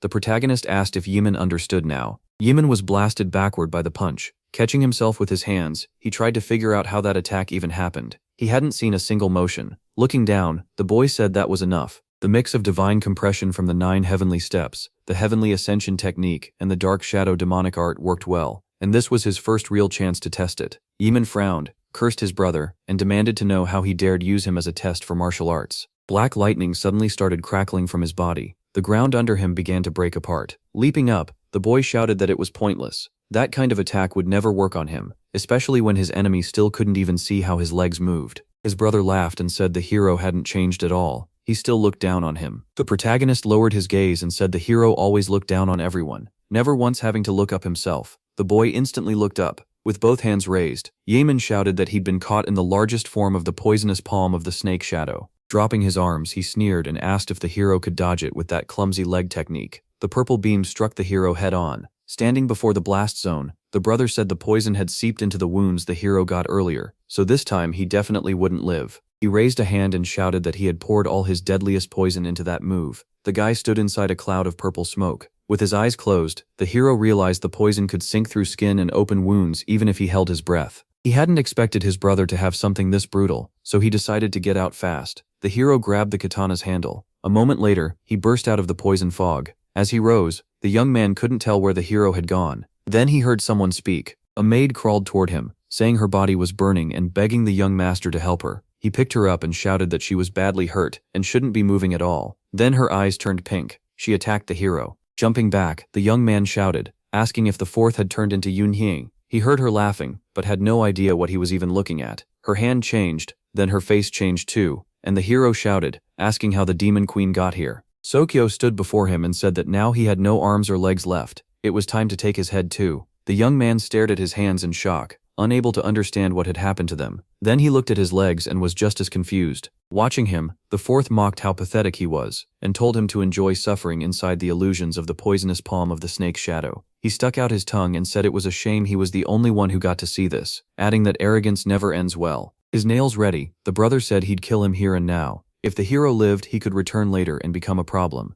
He rushed in with a scream, but suddenly, the protagonist grabbed him by the neck. The guy froze with his head lowered. Grabbing his wrist, the other man asked how he escaped the illusion when he'd completely fallen into it. The young man answered that seeing the enemy's filthy face felt like getting hit with ice water. He asked if this was the hidden technique all along, saying it was just as nasty and wicked as the one using it. Then the protagonist drove a punch into him and asked if he really thought such a cheap trick could make him stronger. The brother was sent flying again. Standing in the fog, the hero said he'd already cleared the poison from his body, partly thanks to the poison given to him earlier. Back when he was an assassin, he built resistance to many poisons that let him break free of the fourth young master's illusion fast, and all that training had been for removing the bloody parasite. Getting up, the brother shouted that it made no sense. Even elders would need much longer to remove the snake's shadow palm poison. Walking closer, the young man said it took longer than he wanted, but that didn't matter. Even so, his opponent had caused more trouble than expected. Then the protagonist said it was his turn to show what true demonic art looked like. The enemy got back up and asked again.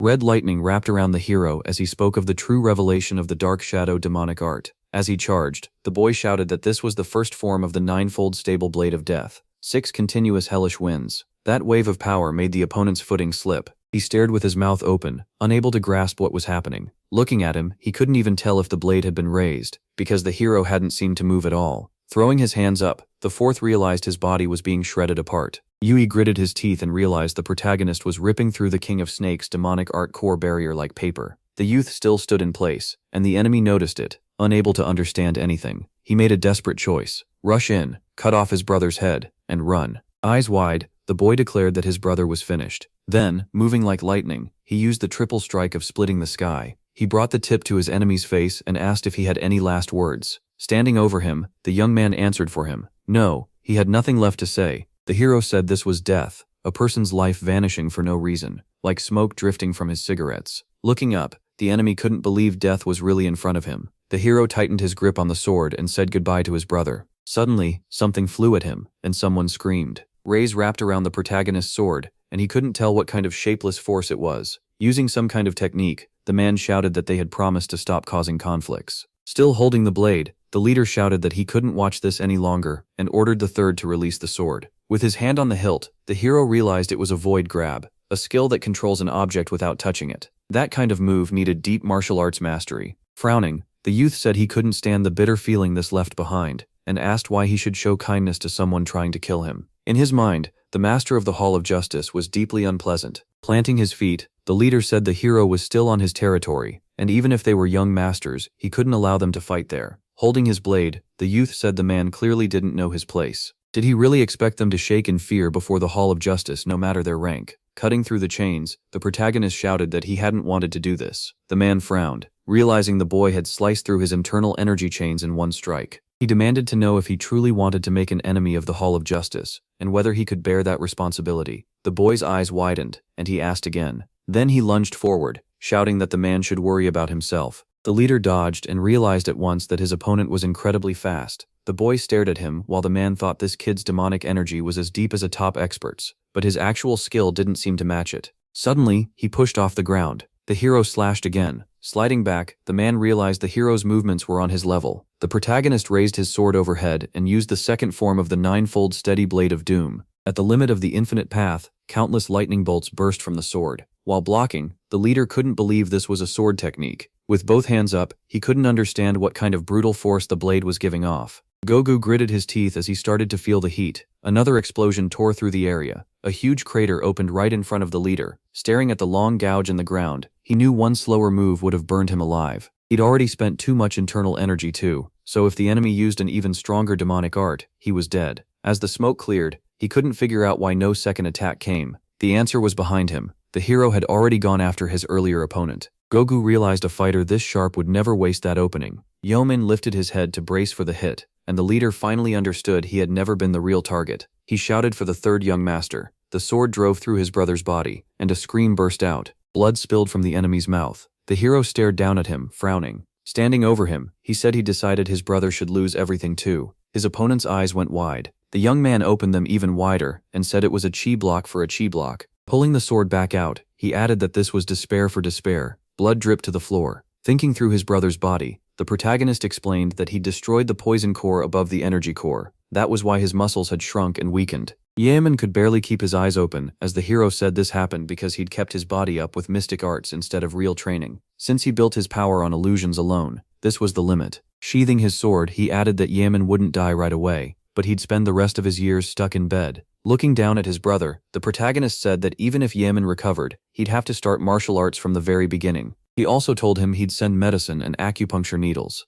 Then warriors rushed in behind him and asked the chief if he was alright. The young man raised his hands and said they could arrest him now. Soon, he was locked inside the Hall of Justice's cage. Sitting in the chair, the hero asked if the man was going to speak. Then he asked the chief to take the restraints off first. His wrists were hurting, and he wasn't going to run anyway. The chief frowned and said he was still a prisoner for now, which meant he carried a criminal status. Because of that, he couldn't grant the request. Goga looked at him and admitted things really had become difficult after that attack. The young man shot back that the leader was way too narrow-minded. Glancing at his hands, he said the man clearly wanted to stop fights inside the cult, whether as master of the criminal law hall or as himself. That was why he'd chosen to step in as a mediator, and the leader confirmed it. The young man looked down and said there wouldn't be any more conflict now. The man was stunned when the hero pointed out that conflict needs several people. Amon was already incapacitated, so the leader's proposal no longer mattered. Snapping the chains on his wrists, the young man added that this outcome was exactly what he wanted. After taking the chain from his neck, he asked Goga why he claimed the situation had become more complicated. The man's eyes widened as he tried to understand how Forbidden Sea iron had been broken so easily. The boy got to his feet and said that if he hadn't respected the man, he would have escaped before the cuffs were even locked on.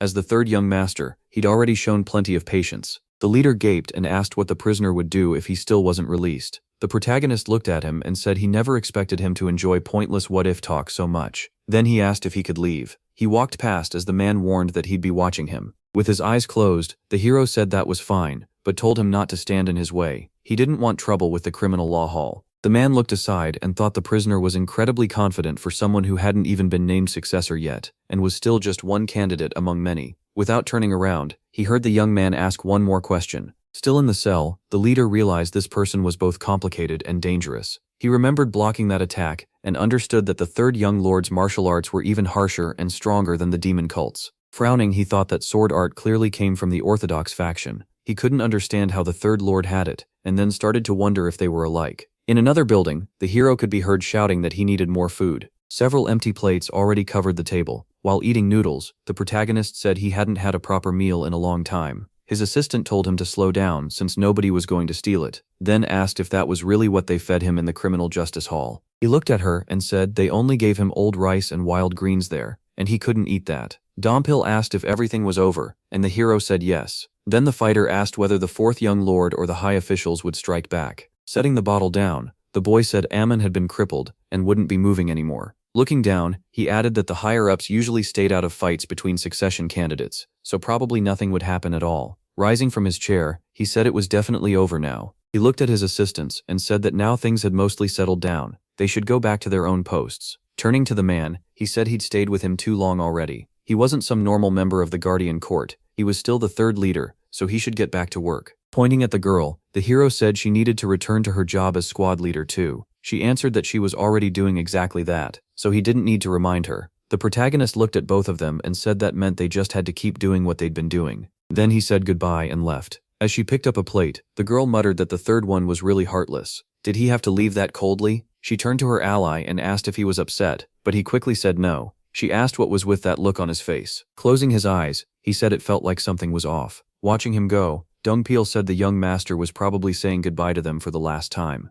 The gate opened. The maid turned when the hero called to her. She looked at him through tears. Smiling, the young man said he'd finally come back. The girl dropped to her knees, thanking him for saving her. He asked if she was really alright to be moving already. Looking at her, he said he was glad the assistant was doing well. Crying, she said she was so happy that the master had returned safely. Leaning down toward her, the boy said he was happy too. Then another voice asked how the fourth was doing. Mutem bowed his head and said the man was in terrible shape. His energy core had been destroyed, the poison was spreading through him, and Yeoman was only holding on because of his physical strength. Even with luck, becoming a cripple was almost certain. Chunsung said he'd survived after all, then asked how likely recovery was. Looking down, the assistant said the doctors from the Blood Spirit Pavilion believed it was basically impossible. Even if they healed the poison and inner wounds, the energy core was too badly damaged for him to ever return to normal. Stepping forward, the Lord told the assistant he could speak freely. His hand lifted toward the plant as he realized he'd expected the hero to kill him. He couldn't understand why he'd been left alive. Looking down, he tried to figure out why the third had changed his mind at that exact moment. Did he really want the fourth to suffer like this instead? Chunsang frowned, thinking the third had caused more chaos in just a few days than one person should be able to. He'd met the master of the Inner Enlightenment Center, fought the commander of the Berserker Demon Squad, and now even started a clash in the Criminal Justice Hall. With his hands behind his back, Chunsang realized the important part was that he'd reached every goal through all that chaos. He said it was fascinating to watch one side of the succession struggle fall apart. He remembered Amon as a child, the son of a family patriarch, with talent much like the others. Somewhere along the way, that cleverness turned rotten, and his bright personality became nothing but a mask. Thinking of the present, the ruler saw that Amon had grown sly, like a poisonous snake, just like others with his family's true blood. That itself wasn't the problem. Personality meant little if talent was used well. The real issue was that the fourth never truly developed his gifts. A bird flew off one of the plants as the ruler thought about how that air had he narrowed his eyes, and realized the third was completely different. There had even been a time when the hero resembled the fourth, but after waking from the chi block, he started trying to do more instead of less. Several berries rested in his hand. In the field, the Lord realized that one small difference had ended up deciding their duel. By then, night had fallen. Back at the hero's courtyard, an assistant rushed in and announced that guests had arrived. With a smile, the girl said it had been a while, and asked how the third young lord was doing. Startled, the hero asked why the master of the Inner Enlightenment Center had come, though he knew there was nothing left unsettled between them. Jin Shim said she wanted to ask him a favor, and invited him to visit her house when he had time. The young man asked what she was talking about. She said it was about the martial art he had taught her. Even in such a short time, she could already feel the difference because the technique was so mysterious. He asked what kind of difference she meant, adding that this art was hard for most people to handle. He also pointed out that she was very talented, and she agreed. She then revealed that she had chosen a child as her successor, and the hero asked if it was really okay to tell him that. Holding out a glass, the woman said this was not something she should share with others, but added that he would not care anyway. He agreed, and asked if that was all. Lowering her head, she said she did not trust people, only situations. Based on both then and now, she believed the two of them would never become enemies. The protagonist looked at her, a little puzzled. He set a hand on the table and asked why she had called him over, if her successor was recovering well. The guest said the matter was connected to that child too. Frowning, she explained that while she made the final choices in the Inner Enlightenment Center, the child handled orders and execution. Because of that, her hands were basically tied now. The young man listened as she warned that if this went on for over a month, the cult could take serious losses. As she watched him think, he realized the proud master of Inner Enlightenment, someone who understood the cult better than anyone, had come to him for help. It was clear Young Shim would do whatever it took if it was for the Inner Enlightenment Center. Meeting her eyes, he understood that the master of this center was not easy to handle. Arms folded, he could tell from her gaze that she would not accept a refusal. He poured himself a drink and said it would be better to make this a proper deal, since the girl would feel burdened if he helped for nothing. She said she would be very thankful for that. As she watched him, he said there was no need for thanks because he planned to get something back too. Young Shim then asked what he wanted. Touching his chin, the hero admitted nothing specific came to mind. He did not care about money or fame anyway. What he really wanted was freedom, and no one else could give him that. Then his eyes widened. He had just thought of a way out. While food sat on the table, he asked if the Inner Enlightenment Center handled the cult's supplies, and she said yes. He followed up by asking whether all distributed goods came from outside.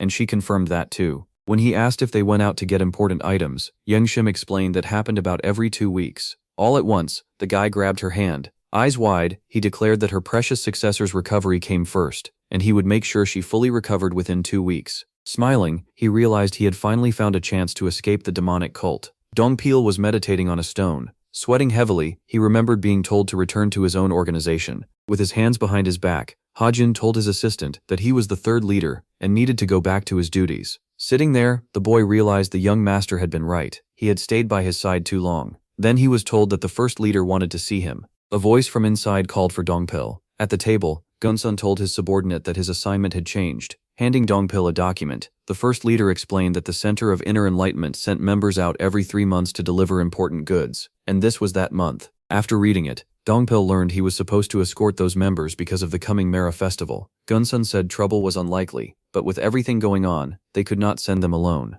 The first leader told him the dispatch would begin in 2 weeks, that all key details were in the paper, and that he should burn it after reading. Bowing his head, the third leader promised to carry out whatever mission he was given. Later, they arrived at a house. Seeing the sick girl, the protagonist asked if this was the one. With her hands folded, Anshim said the girl's name was Yu. The woman added that Yu managed part of the center, while also secretly acting as an overseer no one knew about. Lowering her head, the master of the Internal Enlightenment organ said the Center of Internal Enlightenment had nearly come to a stop after Yu fell like this, showing how much she had been handling on her own. Looking at the patient, the protagonist thought she was about his age, yet she already ran such a big organization and had even partly deciphered the infinity technique. Taking the sick girl's hand, Hajin decided to check her condition first. A red aura began to gather around him. The lady was stunned. Even though he used only a tiny amount, the demonic energy was unbelievably pure. Watching Yu's face, she could not understand how this was possible. Her eyes stayed fixed on the red aura flowing from the healer. Closing his eyes, the boy realized it was easy to connect her limitless technique with his own. Since he had already partly mastered it, all he needed to do was remove the toxic energy. When Yu's nose started bleeding, the young man was pleased. That meant the poison was leaving her body. 10 days later, the warden opened her eyes.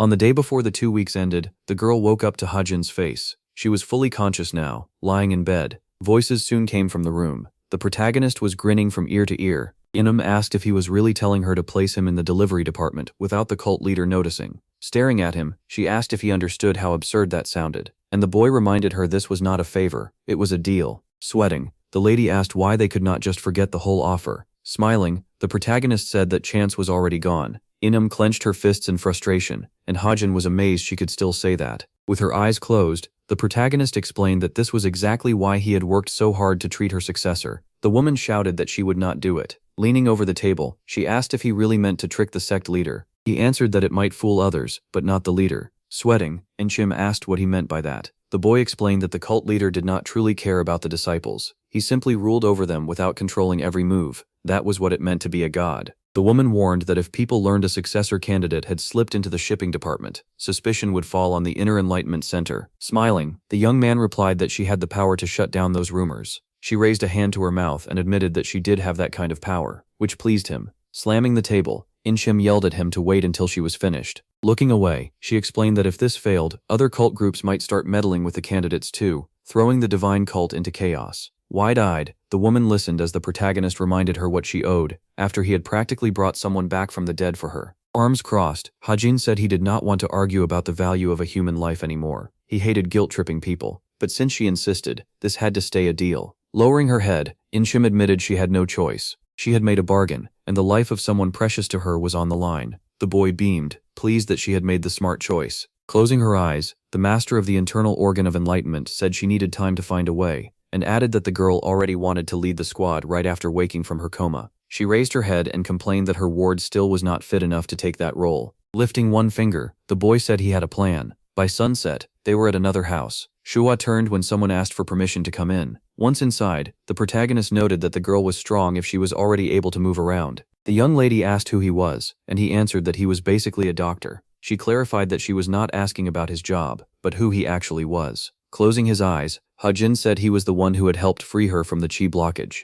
Looking away, Juhua realized he was the man who had given her that martial arts technique. The girl bowed and thanked him for what he had done. In return, the guy asked why she trusted him when she did not even know who he was. The warden explained that strangers can't just walk into the center of inner enlightenment. Ha-Jin could tell right away that Juhua was quick to read the situation. He said that if he got a little of his energy back and spent half a day loosening up, he could leave safely. When Jin Shim came in, he told her Juhua was recovering better than expected, and as long as she stayed with him, Juhua would be fine. The woman snapped that her ward had only just gotten out of bed. Juhua stood firm. Leading the delivery department was her job, and she'd rather die than be useless. Ha-Jin felt relieved that they were finally on the move. He smiled to himself. It had been almost a year since he woke up in the body of the third young master of the heavenly demon divine cult, but this was the first time in 10 years he could really breathe outside air again. As the group moved on, he hoped this mission would let him escape for good. Ha-Jin knew they were headed somewhere in Jiangxi. Thinking over the area, Ha-Jin remembered there were 2 hideouts for hired killers in Jiangxi. Both places were far from the nearby parts of Guangdong province, but with his current strength, he could still reach them if he ran non-stop for 3 days. Then he heard someone quietly apologizing to him. Yu admitted she'd been rude because she didn't know he was the third young master. He just smiled and said it didn't bother him at all. Lowering her head, Ye thanked him for letting her come along today. She went on to say that without the healer, she never could have broken the chi blockage by herself. The boy told her he only happened to know the method. The one who truly saved her was the master of the center. All at once he lifted his palm. A familiar energy brushed past him, and he turned at once. From the road, Jin announced that he was the deputy commander of the delivery squad. Dong Pil introduced himself and said he'd be joining the squad as well. Ha-Jin was shocked that Dong Pil was the one assigned to come with them. The man pointed ahead and ordered the guards to spread out in front of the group and behind it. Ha-Jin didn't like that a delivery team full of seasoned fighters still had to travel with an escort. He asked Yue how she was feeling, and she said she'd already been exercising for about 2 hours that morning. Taking her hand, he offered to go over it one more time just in case. Then he told her the best thing she could do now was sleep. Dong Pil suddenly heard something. He turned and realized it was the third young master's voice. The fighter quickly understood that the young master was calling him over to the carriage. The assistant asked if he was joining the delivery team this month, and the boy quickly told him not to say it out loud. Use the distant whisper technique instead. Adjusting his hat, the young man asked why the delivery team even needed an escort. The third leader, clearly uneasy, said the mood before the Mara festival felt strange, so they were ordered to accompany the delivery team. He added that this could be treated as a secret mission. Ha-Jin said firmly that no one was supposed to know he was inside that carriage. That only made him more annoyed, since the person closest to him in the sect was now here too. As the convoy kept moving, the boy started to wonder if escaping was even possible anymore. From the forest, someone complained about being sent on such a pointless job with these freaks. The assistant bowed and warned the captain to watch his mouth, because their target was a well-prepared group. Kim barked at him for daring to correct the way he talked. Then he pointed at the boy and told him to bring a drink. The team leader was sure the Ironblood Fortress was still the strongest group around, so robbing the cult's delivery squad would be easy. Kim also hated having to work with those monsters who called themselves the Palace of the Southern Wild Beasts. He told his assistant to watch how those beasts ate. Staring at the wolf-faced one, he couldn't understand why anyone would choose to work with him. The leader said it had been over 50 years since they'd last seen people from the demon cult. He grinned and said he hoped this would be fun. The scene shifted to the treetops. Kim opened her eyes when someone asked if she had slept well. Startled, the young lady turned to the young master, and he warned her to be careful. If she hurt her back, he'd be the one getting scolded by master. She was shocked to learn she had slept for half a day. With his arms crossed, the protagonist corrected her. She'd actually slept a full day and a half. He said that was normal, since her body had been worn out after moving so much right after the chi blockage was cleared. He explained that even if she had prepared well to absorb and move chi, she was still human, so until she reached the top level, she needed to rest whenever her body demanded it. After that much sleep, he said, she should be fine. He tossed her a food bundle and told her to eat. Seeing rice balls and dried beef inside, Ha-Jin warned her not to stuff herself. Holding the food, she thanked the one who saved her, and he replied that he was only here because of her. Then the protagonist bent down and called to his pet under the seat. Kim let out a frightened scream. He patted the seat and invited Goldie to come eat too.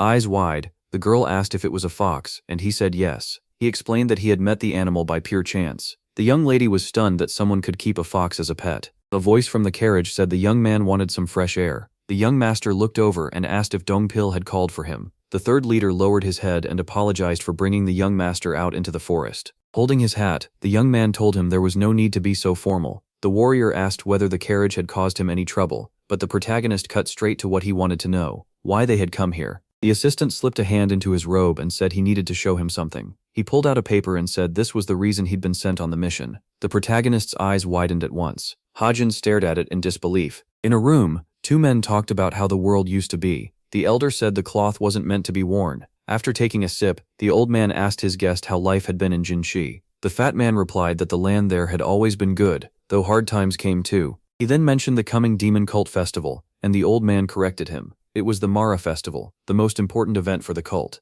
Ilrong brought up rumors that cult members had been going around collecting valuables. Then someone in the house said it was time for the elder to leave. The old man promised he'd put in a good word for his companion. The fat man thanked him for the help. He added that everyone knew the elder had reached the enchantment realm, so he should still be careful around cult members. Ilring smiled and said he might be old, but he still had enough strength to fight back, even against the cult leader. Hajin bared his teeth as he realized that elder was involved. Then he heard someone speak to him. The elder asked what it had been like, back in the day, to serve as the alliance leader's hunting dog. MC listened as the man said someone his age had chosen the wrong line of work. He answered that his own efforts were nothing next to what Ilring had done to become alliance leader. The old man said Hajin wasn't as careful as he used to be, and that being called the best assassin and martial artist was actually a bad thing for an assassin. He frowned. He guessed the leader was upset that some assassin was being praised more than the first elder. Ilryong heard him say that if he wanted the title of best martial artist, he should just take it himself. As the other man walked away, the old man called out that he had one piece of advice. Without turning back,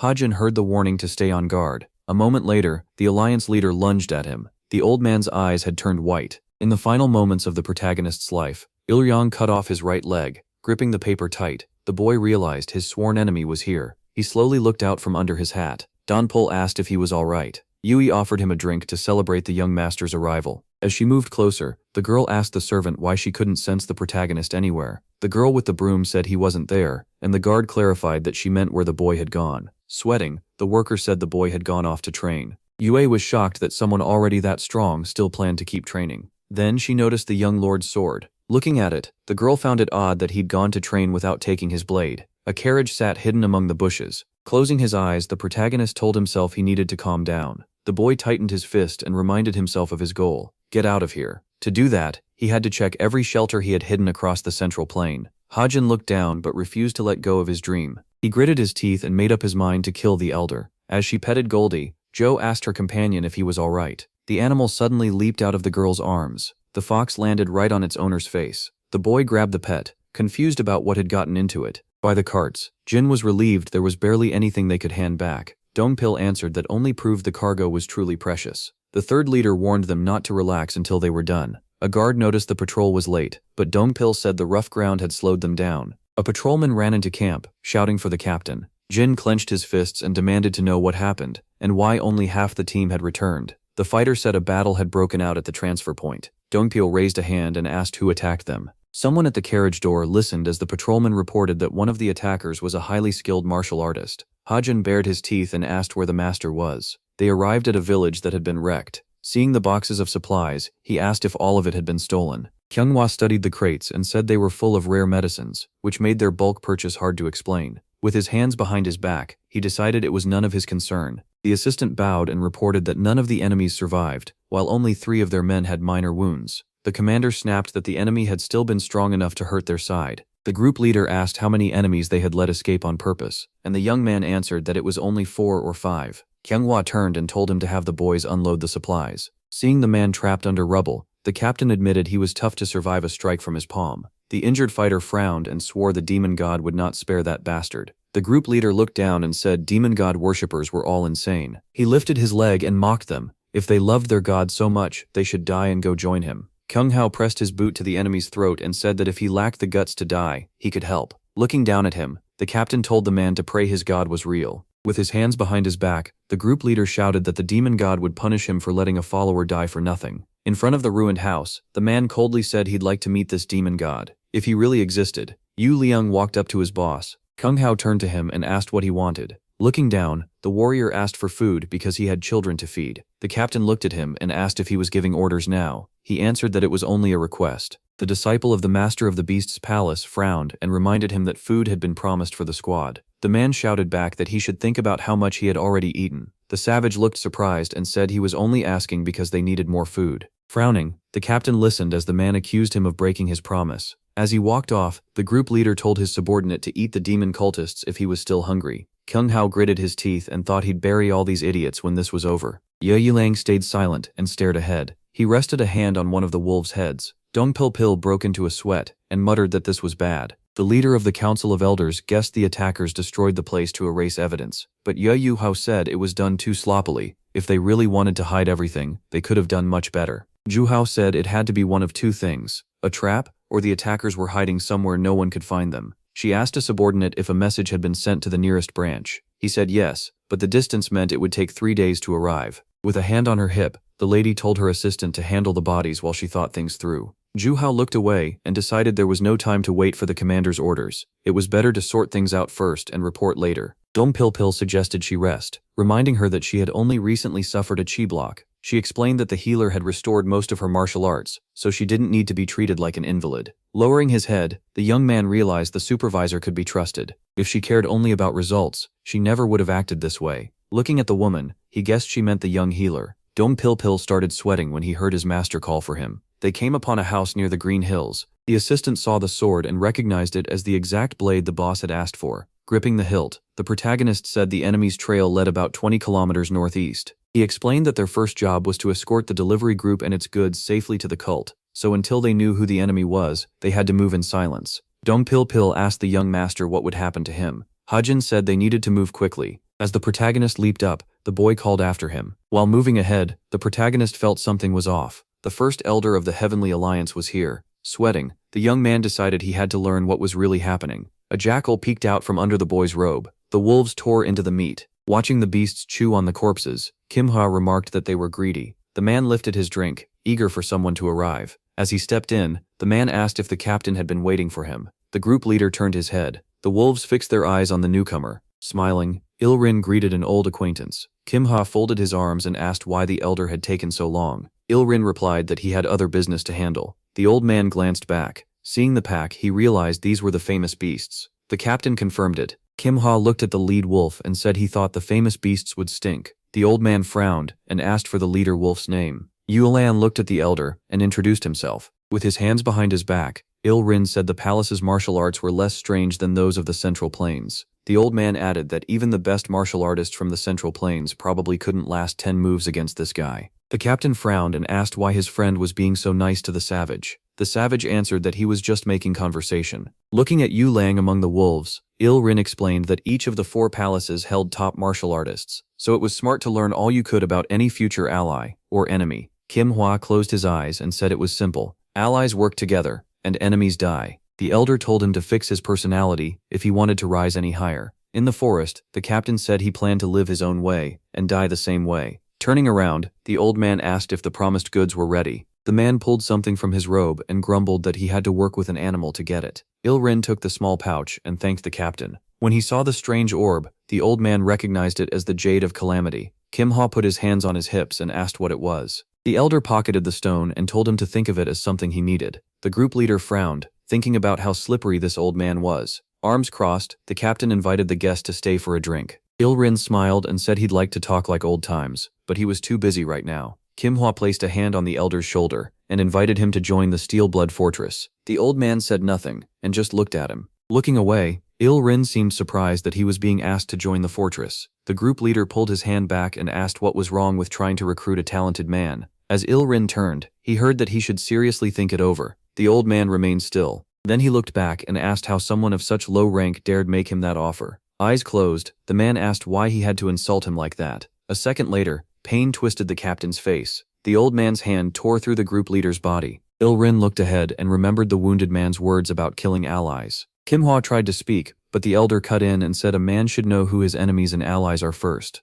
The fighter clenched his fists and shouted for the captain. The group leader collapsed to the ground. The old man turned and seemed surprised by how many underlings were there. Ilrin looked at Yu Lang and asked if the wolves were ready for another meal. The fortress men began to sweat. Smiling, the savage said he wouldn't mind eating again. The next scene was in a village. A man put his hands on his hips and ordered everyone to unpack and stay ready. Another man came up behind him and asked when the first elder would arrive. The chief said the elder had gone somewhere far away, so it might take about half a day. Then he turned and asked if anyone knew where the elder had gone. The red-haired man guessed the elder had gone off to collect bribes again. The chief frowned, cut him off, and warned him to watch his mouth. With a hand on his shoulder, he said the first elder had gone to pay respects to his mother. That was the story they were to give if the alliance asked why they were still in Jiangxi. Then he stretched and reminded them that everything depended on the first elder. Lowering his voice, he told them not to let any news about the elder leak out. If something happened to him, they would all be in trouble. The red-haired man pointed ahead and asked what was over there. A heavy wind and a fierce aura were coming from the forest, and they wondered what it was.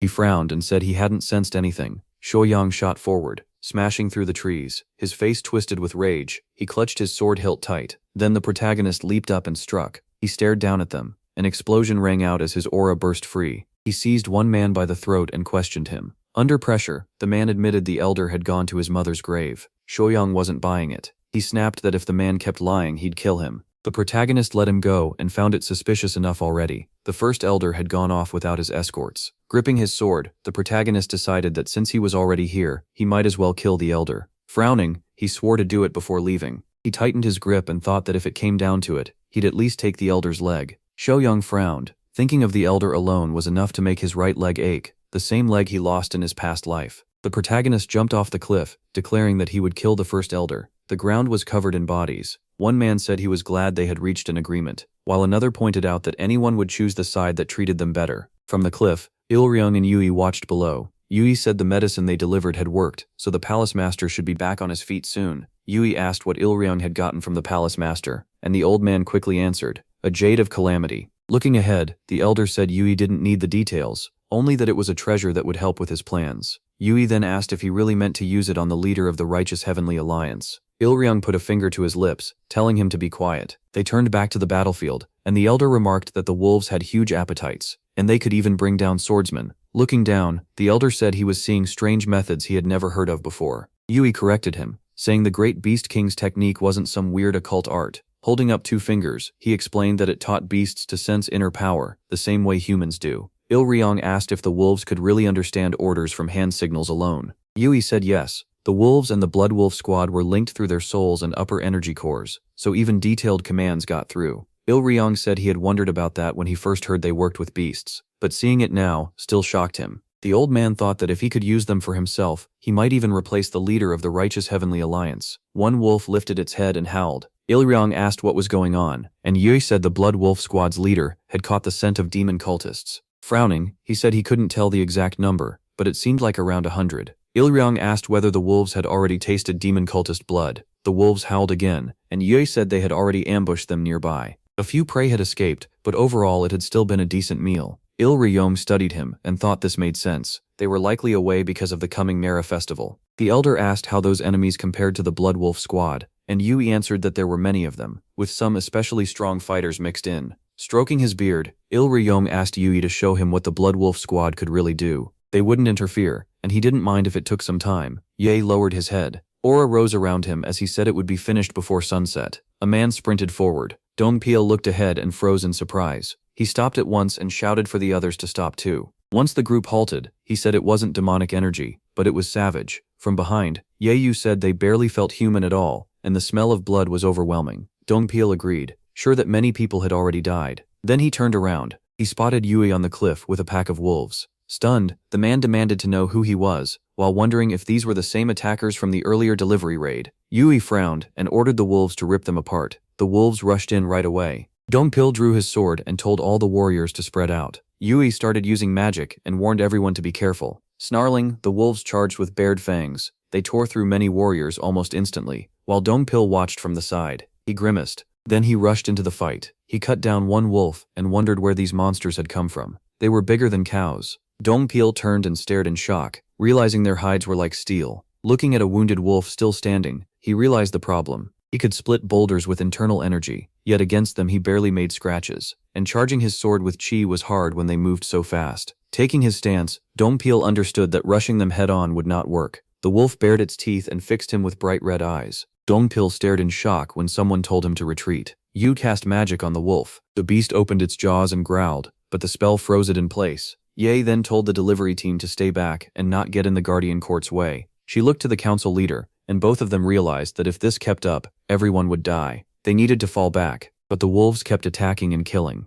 Ye watched with a deep frown. Dongpil shouted for the Guardian Court's third squad to form a rotating formation. The warriors quickly lined up side by side. Then they rushed forward in a single fast-moving line. Sword in hand, Dongpil planned to keep them spinning at high speed until the wolves lost their sense of direction. Vines formed 2 circles that spun in opposite directions, shielding the weaker delivery team members behind them. Watching from above, Ilryong said this was pretty interesting, especially for someone without much battle experience. Dongpil cut off a wolf's head. Ilryong noted that the council leader had built a defensive formation, then turned it into a way to strike back. Ye was fighting too, and Ilryong wondered whether the Blood Wolf squad would really be fine. Yuliang assured him they would. Wolves could tear apart a clumsy formation like this with ease. As more wolves pressed in, Yuliang said the enemy had no idea how frightening a Blood Wolf squad truly was. Watching from the cliff, Ilryong asked how much longer they could hold out. In the forest, a squirrel found something to eat. Then, something shot past at insane speed, and the gust it left behind sent the squirrel flying back. Searing raced ahead in fury, eager to meet the elder.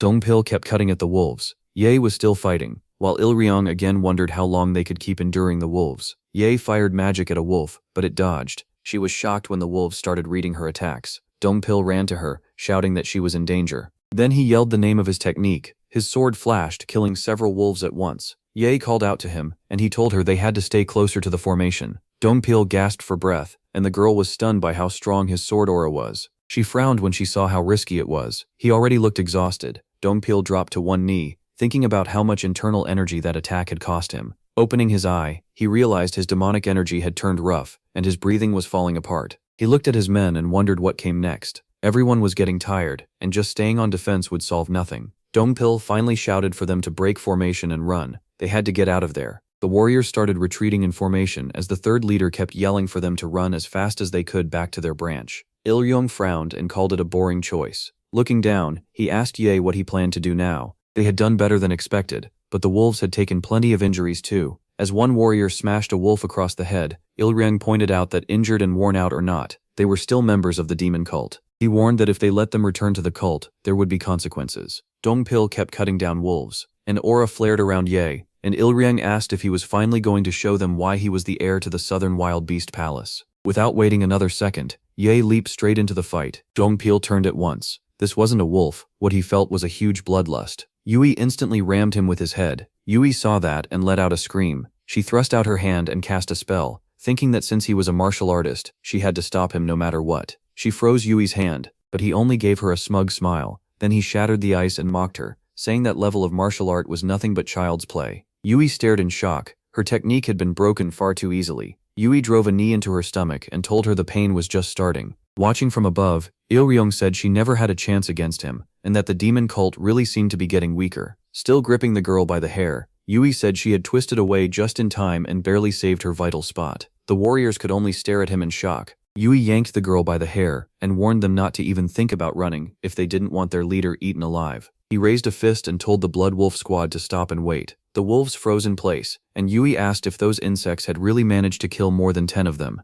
Looking over the heavenly demon cult members, he admitted they had done pretty well and taken down quite a few of his wolves. Grimacing from the pain, Yui said he could always raise more wolves, but he wasn't kind enough to ignore all the time and effort he'd wasted on these. One of the warriors grabbed a sword and shouted for him to let their leader go. Yui lifted a finger and sneered that some dog was barking. He glanced over and ordered her to die, but Dongpil grabbed the girl's shoulder and yelled for her to move. She wasn't fast enough. The wolf bit her head clean off. Yui watched and said he liked that sound. He hauled the girl up by the hair and told her to keep watching while her subordinate was eaten alive. At that moment, a sword came flying in. Yui barely dodged the third leader's strike. Yui shot out his hand to grab him, wondering how the third leader still had enough strength to use a move like that. Dongpil bared his teeth and said this was the last attack he had left. Yui slammed him into the ground and said he had to admit the man had real determination. Covered in blood, Dongpil realized Yui's raw power alone was enough to beat first-class martial artists. If they didn't escape now, everyone here would die.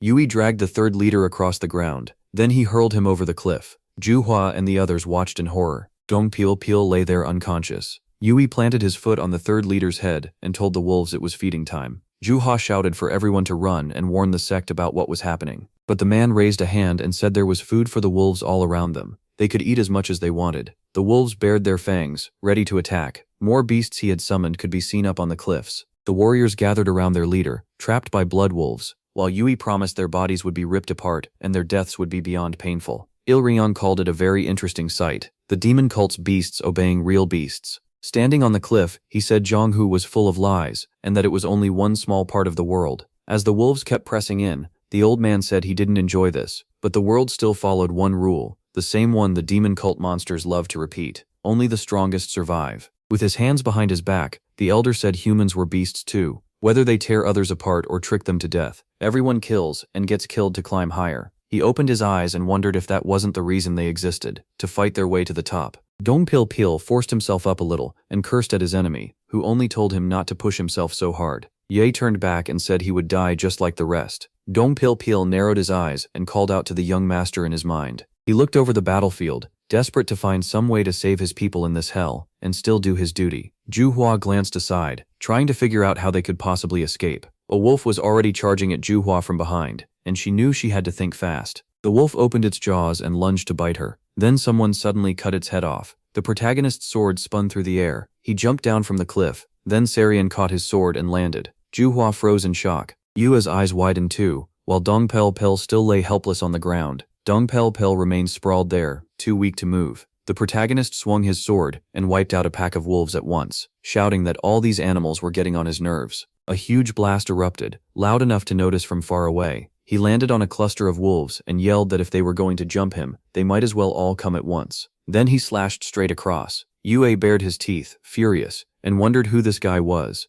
The protagonist dropped to the ground. Red aura poured off him as he said he came here to kill, and now there was a whole pile of trash he needed to clear out. Juhua dropped to her knees and spoke to the young master. Nearby, Dong Pil Pil lay half-conscious. Fear spread across Yu's face when the protagonist said he still had a long way to go and really didn't have time for this today. Seeyong looked at him and said he would kill him. Then the protagonist turned his gaze to the side. He spotted an elder. Ilrang was staring down at him too. A frightening aura burst out from the protagonist at once. With a wicked grin, he told the elder to wait a bit. Soon he'd slice his flesh up like sashimi. The scene shifts to a palace, where Yesun appears, holding a mug. Yesun says one of Yunshim's many good points is that she's honest. The girl looks at him and says she's told him that before. If he suddenly changes the subject like that, it catches people off guard. He looked down at his teacup and said that was a little unexpected. The chief strategist of the heavenly demon divine cult smiled, and said he was talking about the third young master. The girl frowned and asked if he had been spying on her, since Yosan knew she'd been meeting the protagonist so often lately. Yosan folded his hands and said everyone knew the chief strategist's job was a lonely one, so he'd been keeping a close eye on things, and it had been pretty amusing. He even let out a tear and said that without doing that, he never would have survived here. Sitting across from her, Yayo-san said she used to be called a cold-blooded dictator and cult killer,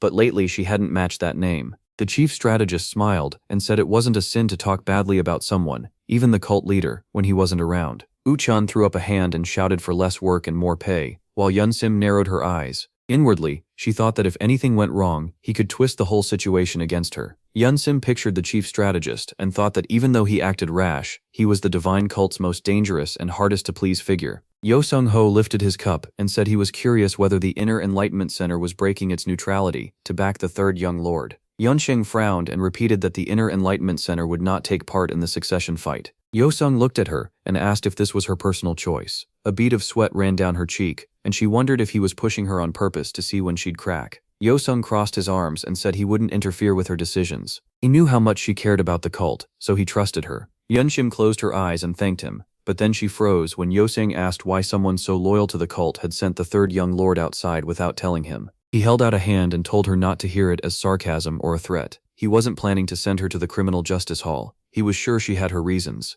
Yunshim looked at him and asked why he cared so much about the third young lord. Yo-sung smiled and said it was only simple curiosity. Then he recalled the protagonist and thought about how the whole divine cult had started watching the third young lord. Yunshim also thought of the protagonist, remembering how fast his power and influence had grown after removing his G-block. Sweat formed on her cheek as she admitted to herself that she was curious about him too. She reached out and said she couldn't truly explain what he was like. Yo-sung would have to meet the protagonist himself. The general strategist smiled and said that only made things more interesting, since he'd never heard her speak about anyone that way before. Yunshim picked up her teacup and said they could arrange a meeting whenever Yo-sung wanted. Taking off his glasses, the chief strategist said he really did want to meet him, because whenever life got too dull, something interesting seemed to happen. Holding the glasses in his hand, he said he'd invite the protagonist to tea once he returned. Until Sirian came back, he'd handle everything he needed to do. The blood wolves' corpses were scattered across the ground. Yeyu clutched his side, and the warriors were nearly out of strength, while Ilryong, from above, he wondered if this young man was from the demon cult too. The protagonist faced several wolves, and the elder felt something was off. A violent aura flared around the protagonist,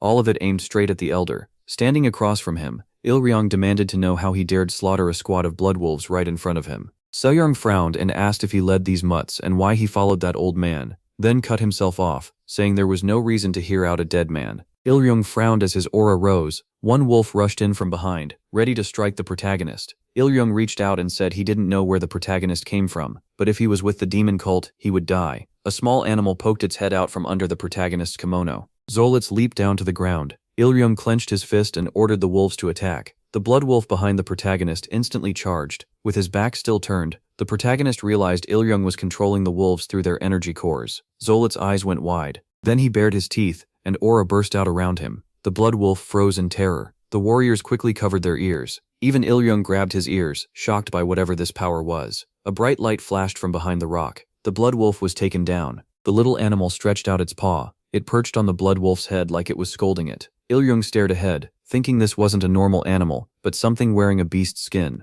The crows dropped to the ground. Zolitz sat calmly on the defeated wolf as Ilyung muttered that it might be one of those divine or demonic creatures from old legends. Ilyung began to shake. This beast was beyond anything from the palace of the southern wild beasts. Even the king of tigers seemed pathetic next to it. He couldn't believe such a creature was real. The protagonist turned and smiled, saying Zolitz was no ordinary fox. Sarian gripped his sword, and Ilyung stared in disbelief. That scream should have filled every living thing with fear. So why was Sarian unharmed? When the enemy asked who he was, the protagonist just looked at him. Clenching his fists, Ilyung demanded to know who he was and why he carried a monster like that. The protagonist brushed it off. There was no point explaining anything to a dead man. Blue aura flared around him as he shouted that he'd tear the protagonist's mouth apart. He lunged in at once. The protagonist's eyes widened. He threw a punch too. Red aura flooded the area around the protagonist. As Ilyung met him head-on, Ilyung's mouth fell open. His bones were cracking and his muscles twisting because his fist was losing badly to the protagonist's. Then came an explosion. The Beastmaster's hand was wrecked. Looking down, Ilyung realized every bone in his left hand had been shattered. Sarian still stood wrapped in aura, and the Beastmaster understood this wasn't about skill or inner energy. Sarian was simply stronger. The protagonist suddenly dashed aside, and Ilyung sat there thinking he'd vanished. Sarian instantly drove a punch into his stomach, while Ilyung wondered how he could lose to a mere member of the demonic cult. Ilyung slammed into a rock. Sarian frowned and said he remembered the southern palace of wild beasts, a sect as strong as the great sects of the central plain, and one of the top powers in the outer wall. Ilyung's eyes widened when Sarian said none of that mattered to him. Swinging his sword, he said that meant he could kill the Beastmaster. At that moment, the protagonist struck his neck. The blow took off the enemy's head and sliced through the pillar behind him too. Ilyung's eyes widened in shock. Watching from above, he wondered if this young demon cult member had really killed the heir to the southern palace of wild beasts. The protagonist turned around. He started climbing at once, thinking Ilyung had waited a long time for this moment. Sarian bared his teeth and swore to himself that the elder would die. He leaped above the elder, thinking he could have just gone past him. Ilyung looked up and grabbed his sword. The protagonist thought this was just like his past life, when he might have walked away and begun again, but the pain in his leg still remained, and he couldn't let it go. He screamed, thinking of the very leg Ilyung had cut off that day. Then the protagonist attacked, roaring for Ilyung to give his leg back. The elder was stunned, and Sarian was burning with rage. The old man frowned, wondering what kind of demon Sarian was. The strike left a huge crack in the ground before him. The protagonist landed behind him. The elder turned and said those beasts had attacked his people, and that it had nothing to do with him. With his back still turned, the protagonist said Sarian had already handled those wolves, so this fight meant nothing now. Besides, even strong factions fighting each other still had to think about politics. The elder asked if there was any reason to fight to the death when they could stop here and sheathe their swords. The protagonist smiled and said people really never change. Cracks spread under the protagonist's feet as he asked the old man why he was scared to fight for the first time in so long. The old man frowned and said they had never met, then asked if they knew each other. The protagonist's red aura grew even stronger. Staring with blood-red eyes, he said they didn't just know each other. Then he moved at once and seemed to vanish, making Ilyung wonder if that was really just movement. The old man shut his eyes and said the spread of the tracers was too fast for that. He blocked the attack from above right away. The elder grinned and admitted the protagonist was very strong. Hajin kept attacking, saying he'd be very disappointed if Ilyung died from a single hit. The old man frowned and said the demon cult had raised another vile demon. Still, even if the protagonist was stronger than expected, he refused to lose to someone this young. He brought his sword up and began using his techniques. The protagonist knocked the attacks away with his sword. Even so, they forced him back. Hajin gritted his teeth, realizing his body's aerodynamics were worse, so attacks like this would cause internal damage. The elder held his sword out, and the protagonist recognized the hidden move, white funeral swordsmanship. It looked graceful, but he knew better. A storm of projectiles flew at the protagonist. MC narrowed his eyes and stared at him. He took his stance to use the nine-fold elastic blade of Calamity Form 3. The Elder's blades turned icy. A lotus-shaped aura formed around the protagonist, and he knocked every blade aside. Ice spread at the Elder's feet. He lowered his head, looking like he recognized the technique. Then his eyes widened. He had definitely seen it before. Still shaken, he tried to remember where. Then it hit him. The secret weapon of the righteous Heavenly Alliance. The terrifying fighter who killed countless masters for the major powers. Ice coated the rocks. The sun was already rising behind them. Il-ryong looked at the protagonist and realized it was the blade technique of the assassin king Hajin. Gripping his sword hilt, he demanded to know who the protagonist was. The elder bared his torso and asked who he was to use the blade technique of that trash him. Searing frowned and asked if he remembered now. Meanwhile, the warriors loaded supplies. Yu turned when Dongpil asked her to take something. He handed her an orange life-sustaining pill and told her to take it. Yu looked at the pill and pointed out that he was badly hurt too, but he said he could get more after returning. For now, he'd stand guard, so she needed to circulate her chi. She looked at him and thanked him. Dongpil clenched his fist, hating that he still couldn't properly protect anyone at a moment like this. The third leader turned away, thinking about how the young master had helped him once again. Remembering the protagonist's eyes, he thought he'd never seen the young lord that angry before. Dongpil looked toward the rocks and thought Searyong seemed deeply offended. Holding his hand, Yu said the search was over. She could ask the demon transport squad to guard her, so he should go help the young master. Dongpil lowered his head and said he probably wouldn't even need help. Yu looked at him and said all the demons should go help the young master, not just Dongpil.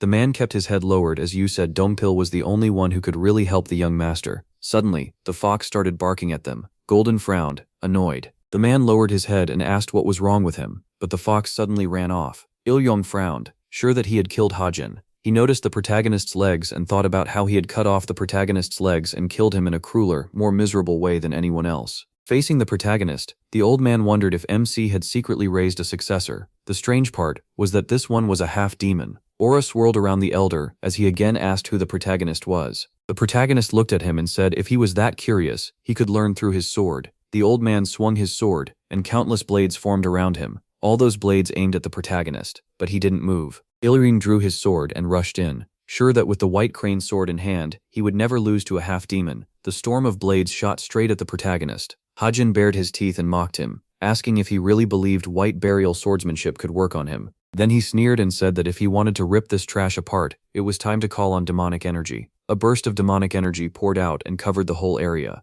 The elder's eyes went wide. Without wasting a second, Hajin swung his sword. A beam of power blasted forward from the strike. The old man slid backward, stunned that the young fighter's insight had gone beyond his own. Still, he rushed in again, calling the protagonist nothing more than a bug from the demonic cult. Il-ryong's eyes widened. It felt like he was sinking in a river. His arms and legs turned heavy, and even breathing got hard. In that strange feeling, he realized his senses still worked, but his body lagged behind, like the whole world had slowed down. The protagonist stood over the water with his sword pointed ahead. His face was calm, completely free of bloodlust. Hajin unleashed another wave of power at once. The old man lowered his head in disbelief, telling himself this couldn't be real. It had to be the youth's overwhelming energy, making it seem like time had slowed. A huge blast erupted. The old man was driven back again. Furious, he shouted that he was the first elder of the righteous Heavenly Alliance. Hajin cut through the air with his sword and answered that he didn't care. Il-ryong blocked the blow, but the ground under him split apart. Cracks spread across his sword too.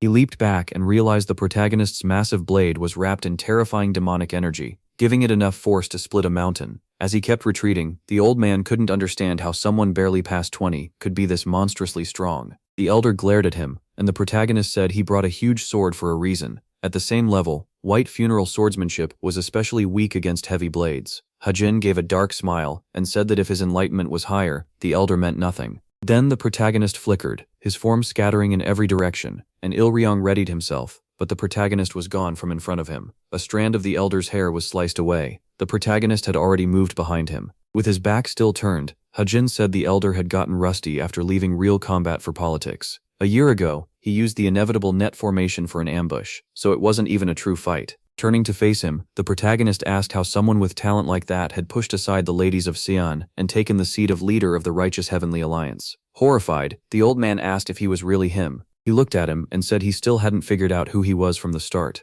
In the next instant, he cut off the old man's leg. A massive explosion rang out across the cliff. The old man was blasted far away and crashed down, screaming in pain. The protagonist kept his sword in hand while Ilryong realized how badly he had misjudged him. His severed leg lay off to the side, and he understood this was the first time anyone had wounded him this badly since joining the Righteous Heavenly Alliance and training in martial arts. Dropping to his knees, he realized he never should have fought the protagonist. Seeing his opponent still standing in the distance, the old man decided he had to flee if he wanted to live. Ilryong frowned, sensing that the youth's condition had changed. The boy puffed his cheeks like he was holding back a cough, and blood started running from his nose. It dripped to the ground as he realized he lacked enough demonic energy, and the highest gate of heaven and earth from demonic vision, which he had forced shut, was trying to close again. Touching his bloody face, he knew that if he kept moving, his last bit of demonic energy would flow backward and block his chi, so he had to find a way to restore it. Hajin stared ahead with a hard frown. Gripping his sword hilt tighter, he decided he'd have to use primordial energy. The old man noticed the youth had suddenly gone pale and was breathing rough. To him, it was clear the boy had burned through most of his internal energy. A red glow gathered around the protagonist. Ilryong pushed himself up, thinking he had only been cornered by a strange martial art. If the boy was truly running out of internal energy, then he would win. His own level was higher. As the wind brushed his beard, he told himself it made no sense for a child from a demon cult to surpass him, and he would finish this with one final strike. The old man lunged at the youth, shouting that his end had come. Hajin's eyes turned red, and he answered that he would kill him. A bright slash of energy flashed in front of Ilryong. He froze with his mouth open as blood spilled from a fresh wound. Frowning, the protagonist shouted that this was why the villain should have left him alone. Blood stained the sword, and the protagonist thought that right now, he didn't need anything he had wanted in his past life. With the enemy sprawled on the ground, the youth only wanted to kill him again and again. The boy clenched his teeth in fury. Sweat ran down his face, but his anger still wouldn't settle. From far away, Dongpil Po came running and shouted for the protagonist. Hajin's eyes rolled back, and he started to fall. He hit the ground as the third council leader rushed over with a jackal. Someone reported that only 5 people in the Inner Enlightenment Center survived as victims, while 22 members of the Guardian Court's third squad had died. Jiayu lowered her head and apologized to the center master for not being careful enough. Zhongxim looked at her in surprise and said there was no need to apologize. The blame belonged to the attackers. She placed a hand on her shoulder and said Zhu Hua had finished her mission, so she deserved comfort, not punishment. Then she turned to leave, offering her friend something to eat. Hiding her hands in her sleeves, the center master thought about how the protagonist had restored over half his martial arts in only 10 days and taken down all the monsters alone. She frowned and decided the third young master was truly frightening, but she would have to meet him again soon. Many warriors had gathered in front of the building. The third leader stood before his comrade, who said he didn't believe he was unfit for the role. The blonde man clenched his fists and said he would personally visit the families of the fallen squad members. Gunsan-san rose from his seat and held up the report for the Guardian Court Master. He told the third leader not to carry the whole burden, because he would take responsibility for what happened on this mission. Dongpil shut his eyes as the first leader added that their duty was to protect the people they cared about. With his hands behind his back, he finished by saying the blonde man still had to bear some blame as the squad leader. He turned aside and declared that he would punish the third leader in place of the court master. Until that punishment ended, he would be removed from duty in the Guardian Court. Dongpil closed his eyes and said he accepted it. Gunsan-san looked at him and announced that starting today, the blonde man was suspended with no set end date and would not return as the third executive until the order was fully carried out. Sweat formed on Dongpil's skin. It hurt, but he wouldn't have been shocked even if he had been expelled. Then his mouth fell open when Gunsan-san said the blonde man would now serve as the third young master's personal guard, and that would be the end of his punishment. The first executive smiled and said he hoped his comrade would learn a lot from the protagonist before coming back. A white stairway led up to the building. The beast kneaded the soft surface with its paws. Hajin suddenly opened his eyes and realized it had all been a dream. He remembered being carried into the carriage and thought about how awkward that felt. Suddenly, he shoved the jackal away and shouted that he didn't want to inspect shelters, gather information, and then run off. Walking outside, he thought that after hearing the name Ilryong, all he could see was blood-red light. He remembered the fight with the old man and realized he never knew his resentment ran that deep. The youth pictured himself leaping at the enemy. Frowning, he started to question whether freedom was really what he wanted. He turned when someone suddenly called his name. Dongpil bowed and said he had just arrived. The protagonist looked surprised and invited him to eat with him. As he petted the jackal, the man said he had something important to tell him. Then he dropped to his knees and swore he would devote himself to protecting the youth as his personal guard. Hajin's mouth fell open in shock when the blonde man vowed to protect him with his life. The boy stared in horror and asked if the third leader was going to live here now. Looking up, he thought his dream of escaping was slipping farther away. Plates of food were set out on the table. Yunhua sat at the round table while Dongpil ate and praised her cooking. Smiling, the man gave her a thumbs up. The protagonist frowned, thinking that he had made it back alive. But the fight with Il Ryong had been dangerously close. He remembered coughing up blood and realized the highest heaven and earth gate of demonic vision was only at the second level. It burned demonic energy itself to keep building demon essence without end, and that came with serious harm to the body. Looking down, he decided he needed a backup until his dark shadow demonic art was finished, something useful against many kinds of martial arts. Dongpil frowned when the boy asked where he got that blade. Showing the paper, the man said it came from the Demon King's weapon storehouse. The boy first thought of the regular weapon storehouse, where most cult members bought their weapons. Then he pictured the Demon King's storehouse, a place for the cult's prized swords and blades, open only to combat squad captains, and those above them. And above even that was the Heavenly Demon Weapon Storehouse, the sect's finest armory, where only the cult leader and the heir could enter. At the table, Hajin asked if entering the demonic weapons storehouse needed the sect leader's approval, and how to get it. The blonde man, seated across from him, explained that each of the cult leader's disciples gets one chance to enter. The protagonist broke into a sweat. If he'd already gone there during the part of his life he couldn't remember, then that chance was gone. Folding his arms, he figured the body's original owner had probably already used it. Then the boy turned at the sound of someone calling him. Ye lifted a bag of food and offered them something to drink. As she headed out, she said she had put off her work to come here. He paused. When the woman asked where he was going, Dongpil stopped her with one hand. All of them turned when they heard someone mention the weapons storage.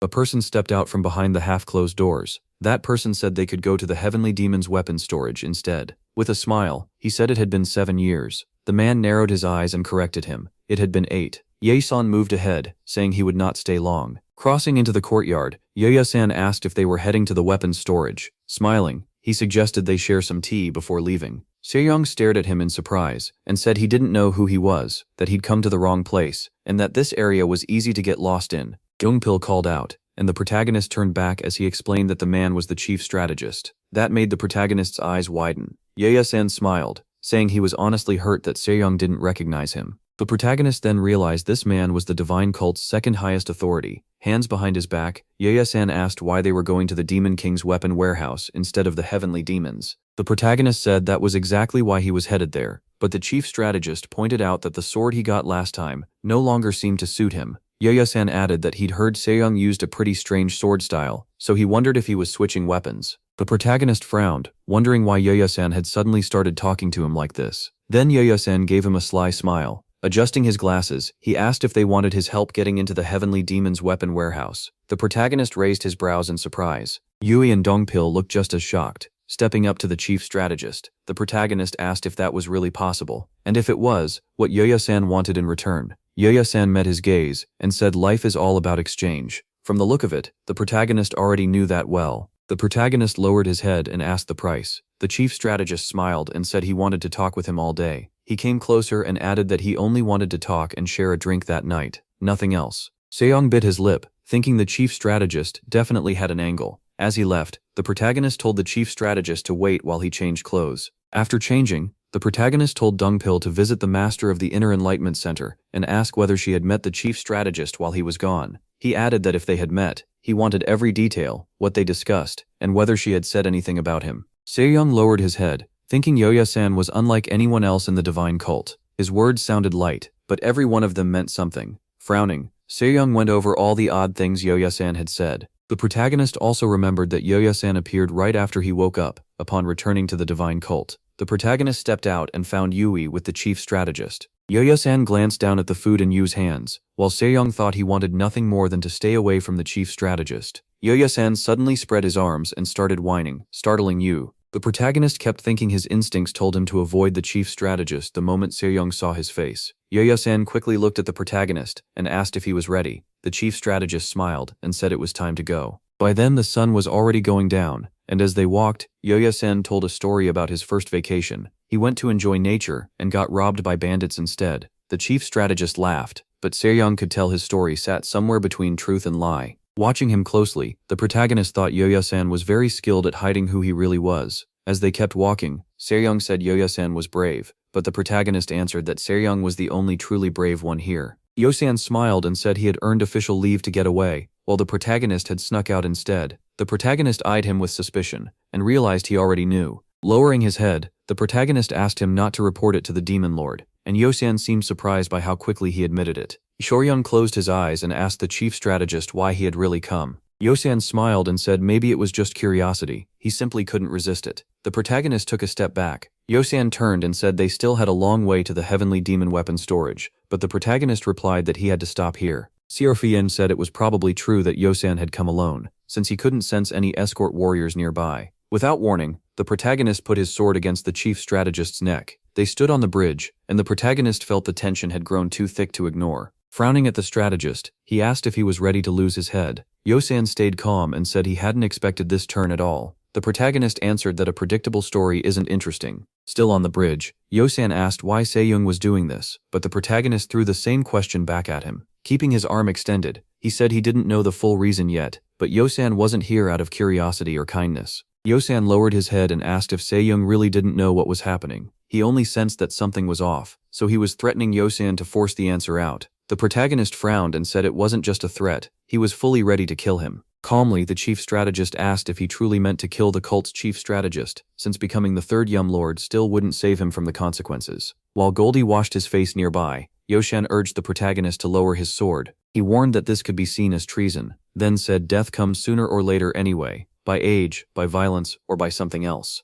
The chief strategist frowned and said he would count to 3, but he could already feel the protagonist's resolve, and knew he might really die here. The protagonist asked one last time why Yosan had come, and warned that if he said curiosity again, he would kill him. A bead of blood formed on the edge of the protagonist's sword, and then the strategist asked how Seo-young had figured it out. Goldie stood between them, watching, as the protagonist gave the strategist one final chance to tell the truth. Seo-young frowned and said his instincts told him something was wrong. He called it a sixth sense, because he already knew the world didn't always work by logic. The chief strategist's mouth fell open as the protagonist went on. When logic and emotion clash, he follows his feelings, because at least then he won't regret it later. Yosing widened his eyes, clearly not expecting to hear words like that here. All at once, memories took him back to a candlelit room where he was telling someone he wasn't fit to be chief strategist. Jin-san stood with his back to him and said the reasons didn't matter, but Yoshing insisted that they did. The great ninth heavenly demon, still turned away, said it was his sixth sense. Yoseng's eyes widened in shock. Then Jin-san turned and said the world isn't built on logic alone, and clever people like Yoseng often forget that. The chief strategist stared at the Lord in amazement, as the Lord told him to train his intuition. Logic answers the present, he said, but intuition answers the future. Jin-san turned back and added that true wisdom comes from there, addressing Yosung directly. Remembering all of that, Yosung bowed. He hadn't even bowed to the imperial prince, but before the Lord of Demons, he couldn't help it. The Lord stared at him with a grave look, and Yosung realized Jin-san had taught him more with a few words than the prince ever did with all his commands. Seoryung frowned as the chief strategist said that when you can't solve something yourself, sometimes you need to ask the person who can. Holding out his hand, Seoryung asked what he meant. The strategist explained he wanted to see how Seoryung would handle being cornered. Yosung smiled and gave an example. He could send the protagonist into the weapons storage, then later claim he never had the authority to do that. Seoryung eased his grip and said that if that happened, even the Demon Lord's disciples wouldn't escape punishment. He added that breaking into a restricted place like that was a major offense. Then his eyes shifted to the water lily on the pond.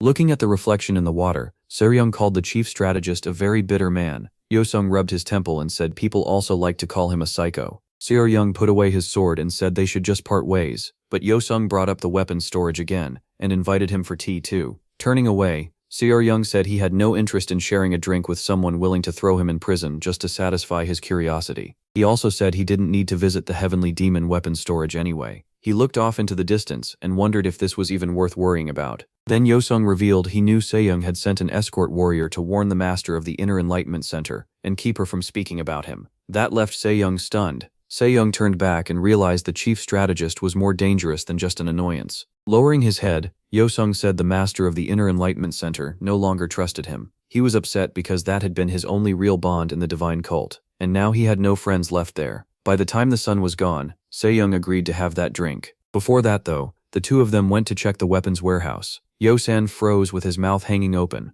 A moment later, the protagonist walked out of the warehouse, carrying a pile of swords. The strategist reached out and carefully asked if Seoryung had only planned to take one sword. Seoryung answered that the deal was to enter only once, not to leave with only one item. Sweat ran down the chief strategist's cheek. The protagonist had trapped him with his own words. Yosung studied him in silence and thought the master of the Inner Enlightenment Center had been right, as if an old warrior who had survived hell itself was living inside the protagonist. Smiling, Seoryung asked if Yosung was coming along. The chief strategist smiled to himself, thinking Seoryung didn't seem like someone who would hurt the divine cult. That was likely why the demon lord let him be. Still, No one could tell what changes he might bring, and tomorrow, the strategist would face the demon lord himself. A day later, the protagonist stood in the courtyard with his new sword, and turned as the third leader approached. Dongpil walked over, and immediately noticed the protagonist had taken more than one weapon. He frowned, clearly caught off guard. What stood out first was the Seven Knights blade, officially named the Dark Demon's Blazing Night Blade. It looked plain, but it carried a quiet killing intent, and had once belonged to the seventh heavenly demon. He also spotted the twin blades.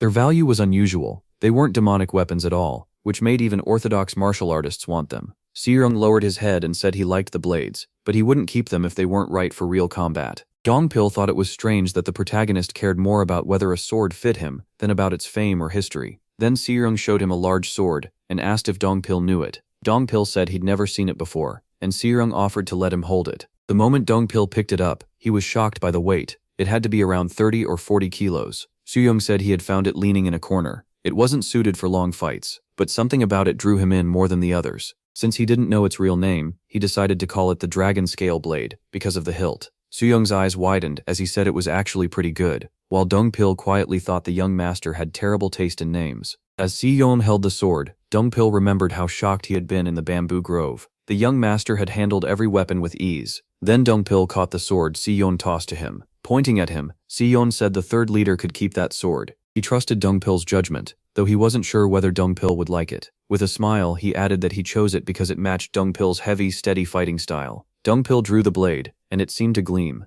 Seeing his reflection in the steel, he realized this was one of the 5 great demonic swords of the divine cult, and one of the 10 great demonic swords of the Jianhu. Aura burst around the weapon as Dongpil said it was the sword of the Silent King, also called the Sword of Silence. It hid its full demonic power until it found someone worthy, but once it did, that power was immense. Dongpil stared at the aura-covered sword with a tense look. He quickly sheathed it again, thinking the young master had picked this weapon for him from the heavenly demon armory himself. He wanted to thank him, but too much gratitude might only weaken the favor Seorong had shown. Seorong frowned, thrown off by the third leader's odd expression. All at once, Dongpil smacked his fist into his palm. He shouted that he swore to become the greatest member of the demonic cult. Seorong just answered with a quiet smile. Then a messenger's shout rose from beyond the wall, saying he had a message from the palace of the demon god. Dongpil turned, and Seorong stared in shock. Then he shut his eyes, and thought this was bad. The story then moves to a forested area. Chunsang sat across from the protagonist and offered him a drink. As Chunsang poured, the protagonist hoped the demon lord wouldn't bring up his secret trip out. Resting a hand on the table, Chunsang said he could tell the protagonist had been training hard. But when he suddenly asked about the cult's 4th young master, the protagonist choked and spat out his drink. Seorong stared in surprise, and blurted out that it had really happened. The lord recalled Yeoman and his technique, then said the 4th Snake King's demon art was a newly revised form of the Jiaxia family's martial arts. Chunsang went on to say Yeoman was stubborn and skilled. Very few people his age would even try to create a new martial art. It started rough, but over 3 years it kept improving, and in the end it became truly dangerous. The protagonist listened in silence, thinking the lord was talking more than usual, but he still couldn't tell what Chunsang was really trying to say. Closing his eyes, Chunsang said that was where it all stopped. Seorong looked at him uneasily. The heavenly demon was saying Yeoman's demonic art never became complete because, despite his talent, he wasted it on schemes. Chunsang lifted his cup and said that anyone who doesn't understand their own talent is simply ignorant, and he hates the ignorant. The protagonist stayed silent while Chunsang spoke about how disappointed he was in the 4th for throwing his life away. Then he remembered Seorong killing the 4th master and called it unexpected. Chunsang added that he had always known about Yeoman's ambition, but Yeoman would never have taken the heavenly demon's seat. With his back to the protagonist, the lord said he hadn't expected Yeoman to leave the fight for the throne so early. He admitted he admired people who proved him wrong.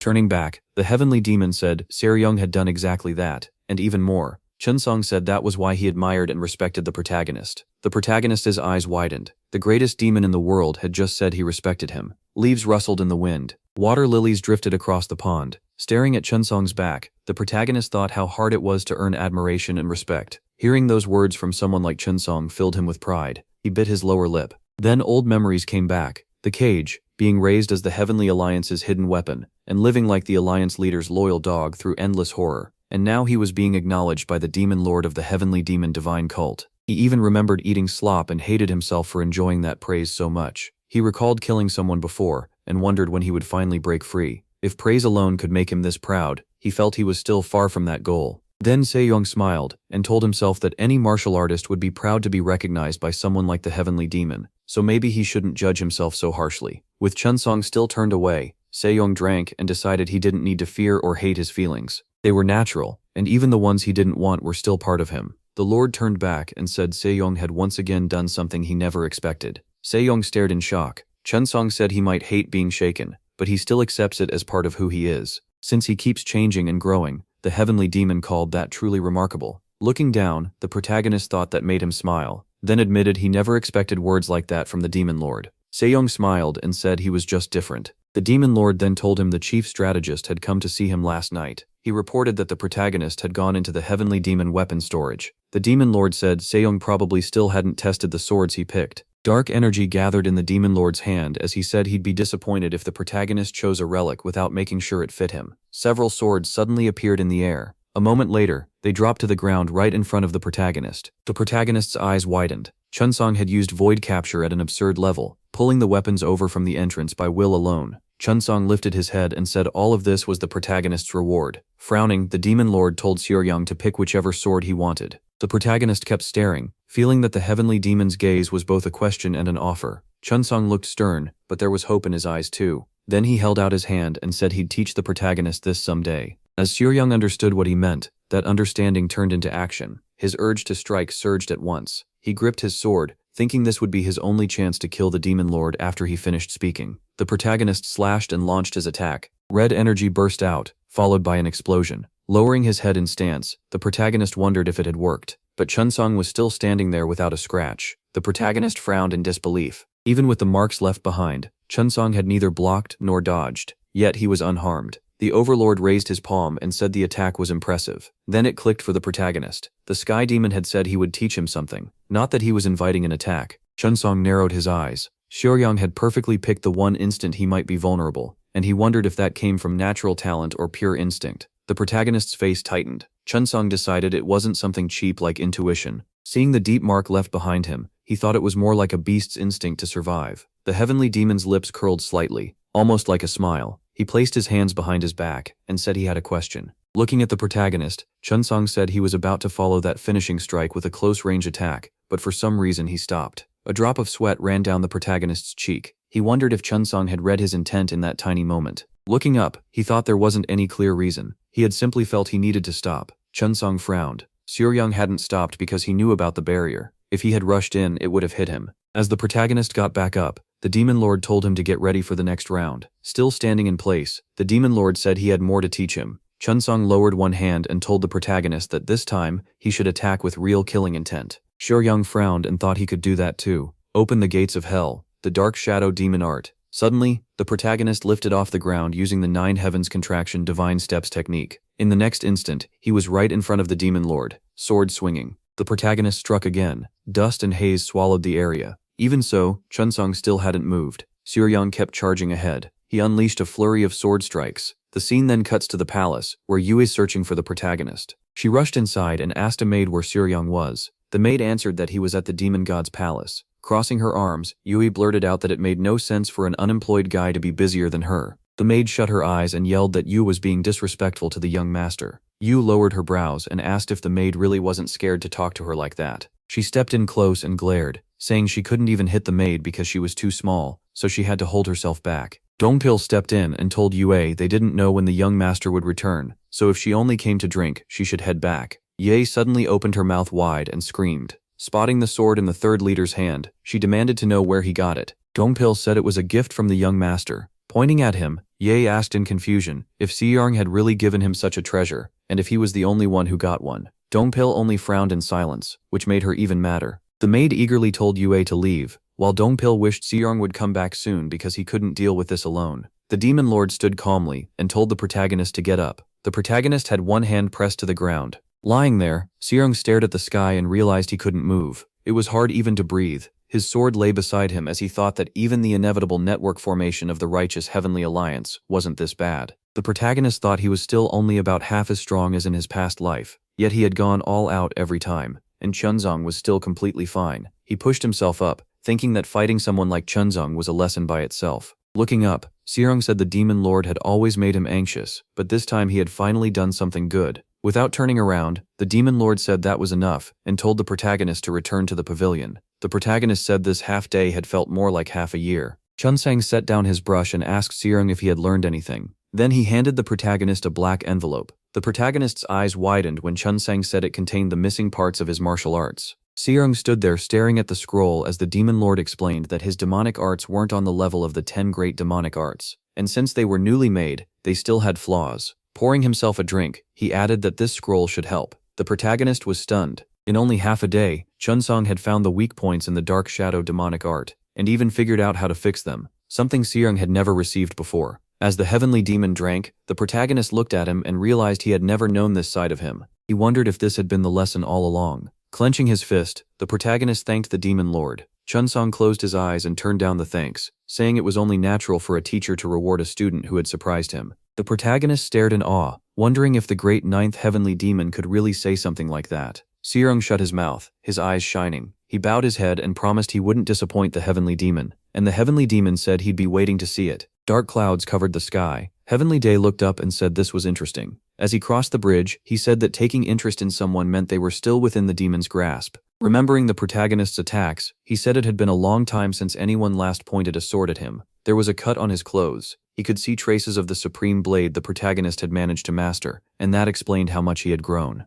Chunsang then recalled a legend about a mythical fox that brings war to a nation. Closing his eyes, he thought that if the legend was true, the one who brings war must dance with death, and no one understood death better than that person. Rain fell across the heavenly demon's face. Drops landed on the golden image on his clothes. Chunsang lifted his head and wondered if the time had already come. The scene shifts to the military department of the heavenly demon cult. Mudium looked at the general strategist and asked what kind of person the third young lord was. Ye-san, seated at the table, said he didn't really understand the question, but Mudium asked again. He wanted to know what the third young lord was like. The chief strategist folded his hands and thought he hated repeating other people's words, but the only answer he could give was the same one the master of the object of inner had given. Yo-san took a sip and said, "You can't understand everything about a person after just one meeting." Mudium frowned and said that was exactly why he was asking Yo-san, the man who understood the cult better than anyone. The strategist happily threw up his hands, thrilled that the first guard had praised him. Mudium said that 2 days earlier, the third young lord had been summoned to the palace of the demon god. Frowning, he added that the demon lord personally taught the protagonist for half a day, even though no successor candidate had ever received such guidance before. Yo-san's eyes opened wide in shock at the news. While pouring tea, the chief strategist said the rumors were true. The heavenly demon weapon vault had been opened for the third young lord. Mudium replied that he couldn't just ignore the inner balance being shaken, but he still didn't think they should choose a side. Yo-san smiled and said Mudium had probably come to scold him. Mudium said he wasn't in a position to scold Yo-san. He came as the head of the guardian court, worried about the man now standing at the center of the cult's politics. Yo-san narrowed his eyes and asked if Mudium's real question was whether the third young lord was worth opening the heavenly demon weapon vault for. Mudium gave a sharp look back and said yes. After a sip of tea, Yo-san said there was no reason to open the vault for him. That answer stunned Mudium. Yo-san calmly added that unlike others, he didn't need a divine weapon. Yo-san went on, saying he still couldn't fully define the third young lord, but that one talk had helped him understand him better. Pouring more tea, Yo-san explained that his job was to study and compare the cult's members, so the demon lord could judge them properly. Because of that, he said, Mudium's worries were unnecessary. As Mudium looked over the military department, he realized he had judged the chief strategist wrong all this time. Turning away, Mudium admitted to himself that Yo-san was more than just an odd man. His loyalty to the cult was real. Looking down, Yo-san reflected that he had just spoken about the future of the divine cult with Mudium, even though they had barely talked before. With a smile, Yo-san said life in the divine cult had gotten very interesting lately. The story then moves to the palace. Dongpil was pushed back during a spar. Sejong raised his sword and told the third council leader he was holding down his killer instinct too much. Dongpil gasped for air while the protagonist pointed out that his nature as a guardian was making him protect him. Lowering his sword, the protagonist said that in a good way, that was responsibility, but in a bad way, it was stiffness, and it kept Dongpil from reaching his true strength. Sejong closed his eyes and said Dongpil was strong, but not strong enough to protect him yet. He also made it clear he didn't want Dongpil dying first, because he intended to protect him instead. The third council leader lowered his head and wondered if he really had been holding back. The protagonist sheathed his sword and said it was time to eat. Dongpil thanked him for the lesson. Then, the protagonist suddenly looked to the side. He sensed a strong presence beyond the gate, and realized an interesting guest had arrived. Tea was served. Across from them sat Gogu, the master of the criminal law hall. Sejong faced him quietly. Scratching his ear, Sejong asked why Gogu had come. As far as he remembered, they weren't close enough for casual visits. Once they settled at the table, Gogo said the protagonist already knew the Mara festival was coming. Resting a hand on the table, Gogo said he remembered that the protagonist liked people getting straight to the point. The protagonist looked surprised when Gogo suddenly asked for help. Clearly annoyed, the protagonist asked why he should help someone who didn't even like him. Gogo pulled his hand back and said his opinion hadn't changed. He still saw the protagonist as dangerous, but if they shared an enemy, Seyeon could still help him. Frowning, Gogo explained that the other successor candidates were the protagonist's enemies, and during the Mara festival, he planned to arrest one of the disciples. The protagonist stared in surprise, wondering if there was another disciple. The Mara festival was an old rite for Mara, the sole god of the heavenly demon cult, and ruler of the sixth heaven of desire. Long ago, people were even sacrificed in Mara's name. That's part of how the divine heavenly demon cult earned its dark reputation.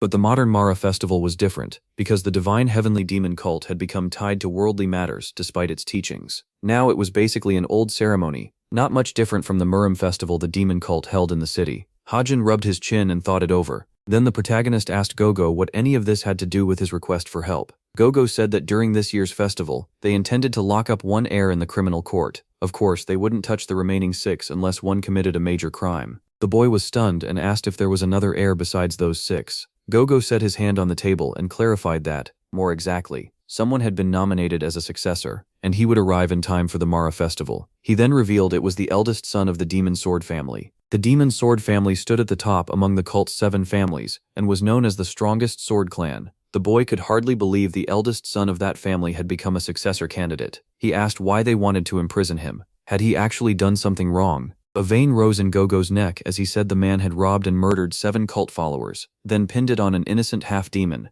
Hajin froze when Gogo said the cult had made a terrible mistake. The real killer was alive, while the half-demon who had given everything to the cult had been wrongly executed. Still weighed down by shame, Gogo called it a stain on the cult. They had to catch that bastard and give justice to the half-demon's grieving family. Frowning, the protagonist asked how they planned to catch him. Gogo narrowed his eyes and admitted he didn't know. That was exactly why he had come to MC. The story then moves to the center of inner enlightenment. When Yensim entered, the protagonist noted that she must be busy, yet still came right away without notice. After tea was set down, the boy said he came because of the unjust execution. He explained that 2 years earlier, a maid from the Inner Enlightenment Center had been murdered, and he needed information on the victim. Yensim frowned and asked if that was the reason for his visit. With a hand on the table, the boy said he knew someone else was the real culprit. Surprised, she asked how he knew. Sweat ran down her face as she asked if the Criminal Justice Hall had requested his help. The boy closed his eyes and said she caught on fast. Her eyes lit up, and she quickly asked if they had identified the real culprit yet.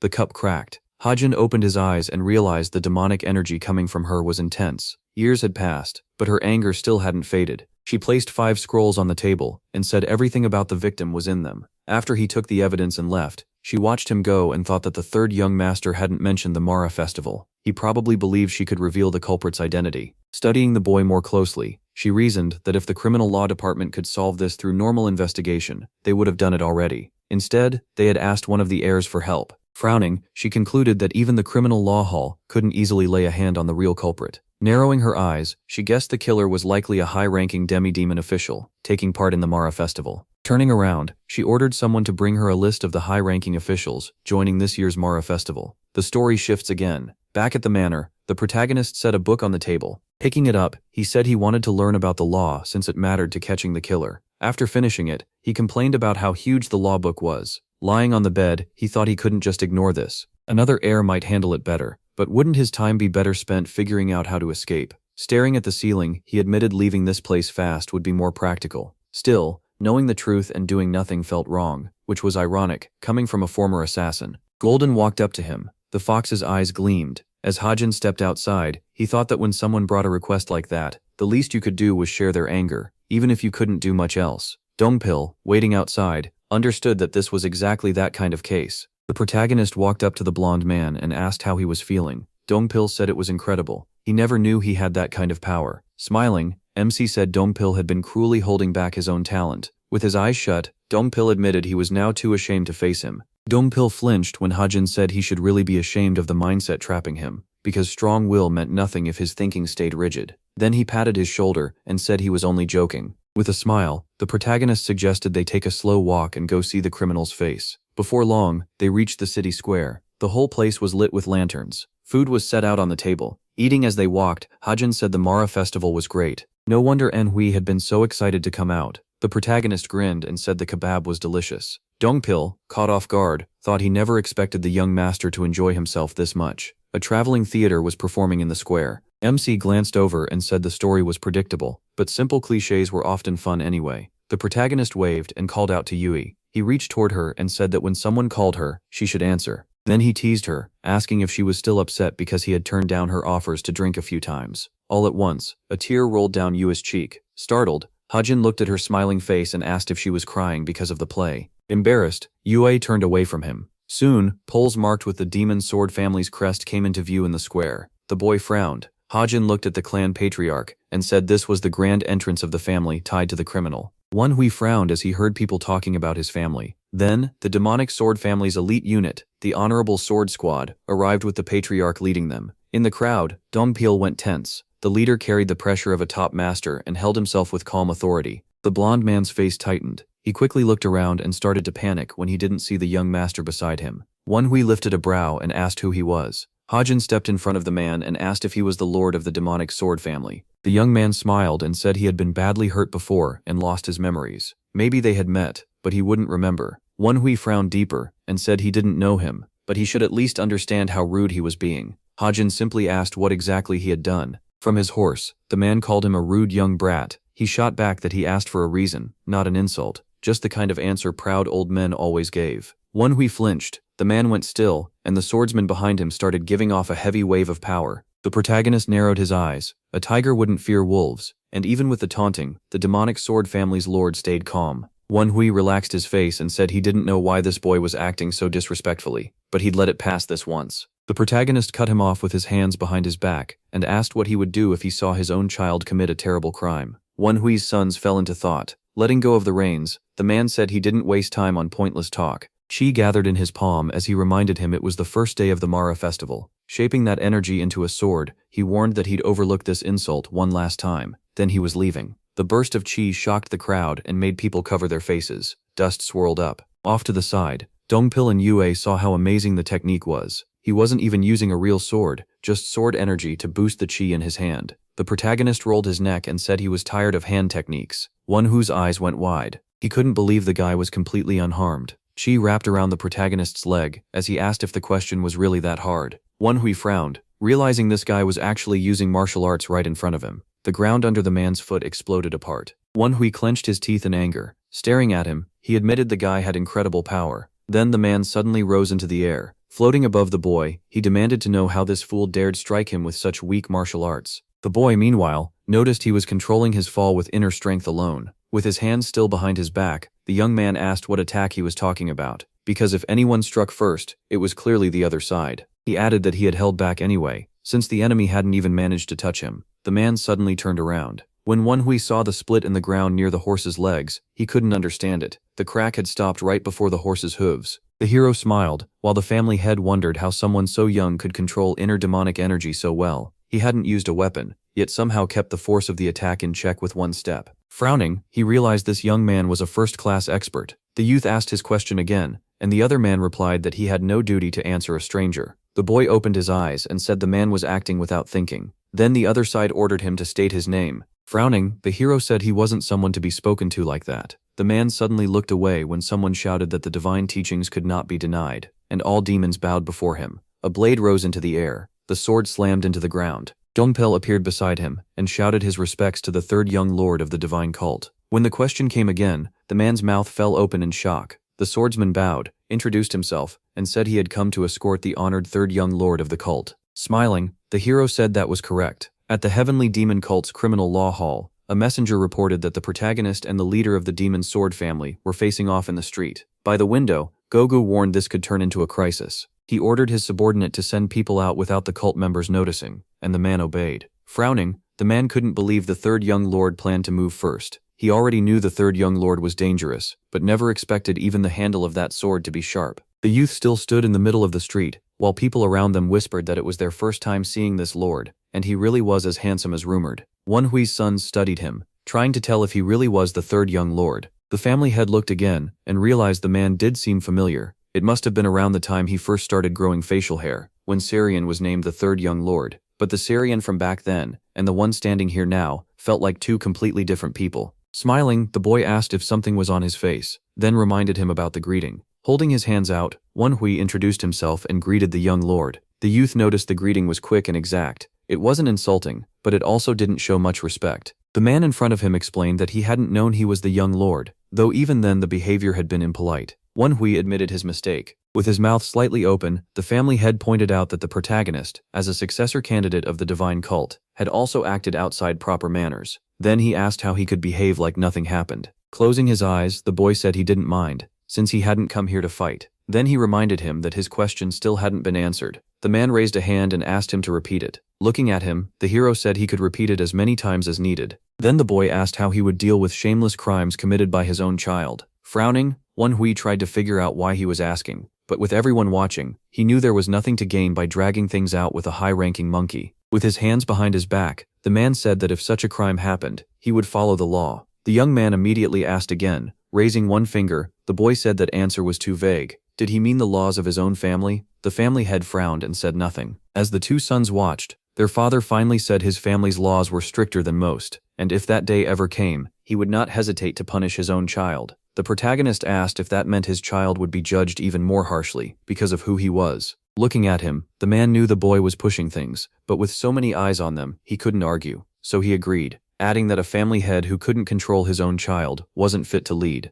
Hand on his chest, the leader declared that his children, and the other members of the demonic cult as well, would never act so shamelessly. Grinning, the boy understood this was the pride of the demonic sword family's leader, and everyone around them could hear how sincere he sounded. The young man raised a hand, apologized for delaying him, and congratulated him on joining the divine cult. Turning away, the other man muttered that this was nonsense. Looking at his sons, the hero remembered who they were. They looked back at him, and the protagonist realized they saw him as a nuisance. Still, that was their problem. With his mouth slightly open, Dongpil said the demonic sword family's leader was impressive, and even the eldest son's cheap path wasn't bad. The hero agreed. The young man looked ahead and said that man carried a killer's aura, but not the kind born on a battlefield. If it were, it wouldn't feel so bright and thick. Pointing him out with his blade, the boy said that son had probably killed every day, or every other day. This was the aura of someone who murdered people who couldn't fight back. The assistant, surprised, said that if he killed someone every day, there would be far too many victims. The young lord replied that it seemed the head of the demonic sword family hadn't noticed at all. Frowning,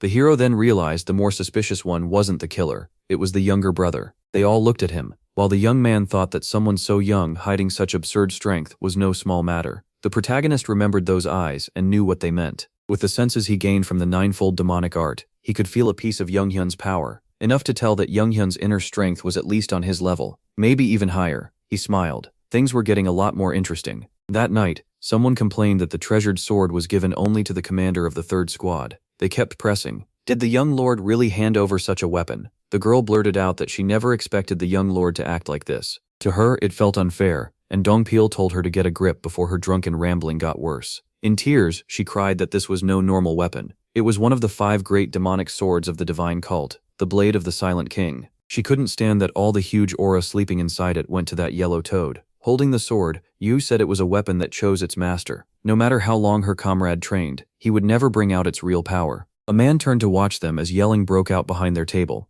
Yoonhye shot up from her seat, panicking because the girl had passed out and someone had to carry her. The man refused. It's already late, and if he didn't hurry back, the castle gates would close. As she tried to wake her friend, the girl mumbled that she wanted the young lord to give her a weapon too. Yeyu muttered that he only spoiled that toad, then added that if you really looked, she had plenty of good points too. She looked to the side just as the maid shouted for someone to carry her. The girl stared at him and felt a heavy demonic aura mixed with killing intent. Later, a voice asked why he had been called away in the middle of something important. Because he had somewhere urgent to go. Goga frowned and asked why he acted that way this morning. The protagonist looked aside and asked if Goga meant when he stepped in front of the head of the demonic sword family. After all, they had managed to avoid a fight. The man facing him said that just because no swords were drawn didn't mean things ended well. The boy shot back, asking what exactly was wrong with what he did. Gogu said he had been too rash. An unclear question like that would only make the real killer more careful. The boy disagreed. If a few words were enough to stop them, there wouldn't already be so many victims. The younger brother from that family filled the hero's thoughts. Looking up, the young man said the killer would keep murdering no matter what. He turned and added that at least one thing was certain now. The leader had publicly said he would judge his own children by even harsher standards. The leader listened with wide eyes as the boy went on. As head of the demon sword family, He couldn't carelessly say something like that, and then shamelessly protect the real culprit in front of so many witnesses. The hero frowned. If he did, he would lose face as the family's leader. Thinking of that man, Hajin said respect decides whether a nation rises or falls. He didn't believe the Demon Sword family's leader would be stupid enough to risk the whole family just for his eldest son. Gogu said he understood the logic, but that would matter only after they caught the real culprit. If they pushed too hard without proof, the Demon Sword family's furious blade would turn on them instead. The boy turned away and said things would settle themselves. The man frowned as he watched him leave. Lowering his head, the leader asked what the other man really wanted. The boy turned back and asked why he was suddenly asking that. Standing before him, Gogu said that from their first meeting, the boy never seemed interested in the divine cult. That was strange. If the Demon Lord chose him as a disciple, how could he have no ambition at all? The young man closed his eyes and said Gogu was giving him too much credit. He glanced at the man when he asked if his ambitions were simply too great. The leader said the hero talked like someone from the righteous faction. The protagonist's eyes widened as the man said this was all about climbing higher. Wasn't hunger for power the very core of a demon? The young man bowed his head and said ambition only made life harder. All he wanted was to eat well and sleep well. The leader pointed out that the boy never refused his request. If he had clearly said no, he wouldn't be stuck in this mess now. Gogu studied him and said that was probably why he acted this way. Now he finally understood why the young man felt dangerous, and why he made him uneasy for no clear reason. The protagonist's eyes widened when the man said the third young lord was not someone who fit the cult. Then, the leader said that tomorrow, the high-ranking members of the demonic fighting factions would come to pay respect to the demon lord. After the ancestral ritual, there would be a tournament to decide the future of the demonic Murim faction. The hero turned away and asked what that had to do with him. The man explained that reports on all the recent ugly incidents would also be announced that day. The young man suddenly stopped when he heard that the death of the great elder of the Heavenly Alliance would be included too. He asked why Gogu hadn't arrested him already, if he knew, since leaving the sect without permission was a serious crime. The man answered that the Demon Lord didn't want that. Looking at the protagonist's back, the leader said the Demon Lord viewed him poorly, and likely didn't want him thrown in prison under criminal law. Heinjian added that this didn't mean there had been a direct order to let him off. Without turning around, the boy listened as the man reminded him that he had been allowed to go free despite the serious crime he committed. Aura gathered at the leader's feet as he asked if the protagonist could overlook one crime of his. The boy looked at him and asked what crime he meant. Gogu lunged forward and shouted that he was about to commit it right now. The protagonist stopped the strike with a wedge. With his sword raised in front of him, the young man realized this opponent was faster and stronger than before. Last time, the man had only deflected his blows. In the next instant, the man was behind him. The hero blocked again, and realized his opponent was truly going all out. Then, the enemy grabbed the hilt of his weapon. Gogu pulled a blade from his chest. He brought his other hand to the weapon. They burst into a rapid exchange, trading a storm of deadly strikes. The hero said he couldn't believe Gogu had been hiding such a fine sword. Frowning, the other man replied that the third young clan still hadn't shown his true martial art. The protagonist frowned and said he kept talking as if he knew something about him. Annoyed, the boy swung his sword and unleashed 6 consecutive hell winds. A bright blast erupted. Dust billowed up around them. Holding his sword before him, the leader wondered if this was a righteous sword. Even when he poured in more core energy, it only bent the blade and drained the force. Gogu stared ahead, stunned by the crushing pressure of the young lord's sword. The young man asked what he was doing. Was he trying to stir up his fighting spirit before the real match? If so, he should drop this nightly sword dance and finish it. Lowering his blade, the leader said he finally understood why the demon lord had taken an interest in him. Turning away, the youth said that was not his problem, and like he promised earlier, he would ignore it. Watching his back, the chief warned him to be careful of the demon lord. Gogu said the man's nature was so dark, he still couldn't see the end of it, yet so bright that ordinary eyes couldn't look at it clearly. He also remembered Chunsang, and said the demon lord carried a painful anger and deep resentment that had cooled, but not disappeared. Even then, he was like a volcano ready to blow, a man who found fun in everything and feared all of it at once. The chief added that the lord was someone who could walk into hell while staring at the sky, then suddenly find himself above it, standing on a cloud and looking back down. The man said that was exactly what the demon lord was like. The hero turned to him and said he didn't understand a word of that. The man replied that he didn't expect him to. He only wanted him to remember it for when the time came. With his hands behind his back, Goj added that in this matter, the leader was the third young lord, so he needed to guide them well. The guy had no idea why he was suddenly hearing all this, and it only made his head hurt more. Dongpil moved through the forest. As he walked, the man said it was true. The fighter said the third lord had been right. This man was the killer. The man from the bar was hiding behind a tree. Then the guy thrust out his hand and attacked. Young Hyun raised a hand and got ready to strike back. From beyond the treetops, screams rang out. Facing his opponent, the swordsman realized even his full power hadn't hurt him at all. The enemy lifted a hand and told the swordsman to hand over the sword. That only shocked him more, because this morning the man had seemed healthy and normal. Dongpil stared in disbelief, realizing his opponent had turned into something else entirely. He repeated his demand for the swordsman to surrender the blade. The swordsman kept blocking, thinking his enemy's strange arts were on another level. Glancing at the man's hand, he saw this wasn't ordinary swordplay. His whole hand was as tough as a treasured weapon,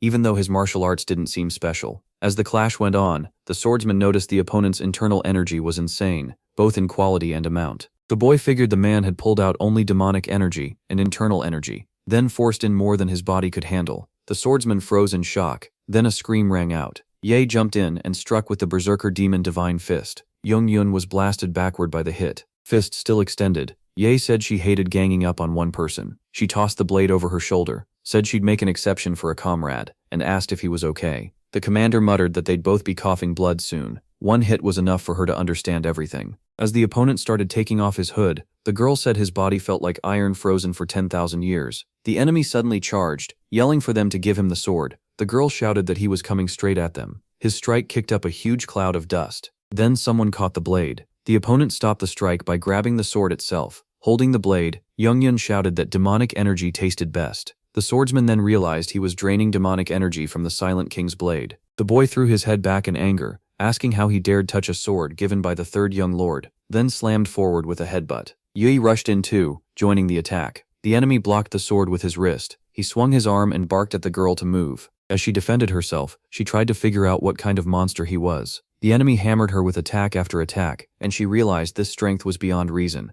Even someone just a few levels higher shouldn't be this dangerous. A strange sphere suddenly formed in the enemy's hand. He fired it straight at Yue. The girl was sent flying back. Dongpil asked if she was okay, while their ally wondered if this enemy had endless energy. Yun was already getting ready to strike again. Then his eyes flew open. The hero was already on him, blade swinging. The enemy managed to block. After landing, the protagonist asked if his companions were tired of being saved by the person they were supposed to protect. His second sword stabbed into the ground. He apologized for being late, saying some annoying person had held him up. Yun attacked again at once. The hero dodged and couldn't believe it. His power was huge, but his martial skill was like a kid swinging a wooden sword. The enemy screamed that he needed more demonic energy. While avoiding the flurry, the protagonist realized the overflowing energy was boosting the enemy's defense and reflexes to the limit. The opponent kept throwing endless attacks. As the boy wondered if he had enough demonic energy to use a chi sword, Hajin came in with a fist ready. That blow sent the enemy flying. He crashed straight into the sword stuck in the ground. Grinning, the youth said he'd keep hitting him until his energy ran dry. Blood burst into the air. The two assistants watched in shock as the hero yelled that this guy could really take a beating, and he wanted to see how long that lasted. Then 3 red beams slammed into the enemy with a chain waterfall strike. The boy smiled like a madman, wondering who he'd been before this. Had his life really been that dull? Right now, all he felt was freedom, maybe even joy. Dongpil called out to the young lord. Still attacking, the hero shouted that this was incredibly fun. Blood sprayed as the swordsman yelled that the enemy was already out cold, and the young lord needed to stop. Yun's face was completely swollen and covered in bruises. Arms crossed, the protagonist asked why everyone was staring at him like that. Frowning, he asked what he'd done wrong. Was it because he had been too rough, or because he was laughing while beating the man? With his hands behind his back, the leader told him to look at the prisoner's face. The young man said it wasn't that bad, since it was still recognizable. Go then said the top suspect was the first young lord, and asked why he'd do that to his own brother. The young man replied that they were about to find out. The man raised a brow and asked what he meant. Eyes closed, the hero said this case was hard, because the suspect had left no solid proof. He worked cleanly, covered his tracks, and stayed careful enough not to be caught by his strict father, the King of Swords. Then he asked if the man really believed he had acted alone. The man listened in surprise as the hero explained his theory, that the criminal had an accomplice, and if you watched them closely, it was obvious. Introducing the two brothers, Hajin said the older one carried the killing intent of someone who had murdered again and again, while the younger hid a strange demonic energy. That made them the main culprit and his helper. The chief said this case was extremely hard, because the main culprit would deny everything. The boy picked up a packet and said it held hallucination powder, which he had gotten from the family with great effort. It was a herb known to weaken a person's will. The two assistants listened in shock as he explained that the powder could force out a confession, one that would expose the older brother too, and reveal the truth about the strange demonic energy. The prisoner stayed unconscious while the boy explained that the demonic energy in his body came from the people he had killed. He became even more sure after seeing him attack wildly with power drawn from the Silent King's sword. Eyes widening, the leader kept listening as the hero said even if both brothers confessed and were sent to the criminal justice hall, it would still mean nothing unless one last person agreed.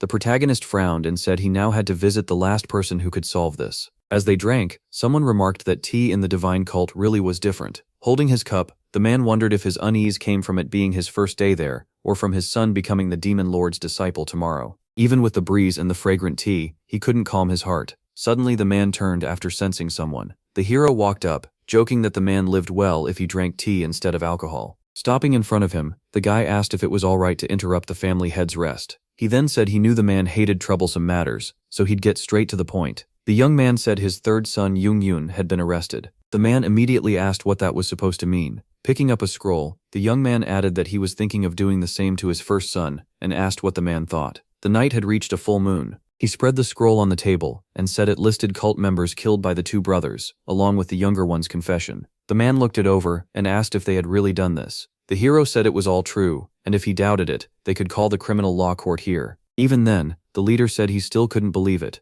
Frowning, the man asked what if the boy was only doing this to remove rivals. The young man answered that he had already taken care of the fourth young lord, who was now at home hovering between life and death. So the fight over succession had clearly already begun, and as the leader could see, getting rid of someone like him would be easy. He added that there was no point focusing on useless things. He still didn't understand why his father wanted them made into disciples of the demon lord, and asked what would happen if the son became a disciple and started killing cult members again. Purple aura spread over the man's hand as the young man asked if he really wanted to stain his family name over this. The leader frowned while the young man told him to think very carefully. Then the protagonist reminded him of the words he had once spoken in public. The man sprang up and shouted that the boy was being insolent. Then a cry went out that the holy god had passed away, and everyone should pay their respects. The capital came into view. The family leader stood among the gathered crowd. Suddenly, he looked up. The hero was standing on the roof. He frowned as he looked at him. His residence came into view. The man frowned as he listened to the boy say he should relax, because he hadn't come to fight the demon sword family.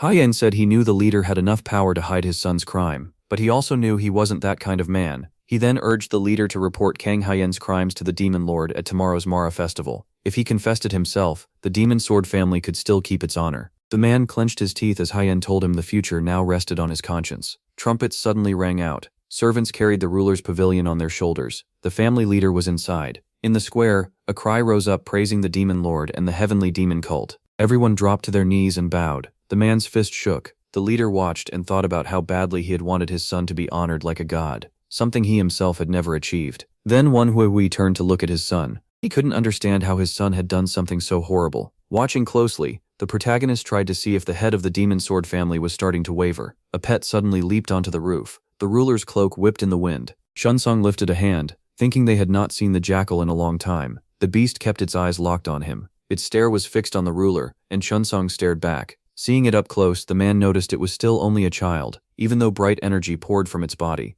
With a grin, he asked if the jackal was trying to show that even in a young body, it was still as strong as ever. The jackal's eyes gleamed. Standing before the crowd, Chunsong said he hated long, noisy speeches, so he would keep this brief. The man lowered his head and listened. His son stared ahead with wide eyes, while the leader wondered if this could still pass quietly. Why should he condemn his own son and stain the family name? The protagonist frowned, knowing this was the head of the demon sword family's only chance. Hui shut his eyes. Then Shensung announced that he would take Kang Hyun, the eldest son of the demon sword family, as his disciple. The man sprang up, apologized, and shouted that he had to speak, even if it cost him his life. The young man's eyes went wide. Lowering his head, the family leader reported that his son had committed a terrible crime. The ruler looked at him and ordered him to be silent. Even under that crushing pressure, the man stayed on his feet. Then he heard Shensung order him to come to the demon lord's palace. The ruler's pavilion began to move away. The protagonist stared in shock, unable to believe the ruler still planned to make that man his disciple. At Chunsong's palace, a voice announced that the third young lord could enter. The hero bowed and greeted the demon lord.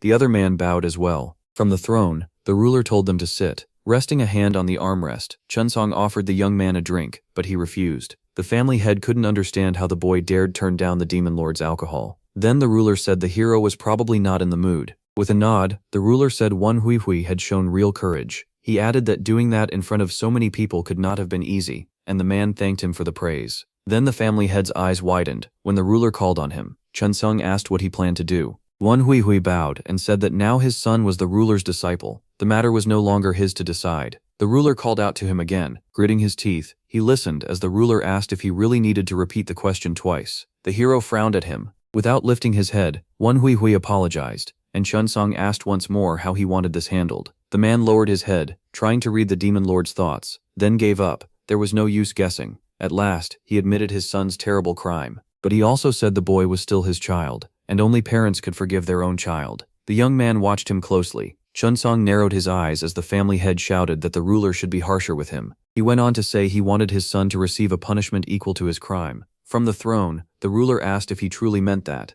and the man said yes. Hui closed his eyes and waited. Lifting his cup, the ruler said the boy was his disciple now, beyond his father's reach. Still, he would not ignore the father's plea, so Chunsong would personally deal with the son. The ruler pointed to a bottle on the table, and told the family head to take it. The man thanked him for his mercy. After bowing, the man said he would leave. Then the lord told the third young lord to stay behind. Chunsong looked at the young man and asked if he had personally sought out the head of the demonic sword family. The protagonist stayed silent. The other man then asked why he had gotten involved in that matter at all.